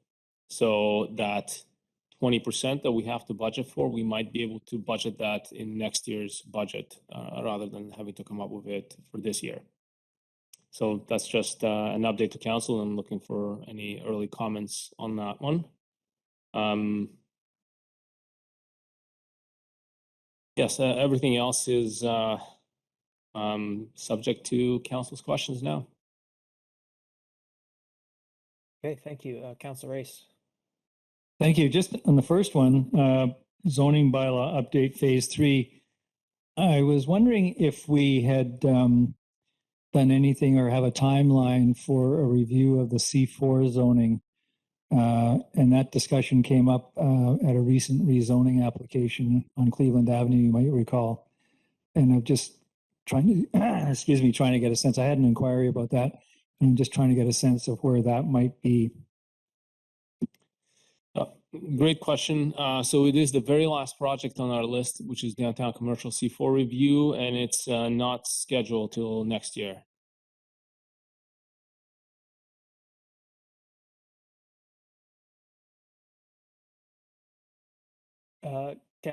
Councillor Anderson. Thank you. First item I'd like to inquire about is comes under the neighborhood planning Garibaldi Estates, and there's reference to archaeological studies. And my question is a general one concerning archaeological studies. I am aware that there has been some type of an archaeological assessment at the Public Works Yard recently, or there will be one. There has also been a contract let for an archaeologist to conduct some work in Honeak Park. And that person has consulted with a local organization regarding site history and photographs. My question is, what can you describe, Mr. Veliniskas or Mr. Buxton, what type of assessment is under consideration here? I'm not a professional archaeologist, although my brother is, and I have some connection to this world. But in some situations, you're not going to start digging. You're going to know and interpret through the known site history what to prioritize and what level of assessment to give. So if we are going to be assessing Honeak Park, which is an industrial area and always has been with a lot of accreted land, and the Public Works Yard, and Garibaldi Estates area, which is huge, which does have a trail through it, but that's site history that's important to know. When we approach these potential projects, what grade or level of effort are we, what's the category of effort that we are defining as policy, if you like, in approaching these sites? If there's any general offerings you can make on the two. Thank you. So for Garibaldi Estates, it would be a different level of analysis than, you know, a site-specific assessment when we're about to put shovels in the ground. So this would be more of a desktop study, I believe, in terms of, you know, the values and the potential areas of focus for when development is triggered, essentially.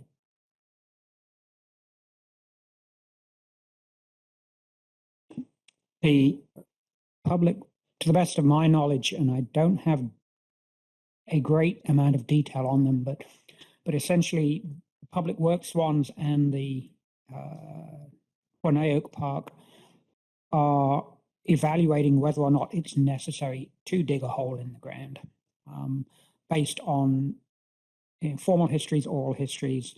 Is there any indication that we need to do any site-specific investigations? So that's my understanding of what's happening on those two facilities projects or public works projects. Thank you, gentlemen. Another brief question, if I may. There's a reference in the Smart Growth Neighborhood Initiative to a University of Victoria Public Health Master's Student Interim Engagement Program and a UBC SCARP Team Neighborhood Node Engagement Projects. These are two student projects that are going to be helping us out. Would there be reports generated from those that might be offered to council at some point in future, perhaps? It's of course an area of great interest, what they're both up to, and I think we might be interested. Absolutely. So it will be, when we bring that project back to council, you know, that certainly be part of the update.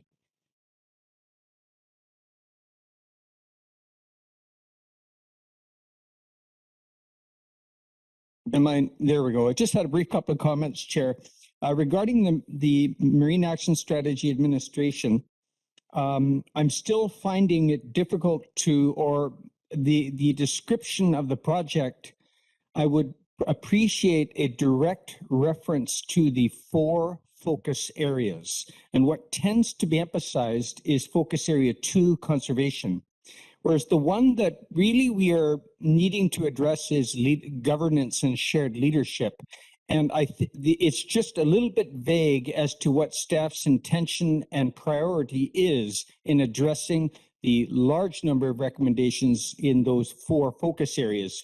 I do understand the marine access study is underway that will address substantially many of the action items under focus areas 3 and 4, but governance is a little bit outstanding in the project description.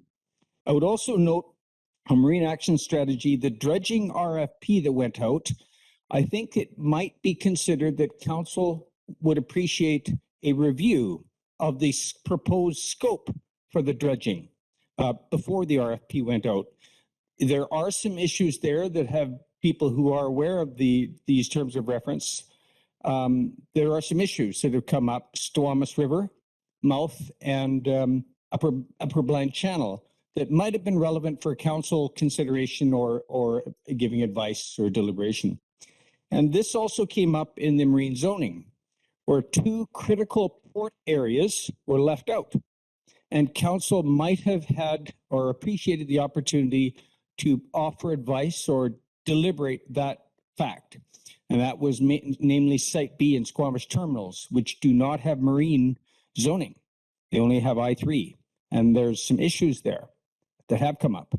So that's just passing on some observation. Otherwise, finally, Chair, I'd just like to say well done on the Heritage Protection Framework, taking advantage of opportunity that's come up with your team, Mr. Villaniscus, because I'm aware that 6 groups, including the Squamish Nation, have recently participated very enthusiastically in the preliminary interviews with the consultant.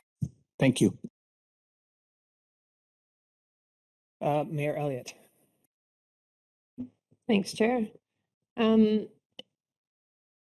Just a suggestion. We have the mast administration. It's all one project.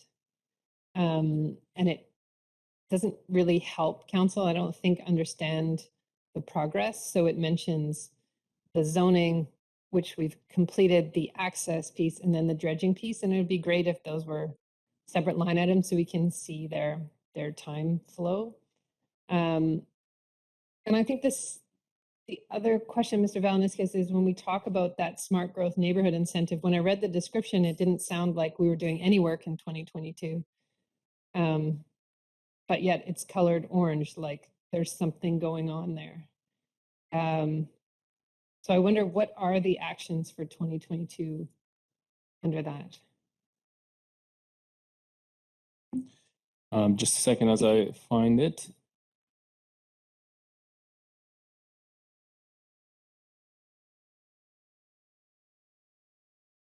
There it is. So you are correct. Planning staff are not anticipating to be doing a lot of work on this. We're sort of consumed into the Garibaldi Estates neighborhood plan. Most of our resources that we initially sort of had split into these 2 projects. But the sustainability group is working with students. So council may not see a report on it this year, but there is some work ongoing, although it's not, it should probably have a color that indicates on pause, essentially, but I didn't come up with one in time. Okay. I know that we're getting close to readings for phase 3 of the zoning bylaw update, and phase 4 is on here for 2022. One of the things that continues to come up is how we incentivize something like a movie theater. And I wonder if there's an opportunity to look at that in the phase 4 zoning. I know from speaking with youth, they're still really trying to figure out how they can help make something like that happen.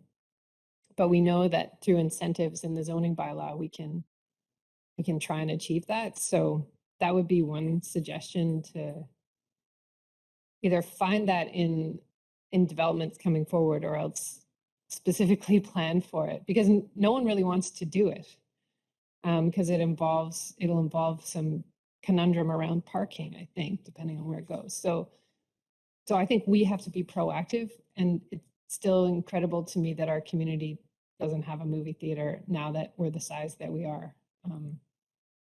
And maybe then it allows some smaller groups or a co-op to figure it out if we are proactive about thinking about the zoning that's needed there.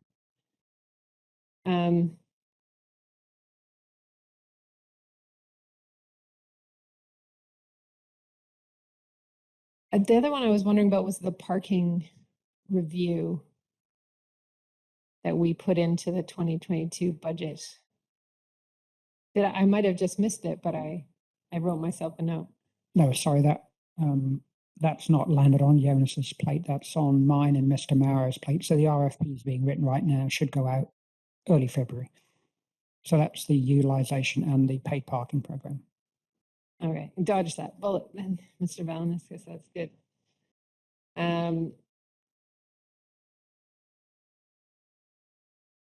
There is on the list, I'm not sure that it's active, but on Culloden, there's a application to subdivide to 2 single-family lots. But my understanding is that wouldn't proceed with the neighborhood planning in place, or can it?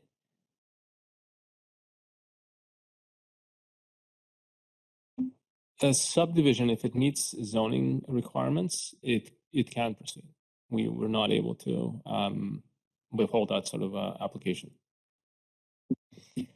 Okay, and then I was with interest and maybe a bit of concern, saw the rezoning application for 101 Finch Drive that's proposing a hotel. And I don't remember that being in this neighborhood plan as a use, but I'm a little bit nervous about why we put a hotel there. That is correct. So one of the priority applications is that corner on Finch and Loggers. And part of the proposal, it's only a part of it, is a hotel.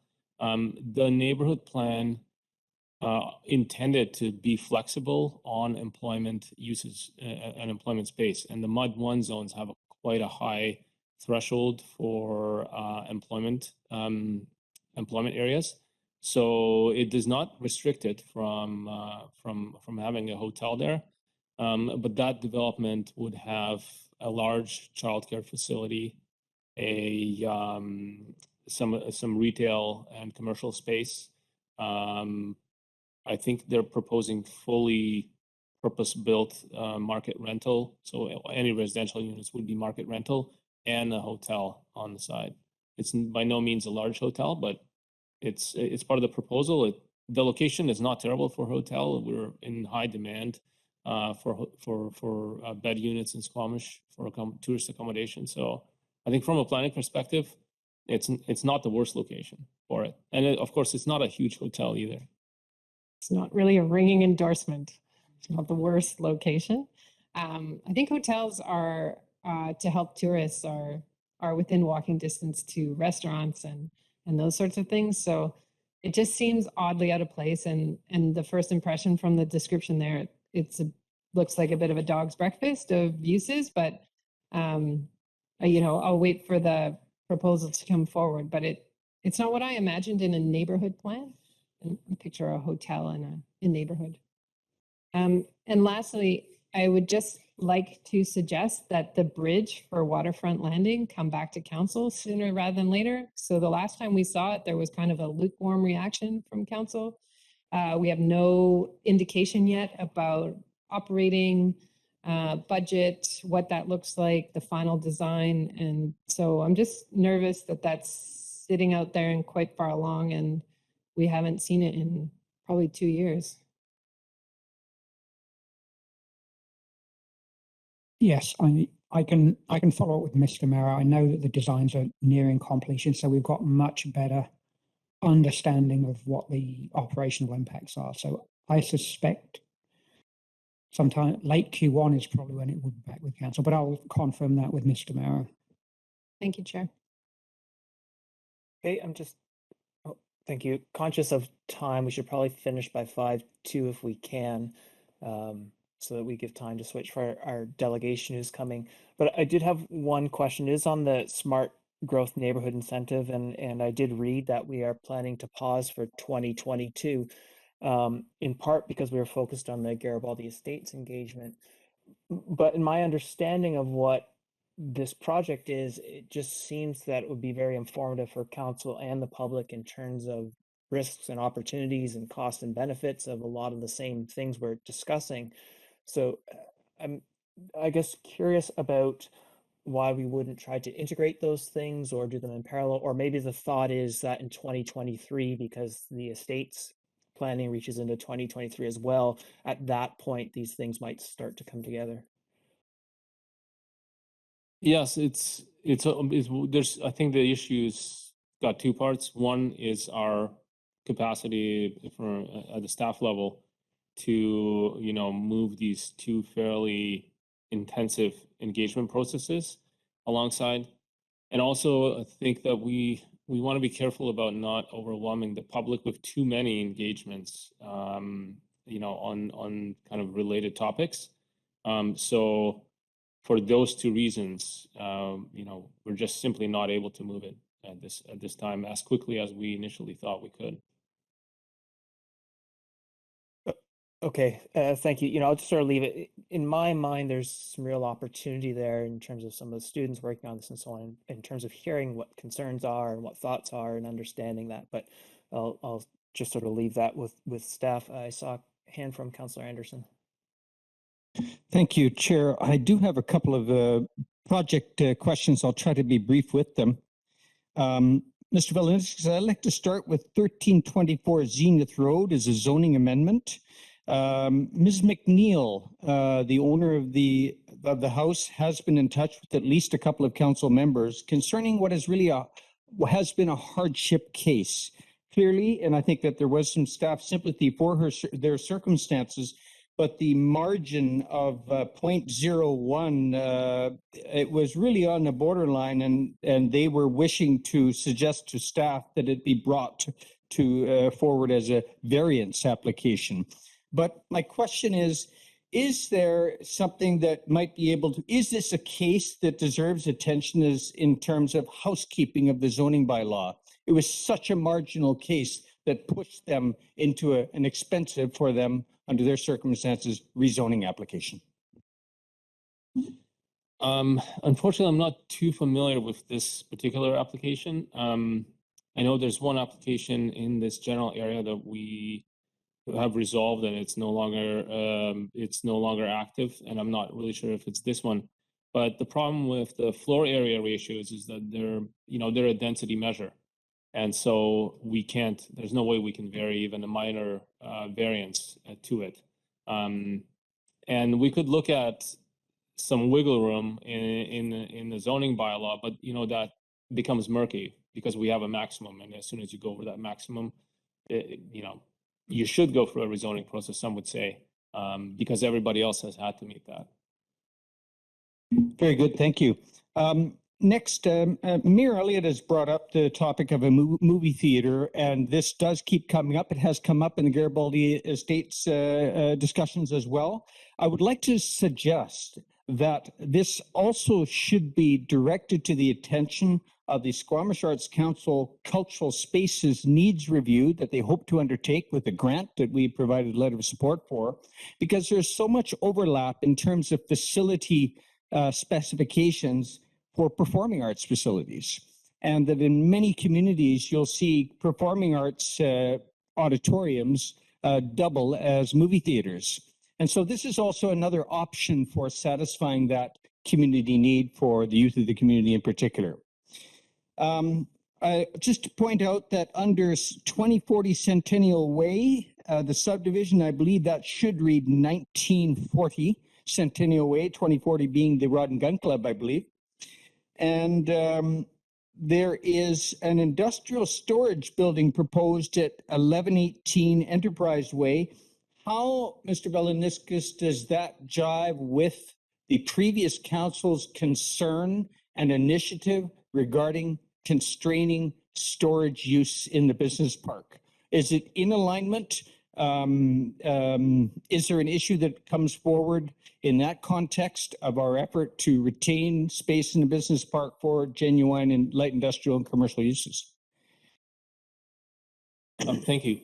I think there may be actually a subdivision application at the Rod and Gun Club, so there may be an error in the spreadsheet in terms of the address or the description. In terms of Enterprise Way, I know that we have a few applications that have been sort of dragging along from the time before we put a restriction on storage. So this could be one of those legacy applications, and it may not even be active at this point, but it's registered here on the list. So I'll have to check that if it's even active. I suspect that it's not.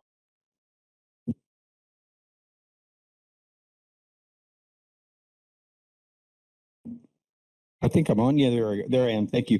41601 Brennan Road, a large subdivision proposal.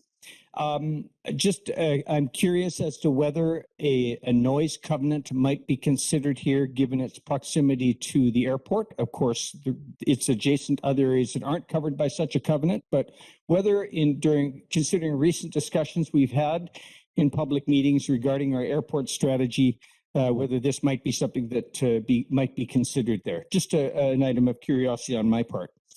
Finally, in the Chikai Fan on Landfill Road, there is an application for a recycling facility for building materials that is last heard from staff, I'm told, on May 20th. And I'm not sure of the status as regards proceeding through the application process of this project and its proponent. But it's certainly a facility that should be welcome, but it's not in the list here. But the proponent has not heard from staff since last spring, and the issues have been water and fire department concerns regarding water, and also the terrain hazard and how it fits into there. It's not a proposal for any buildings. So I just thought I'd raise that one, and I was curious as to why it wasn't on the sheet. And my real question is, at what point in an application process, because they've been through a pre-application, there is some active discussion between departments when that might appear here. Thank you. Could you repeat where it was, the recycling facility? Landfill Road, between Squamish Valley Drive or Squamish Valley Road and the district landfill entrance on the left-hand side of the road there, in the driveway there. Thank you. I will have to check on that. I know that we've had a pre-application. If the application was made, it would certainly show up on this list. So I'll just have to check back and maybe come back to council via email with an update. Okay. Thank you very much, staff. And we are, I guess, at 2:56. So I will call this discussion. I'm not seeing any more hands. We will recess until, we'll give ourselves till 3:02 for the delegation about the Squamish Valley Agriculture Plan. So see you at 3:02. Thanks.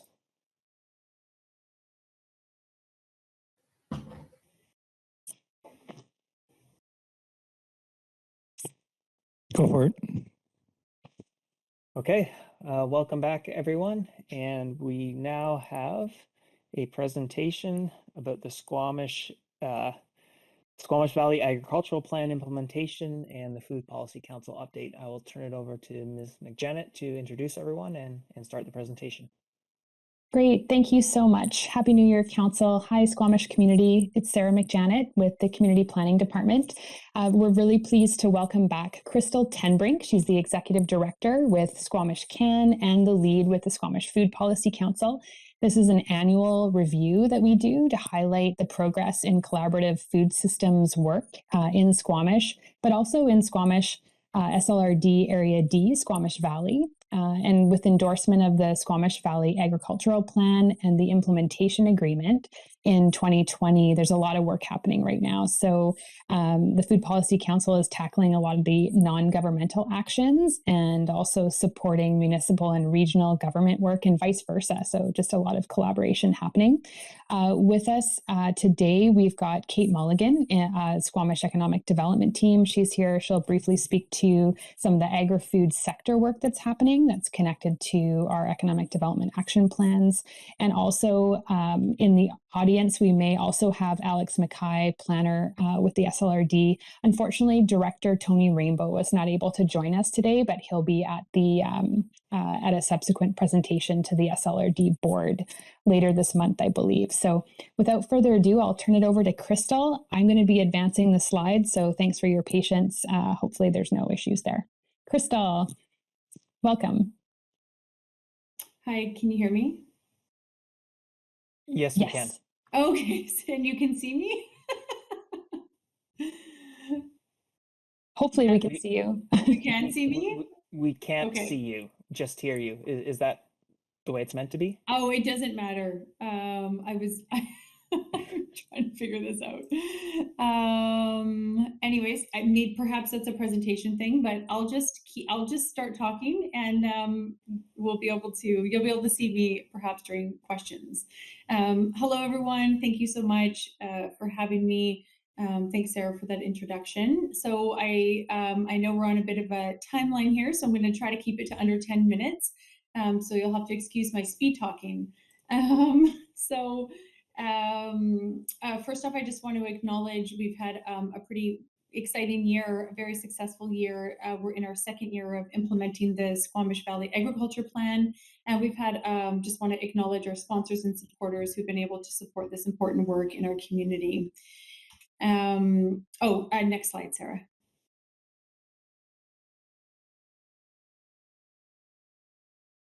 Bear with me here. Yeah, that's fine. Yeah, thanks. So as you can see, we've just thrown together a little timeline as to where everything all started from back in 2009, and having conversations around, do we need another environmental climate change group? And the answer was clearly yes. And so fast forward, we've been able to endorse the Squamish Charter, help support the deep dives for the official community plan for 2040, get that policy adoption happening. And 2020 was a pretty jam-packed year with all kinds of good stuff in there, including the new food asset of the Bailey Street Garden, helping support the Loggers Lane neighborhood plan review, and responding to COVID-19. And so I look forward to sharing with you now about what we're up to or what we've been doing in 2021. So there's about 6 to 8 high priorities that we've been focusing on, and then as other things come up, then we'll definitely be able to support it if time allows within the implementing of the agriculture plan. So we were able to co-host the BC land matching program with young agrarians, and we had 45 participants and 6 landowners, which was wonderful. We had met with 4 different community members. I'll keep going with this event. We were able to promote the land matching program that Young Agrarians offers, and because of that, we were able to now have about 12 to 14 land seekers registered with Young Agrarians and 2 to 3 landowners. And now they will work with a land matcher to help find a match for them. It's like dating, but for agriculture. Next slide, please. We were also able to help advance some of the other sort of getting land in production and having folks access land. So one highlight would be the new downtown community garden at Bailey Street. So thank you. Your staff were so amazing to work with to advance this project. And so it was just a win-win across the board, and it's beautiful. We were also now able, we have been working with Easter Seals to advance getting some land in production on site. We're working with Young Agrarians to work on a lease, and so that will be happening more in the new year as well. Hopefully, we also have 2 to 3 Squamish-based businesses that have expressed interest in being a part of this community farm, which is probably one of the highest priorities for this community. And as well, we have a committee who's dedicated with various expertise, including farmers and community farm workers, to come together to help us make sure that we're doing this in the right way and according to best practices and not reinventing sort of bad practices. We're also really excited. I'm sure you are aware that we're able to advance this 12,000 square foot school farm at Howe Sound Secondary. A few highlights from it I'd love to share include increasing food literacy in students through hands-on learning, connection to the land, various course integrations through business, food studies, leadership, woodworking, and more. We've been also able to design and develop a first of the province, to my knowledge, farm studies course through the Ministry of Education. So that's in progress to try to get approval so that Howe Sound Secondary might be able to hire a farm studies teacher for next year, which is very exciting. A big focus for this project is let's build a school farm to the best of our ability and have this model be scalable across the province and beyond. And so we're working with our provincial partners, Farm to School BC, who has given us $10,000 to help advance this work. And we're super excited for that, to be able to move this forward. We'll be breaking ground in this late winter as soon as all this snow melts. Next slide, please. Oh, lastly on that one, we've partnered with the Foundry, and so we're working with them to also sort of make that space, that connection between the Foundry and the farm quite accessible and beautiful. So we're super excited to work with them on that and do some shared programming. And Kate, Kate slide. Thank you, Crystal, and hello, Council, Chair and Council. I'm just going to present a few accomplishments and work that's ongoing as part of economic development's focus on agri-foods. And so what we're working on is to work on developing the agri-food sector as was identified as part of the Squamish Valley Agricultural Plan. And as part of that work in 2021, we did a deep dive looking at the agri-food emerging focus area. And what we did out of that is we created a sector profile that allowed us to create a vision and mission and understand opportunities for growth in this area. We also, with Crystal, we undertook a partnership with UBC Farm Feeding Growth, and that provides local businesses with affordable craft food and beverage sector-specific education. And that's an ongoing initiative that will continue into 2022. And we help subsidize the education portion through the partnership. We also have recently completed a craft food, beverage, and agricultural economic impact study, or should I say sector impact study. And that study was in partnership with the Chamber and Tourism Squamish, and we'll be bringing that forward to Council in February. And this sector impact study looks at the economic impact of the craft food, beverage, and agricultural industry within Squamish and Area D. So it looks at things like revenue, jobs supported, as well as social and environmental impacts relating to the industry. In 2021, we designed an asset sharing tool for the business community, which we hope to implement this year. And this includes a focus on the agri-food sector, and it allows, provides a platform to allow for the exchange of business assets, including space and machinery and equipment. We are continuously talking to businesses to help support their needs in terms of their business development aims and goals. And we have a new Invest Squamish website that was built in 2021 and will be launching in the early part of 2022 that has a focus on agri-foods. Thanks, and I think I'm turning it over to me. Oh, sorry. That's fine. Sarah, yes, that'd be great. Thank you. So action item 2.4 was to support local procurement initiatives.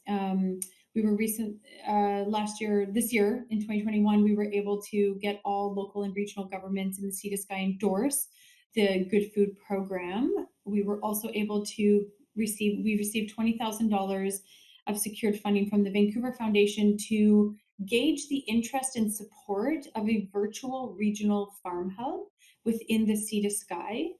And some highlights from those survey results include 279 responses, 225 residents, 31 farmers, 23 food purchasers, so that's commercial purchasers. 23% of the survey respondents were supportive of the overall project. People had really identified the affordability and convenience in terms of like the success of this project moving forward.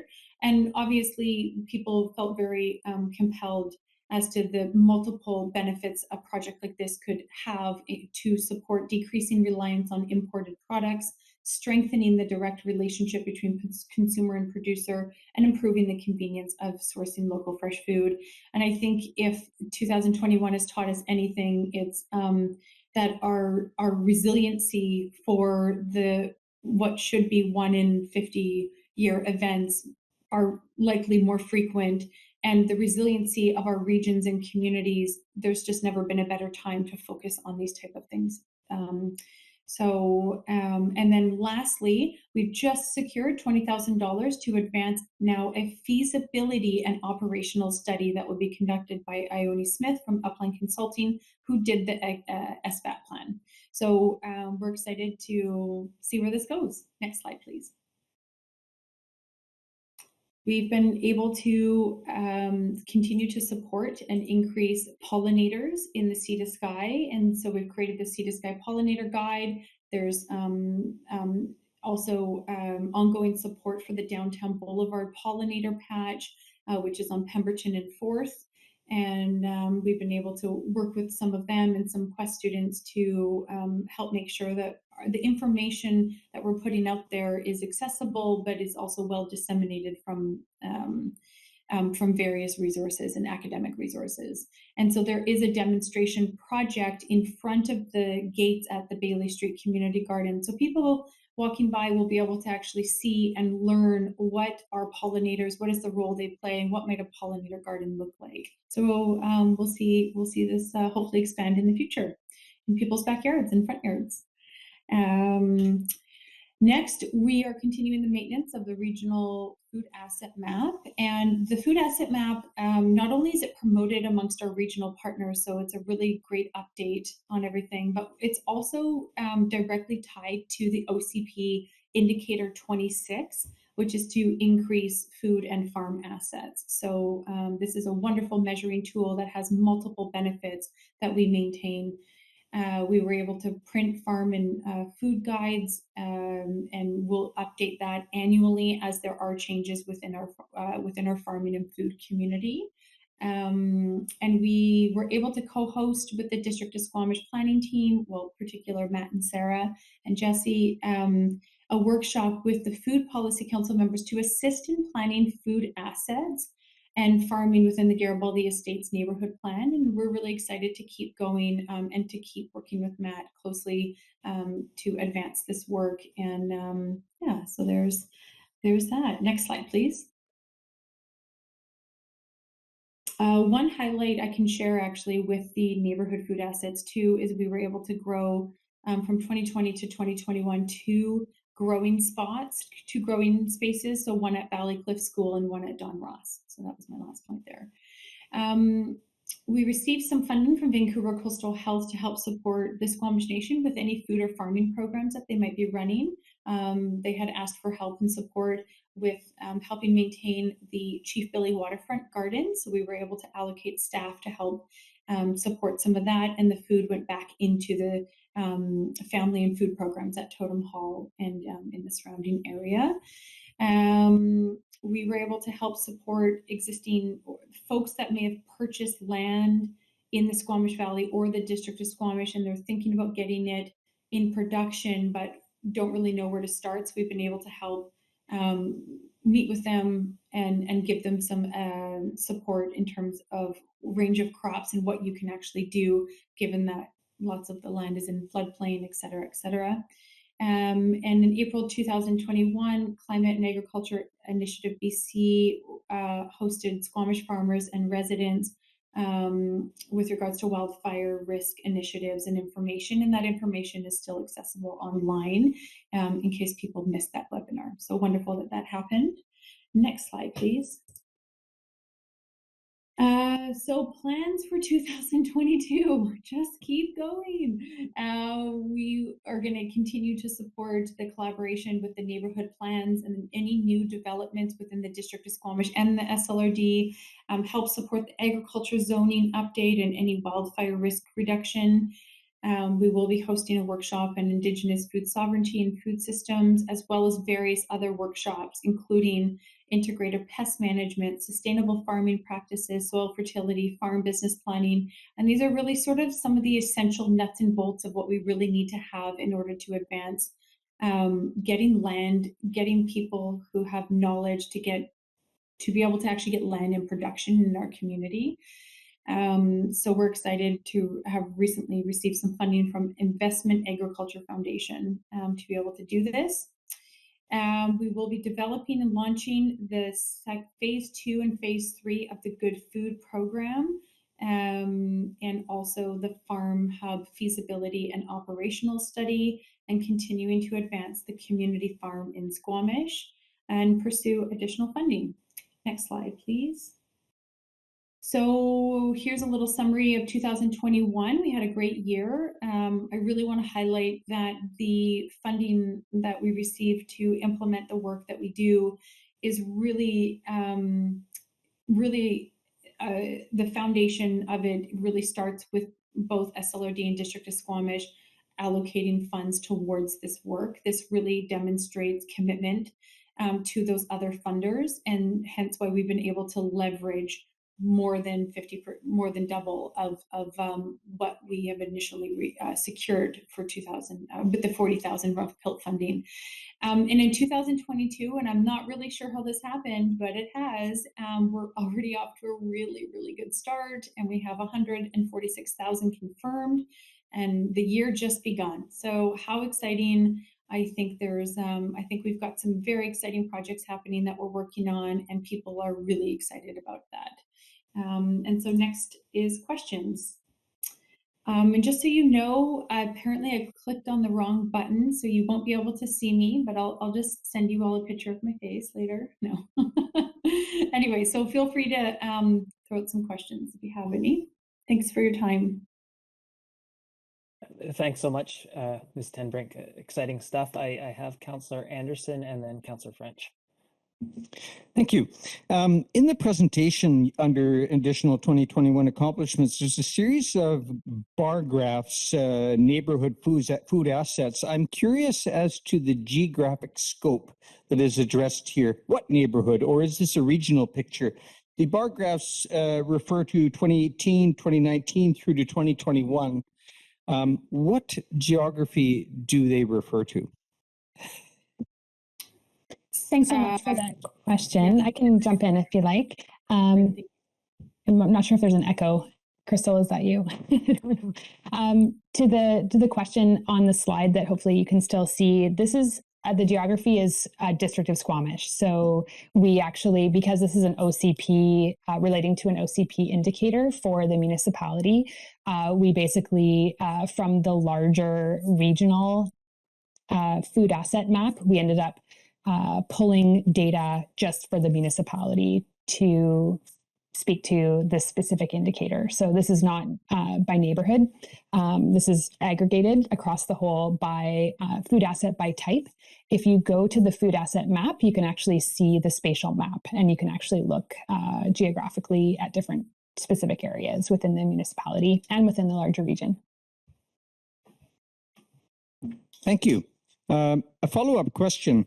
Back in 2017, there was the agricultural land use inventory for the District of Squamish and Area D of the SLRD, and I don't recall whether my question I'll be posing was answered there, but it concerns specific categories of land that might be used for food protection, namely BC Hydro transmission line corridors and areas that for greenhouses that, of course, may have more flexible requirements, siting requirements, although may require servicing for water. But how these two categories of land or potential land use were addressed there, and how they might be considered in a community farmland trust that is referred to in your presentation, and for that matter, for the feasibility and operational study that might be completed by Oni Smith of Upland Consulting. So the question is, BC Hydro transmission corridors, how are we considering them in these planning exercises? And how are we considering opportunities for greenhouses that don't need to be on good soil, but do need certain other requirements? I might speak. Oh, Sarah. Go ahead, Crystal. Go ahead. Sorry, okay, I can't see a hand. Thanks, Councillor Anderson. I might start with the hydro. To my knowledge, myself, or other folks, staff with Squamish Food Policy Council and CAN, we've not considered the hydro route. It's an interesting point that you bring up. My understanding is farmers have really mixed feelings about farming underneath hydro lines, mostly from the EMFs that are released under the hydro lines. And so I don't know if anything's been conducted around that. So it'd be interesting just to explore that a little bit more.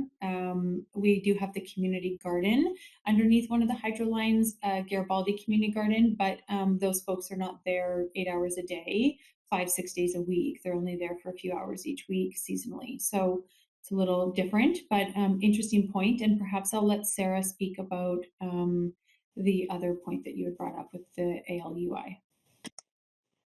Thanks, Crystal, for that context. With the agricultural land use inventory, all lands were reviewed as part of that inventory, with the exception of land within First Nations reserve areas. So it did look at ALR lands, non-ALR lands, lands that are privately held, provincial lands as well. So definitely through that desktop exercise and then through the review, it would highlight those as for the most part, non-ALR lands that are in production and being used for crops or food and veggies in the instance of the community garden that's within the current hydro right-of-way close to Mamquam Road.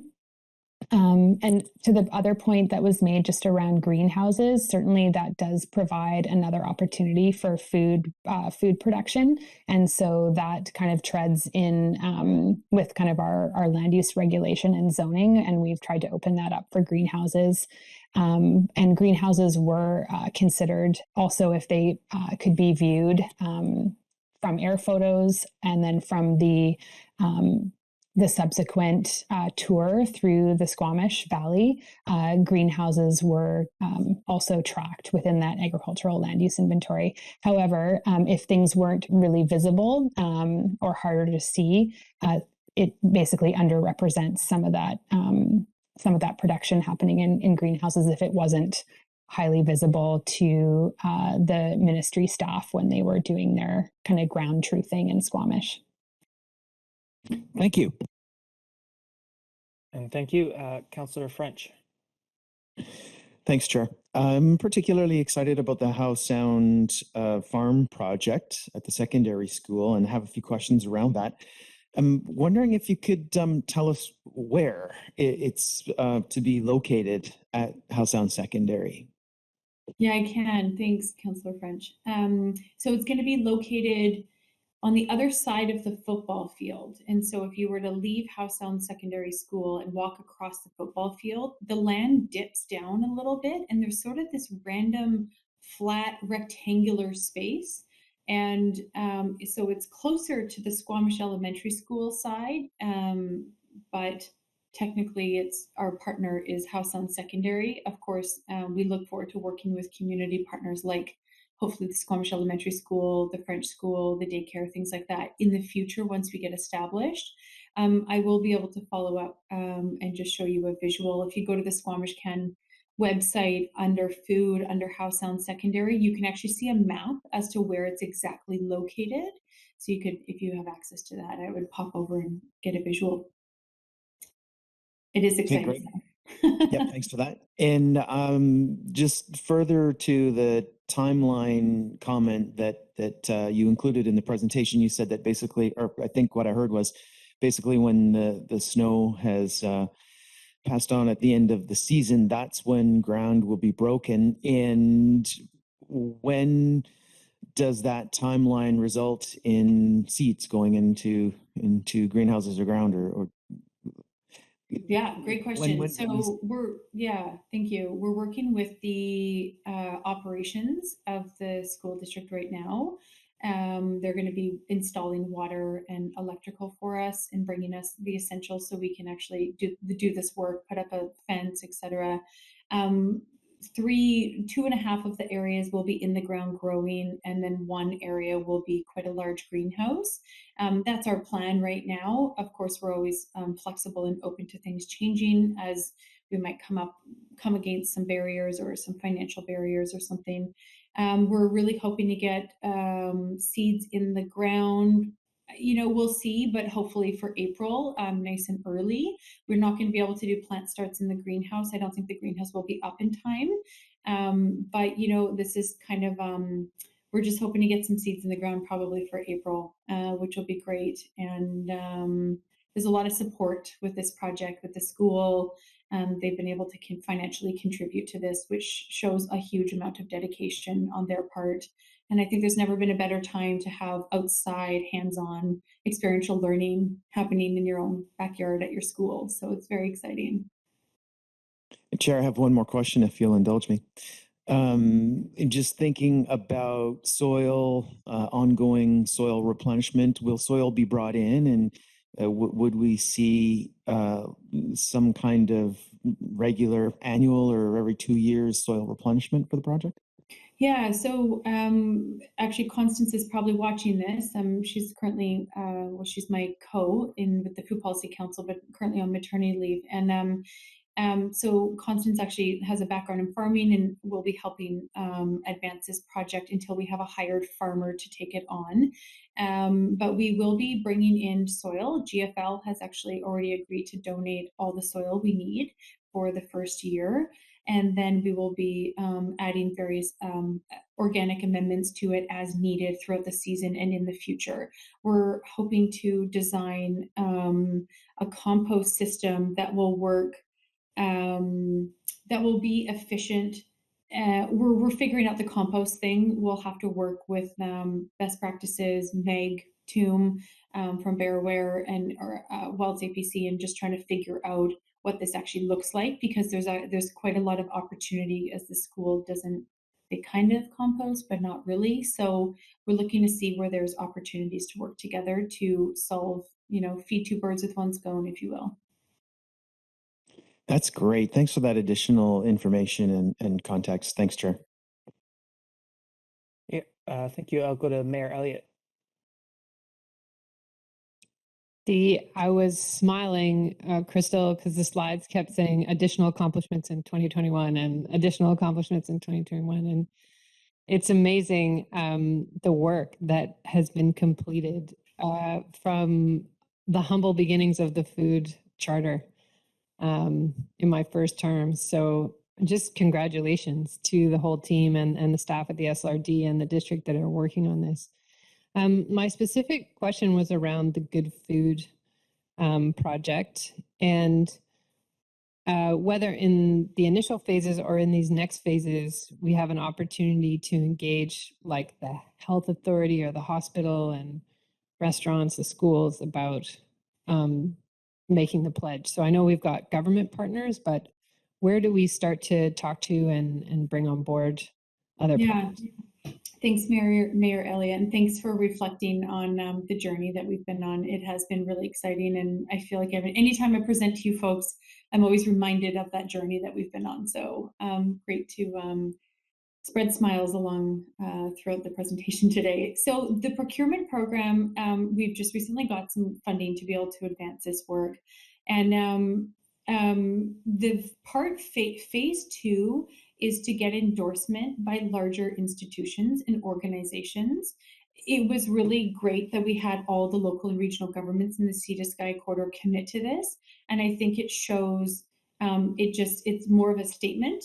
And then now we get to go to the hospital, and we get to go to the schools, and we get to go to folks that actually have like quite high impact in procurement policy potential changes, possibly Quest in the future, maybe Whistler Blackcomb going up to Pemberton. Pretty much anyone that purchases food, we're looking to get them to support and endorse the pledge, and then we will be working with them as the program advances and develops.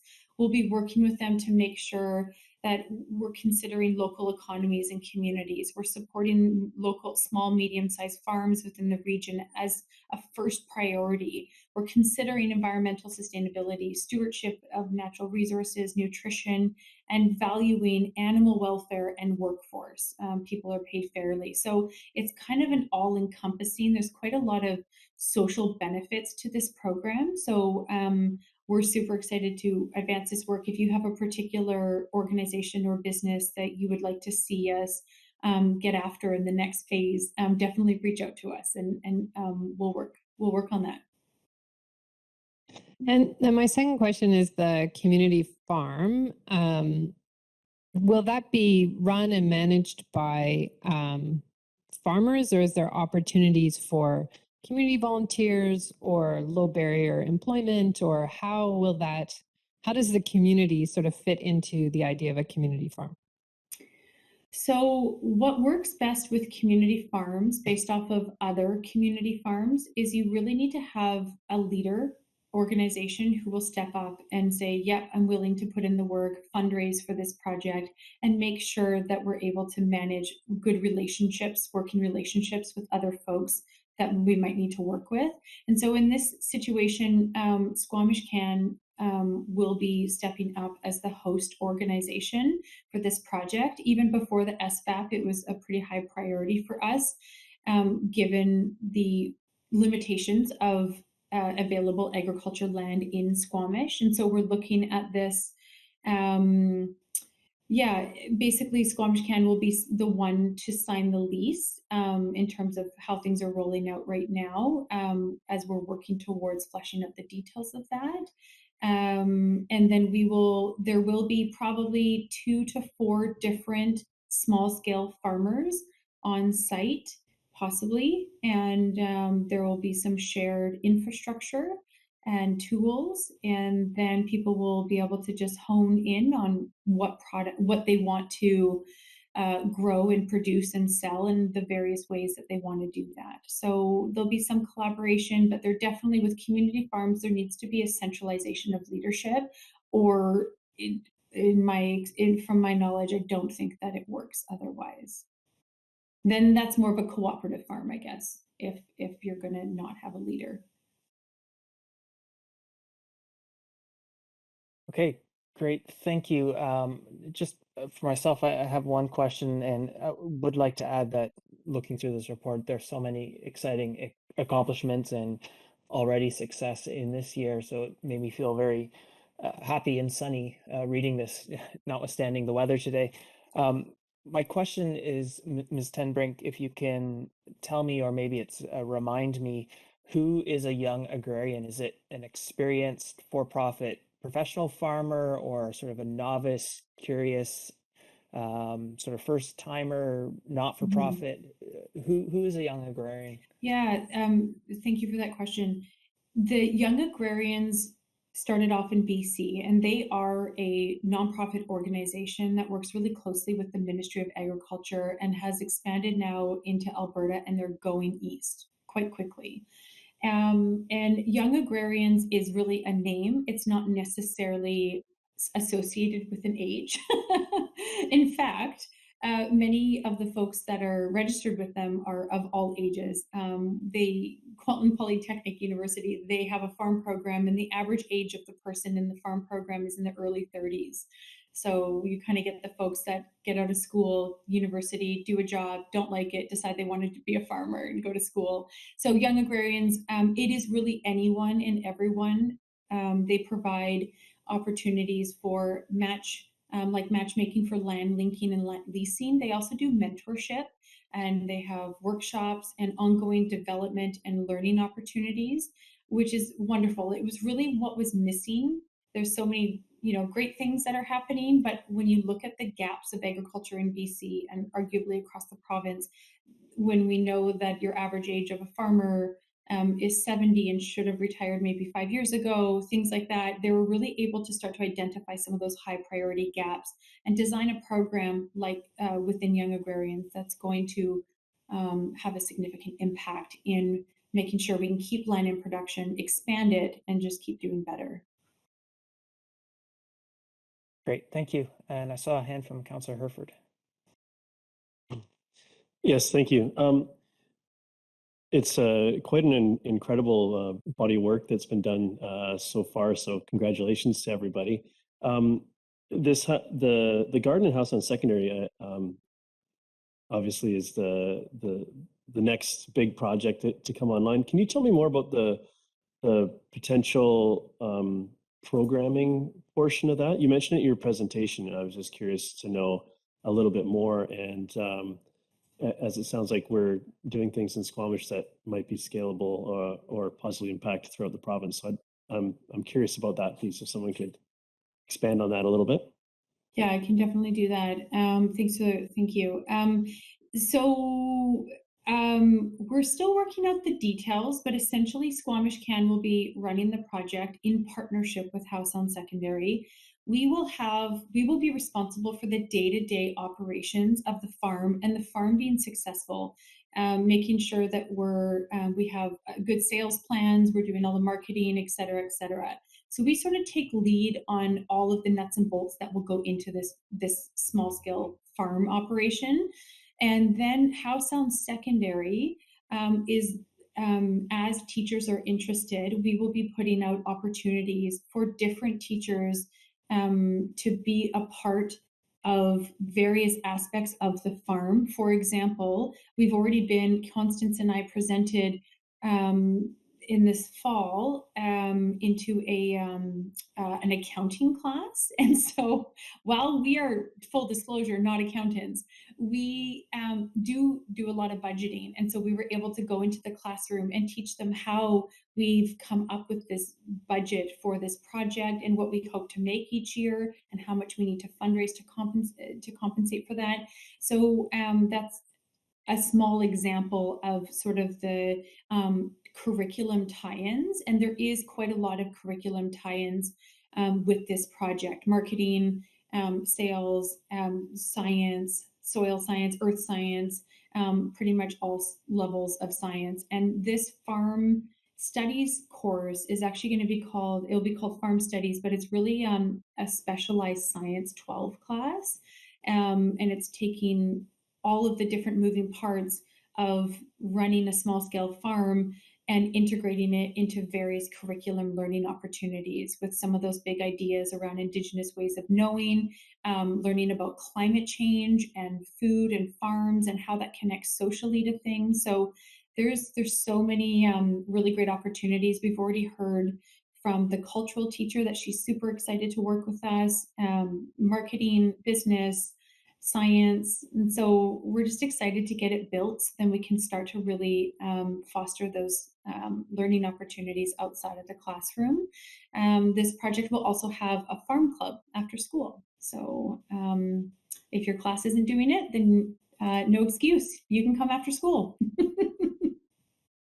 It's Sarah here. I will also add on the programming front that especially at the Mamquam Edible Schoolyard, that's a site that often we get requests from the district for summer camp destinations to come and learn about the different food growing that's happening at these sites across the community. So I think they will, as these assets are created throughout Squamish and at many of these school sites, I think there's exponential opportunity for additional programming, both through the education program, but also in other avenues, for example, through recreation services and summer learning for students. Mm-hmm. Some of the other school farms that exist on the island that I toured this summer do have farm camps. Constance and I and her little one went to go tour these camps, and it just looked like such a fun place to be in the summer. And I really love that it's just another option for our young people in Squamish, just in case you're not into sports and you're not into art, but maybe gardening and farming is your thing. So it's just another option, which I really love. And then we look forward to hopefully working with university farm programs where there might be some cross connection of credit with the farm studies class that can lead into a university credit similar to their chef program. So it's endless, the opportunities, and we're really excited to be a bit of a guinea pig for Farm to School BC. So we're very motivated to do a good job so it can be a realistic, scalable project for other schools. Thank you so much, and it touches on so many areas of study. It's really interesting, and good job for working so hard to create these opportunities for our community. So thank you very much. Thanks, Councillor Herford. Okay, it looks like we're right on time. I'm not seeing any more hands, so fantastic job, everyone, not just the plan, but especially what we've seen come out of the Squamish food policy and the agricultural plan. So thank you, Ms. Mulligan and Ms. TenBrink and Ms. McJannet. With that, Mr. Buxton, are you providing the presentation from TELUS on the TELUS letter? Or do we need 5 minutes to bring someone else into the room, or can we roll right into that? No, there's no presentation. Okay. So I will move into the TELUS item. Mayor Elliott, did you want to speak to this? All I can say is that we received a letter of request, or an email requesting a letter of support for improved connectivity to the Paradise Valley. And council was provided that email and a map with regard to that area. Some of it does overlap with a federal program we provided support for in January 2021. Although in checking with the proponent for that proposal, they've still not heard back from the federal government on whether they've been successful. So we're now in this sort of weird place where we have overlapping requests for infrastructure. And so it's really up to council to decide,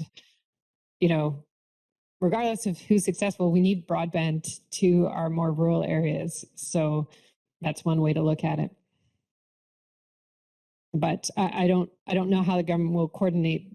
Would I think this is a provincial funding tool, and the other one we supported in January was for a federal program. Okay, thank you. Councillor Race. Yeah, thank you. And it was a little bit confusing for me too, and I didn't want to get into the position of sort of supporting two competing grants. But the first one, and I don't have it in front of me, but the first one was a business. And so my recollection of those types of support letters is that they say something like, we need broadband in this area, period. And it's couched in very general terms so that we're not giving assistance to a particular business. So if that was the case, then I wouldn't see any harm in saying we need broadband in this area, period, to a different level of government and let them sort it out as long as we're not prejudicing one against the other.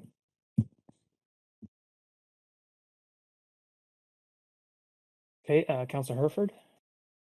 Yeah, I agree with that sentiment. I think the end goal here is having the coverage in the area and overlapping funding streams and providers, and to me that's sort of the nuts and bolts to getting it done. But that higher level goal, which is generally what we'd speak to in these letters of support, is to have that service in that area. So I'd be happy to see us write a letter, and maybe we pull that initial letter to borrow as much wording as we can for consistency from that. Okay, thank you. Just add my own 2 cents here. I wonder if there's a way we can frame it that doesn't pick one or favor one business over another, but does sort of identify that we might like to see these projects support or enhance one another as opposed to compete. If it's harmful, or if there's a benefit to actually sort of calling out, there's a couple grants at different levels out here, and let's put them together as opposed to picking one or the other. And maybe that just makes things too complicated, but that's the only thought I had. Maybe I will move that we send our standard support letter, which doesn't name the business, but only the requirement for broadband. Okay, I'm seeing a second from Councillor French. Any further discussion? Seeing none, I'll call the question. Anyone opposed? Not seeing any opposition, so motion carries. Chair. Mayor Elliott? I know this is committee of the whole. The TELUS required the letter by the 12th, and so just wanted to get make sure it was okay with committee to get that to them tomorrow. Okay, straw poll, I guess. Raise your hand if you object. Okay, looks like we're good there. Thank you. So I think, unless I've missed something, that's the end of our agenda. So a motion to terminate. Mayor Elliott, second Councillor Herford. Anyone opposed? No, we are done. So thank you very much, Council, for helping me out. It's a little bit interesting sharing from home, but appreciate all the support. So thank you very much. And yeah, hopefully see you all in person next week. Good Well job, done, Chair, Chris. from home.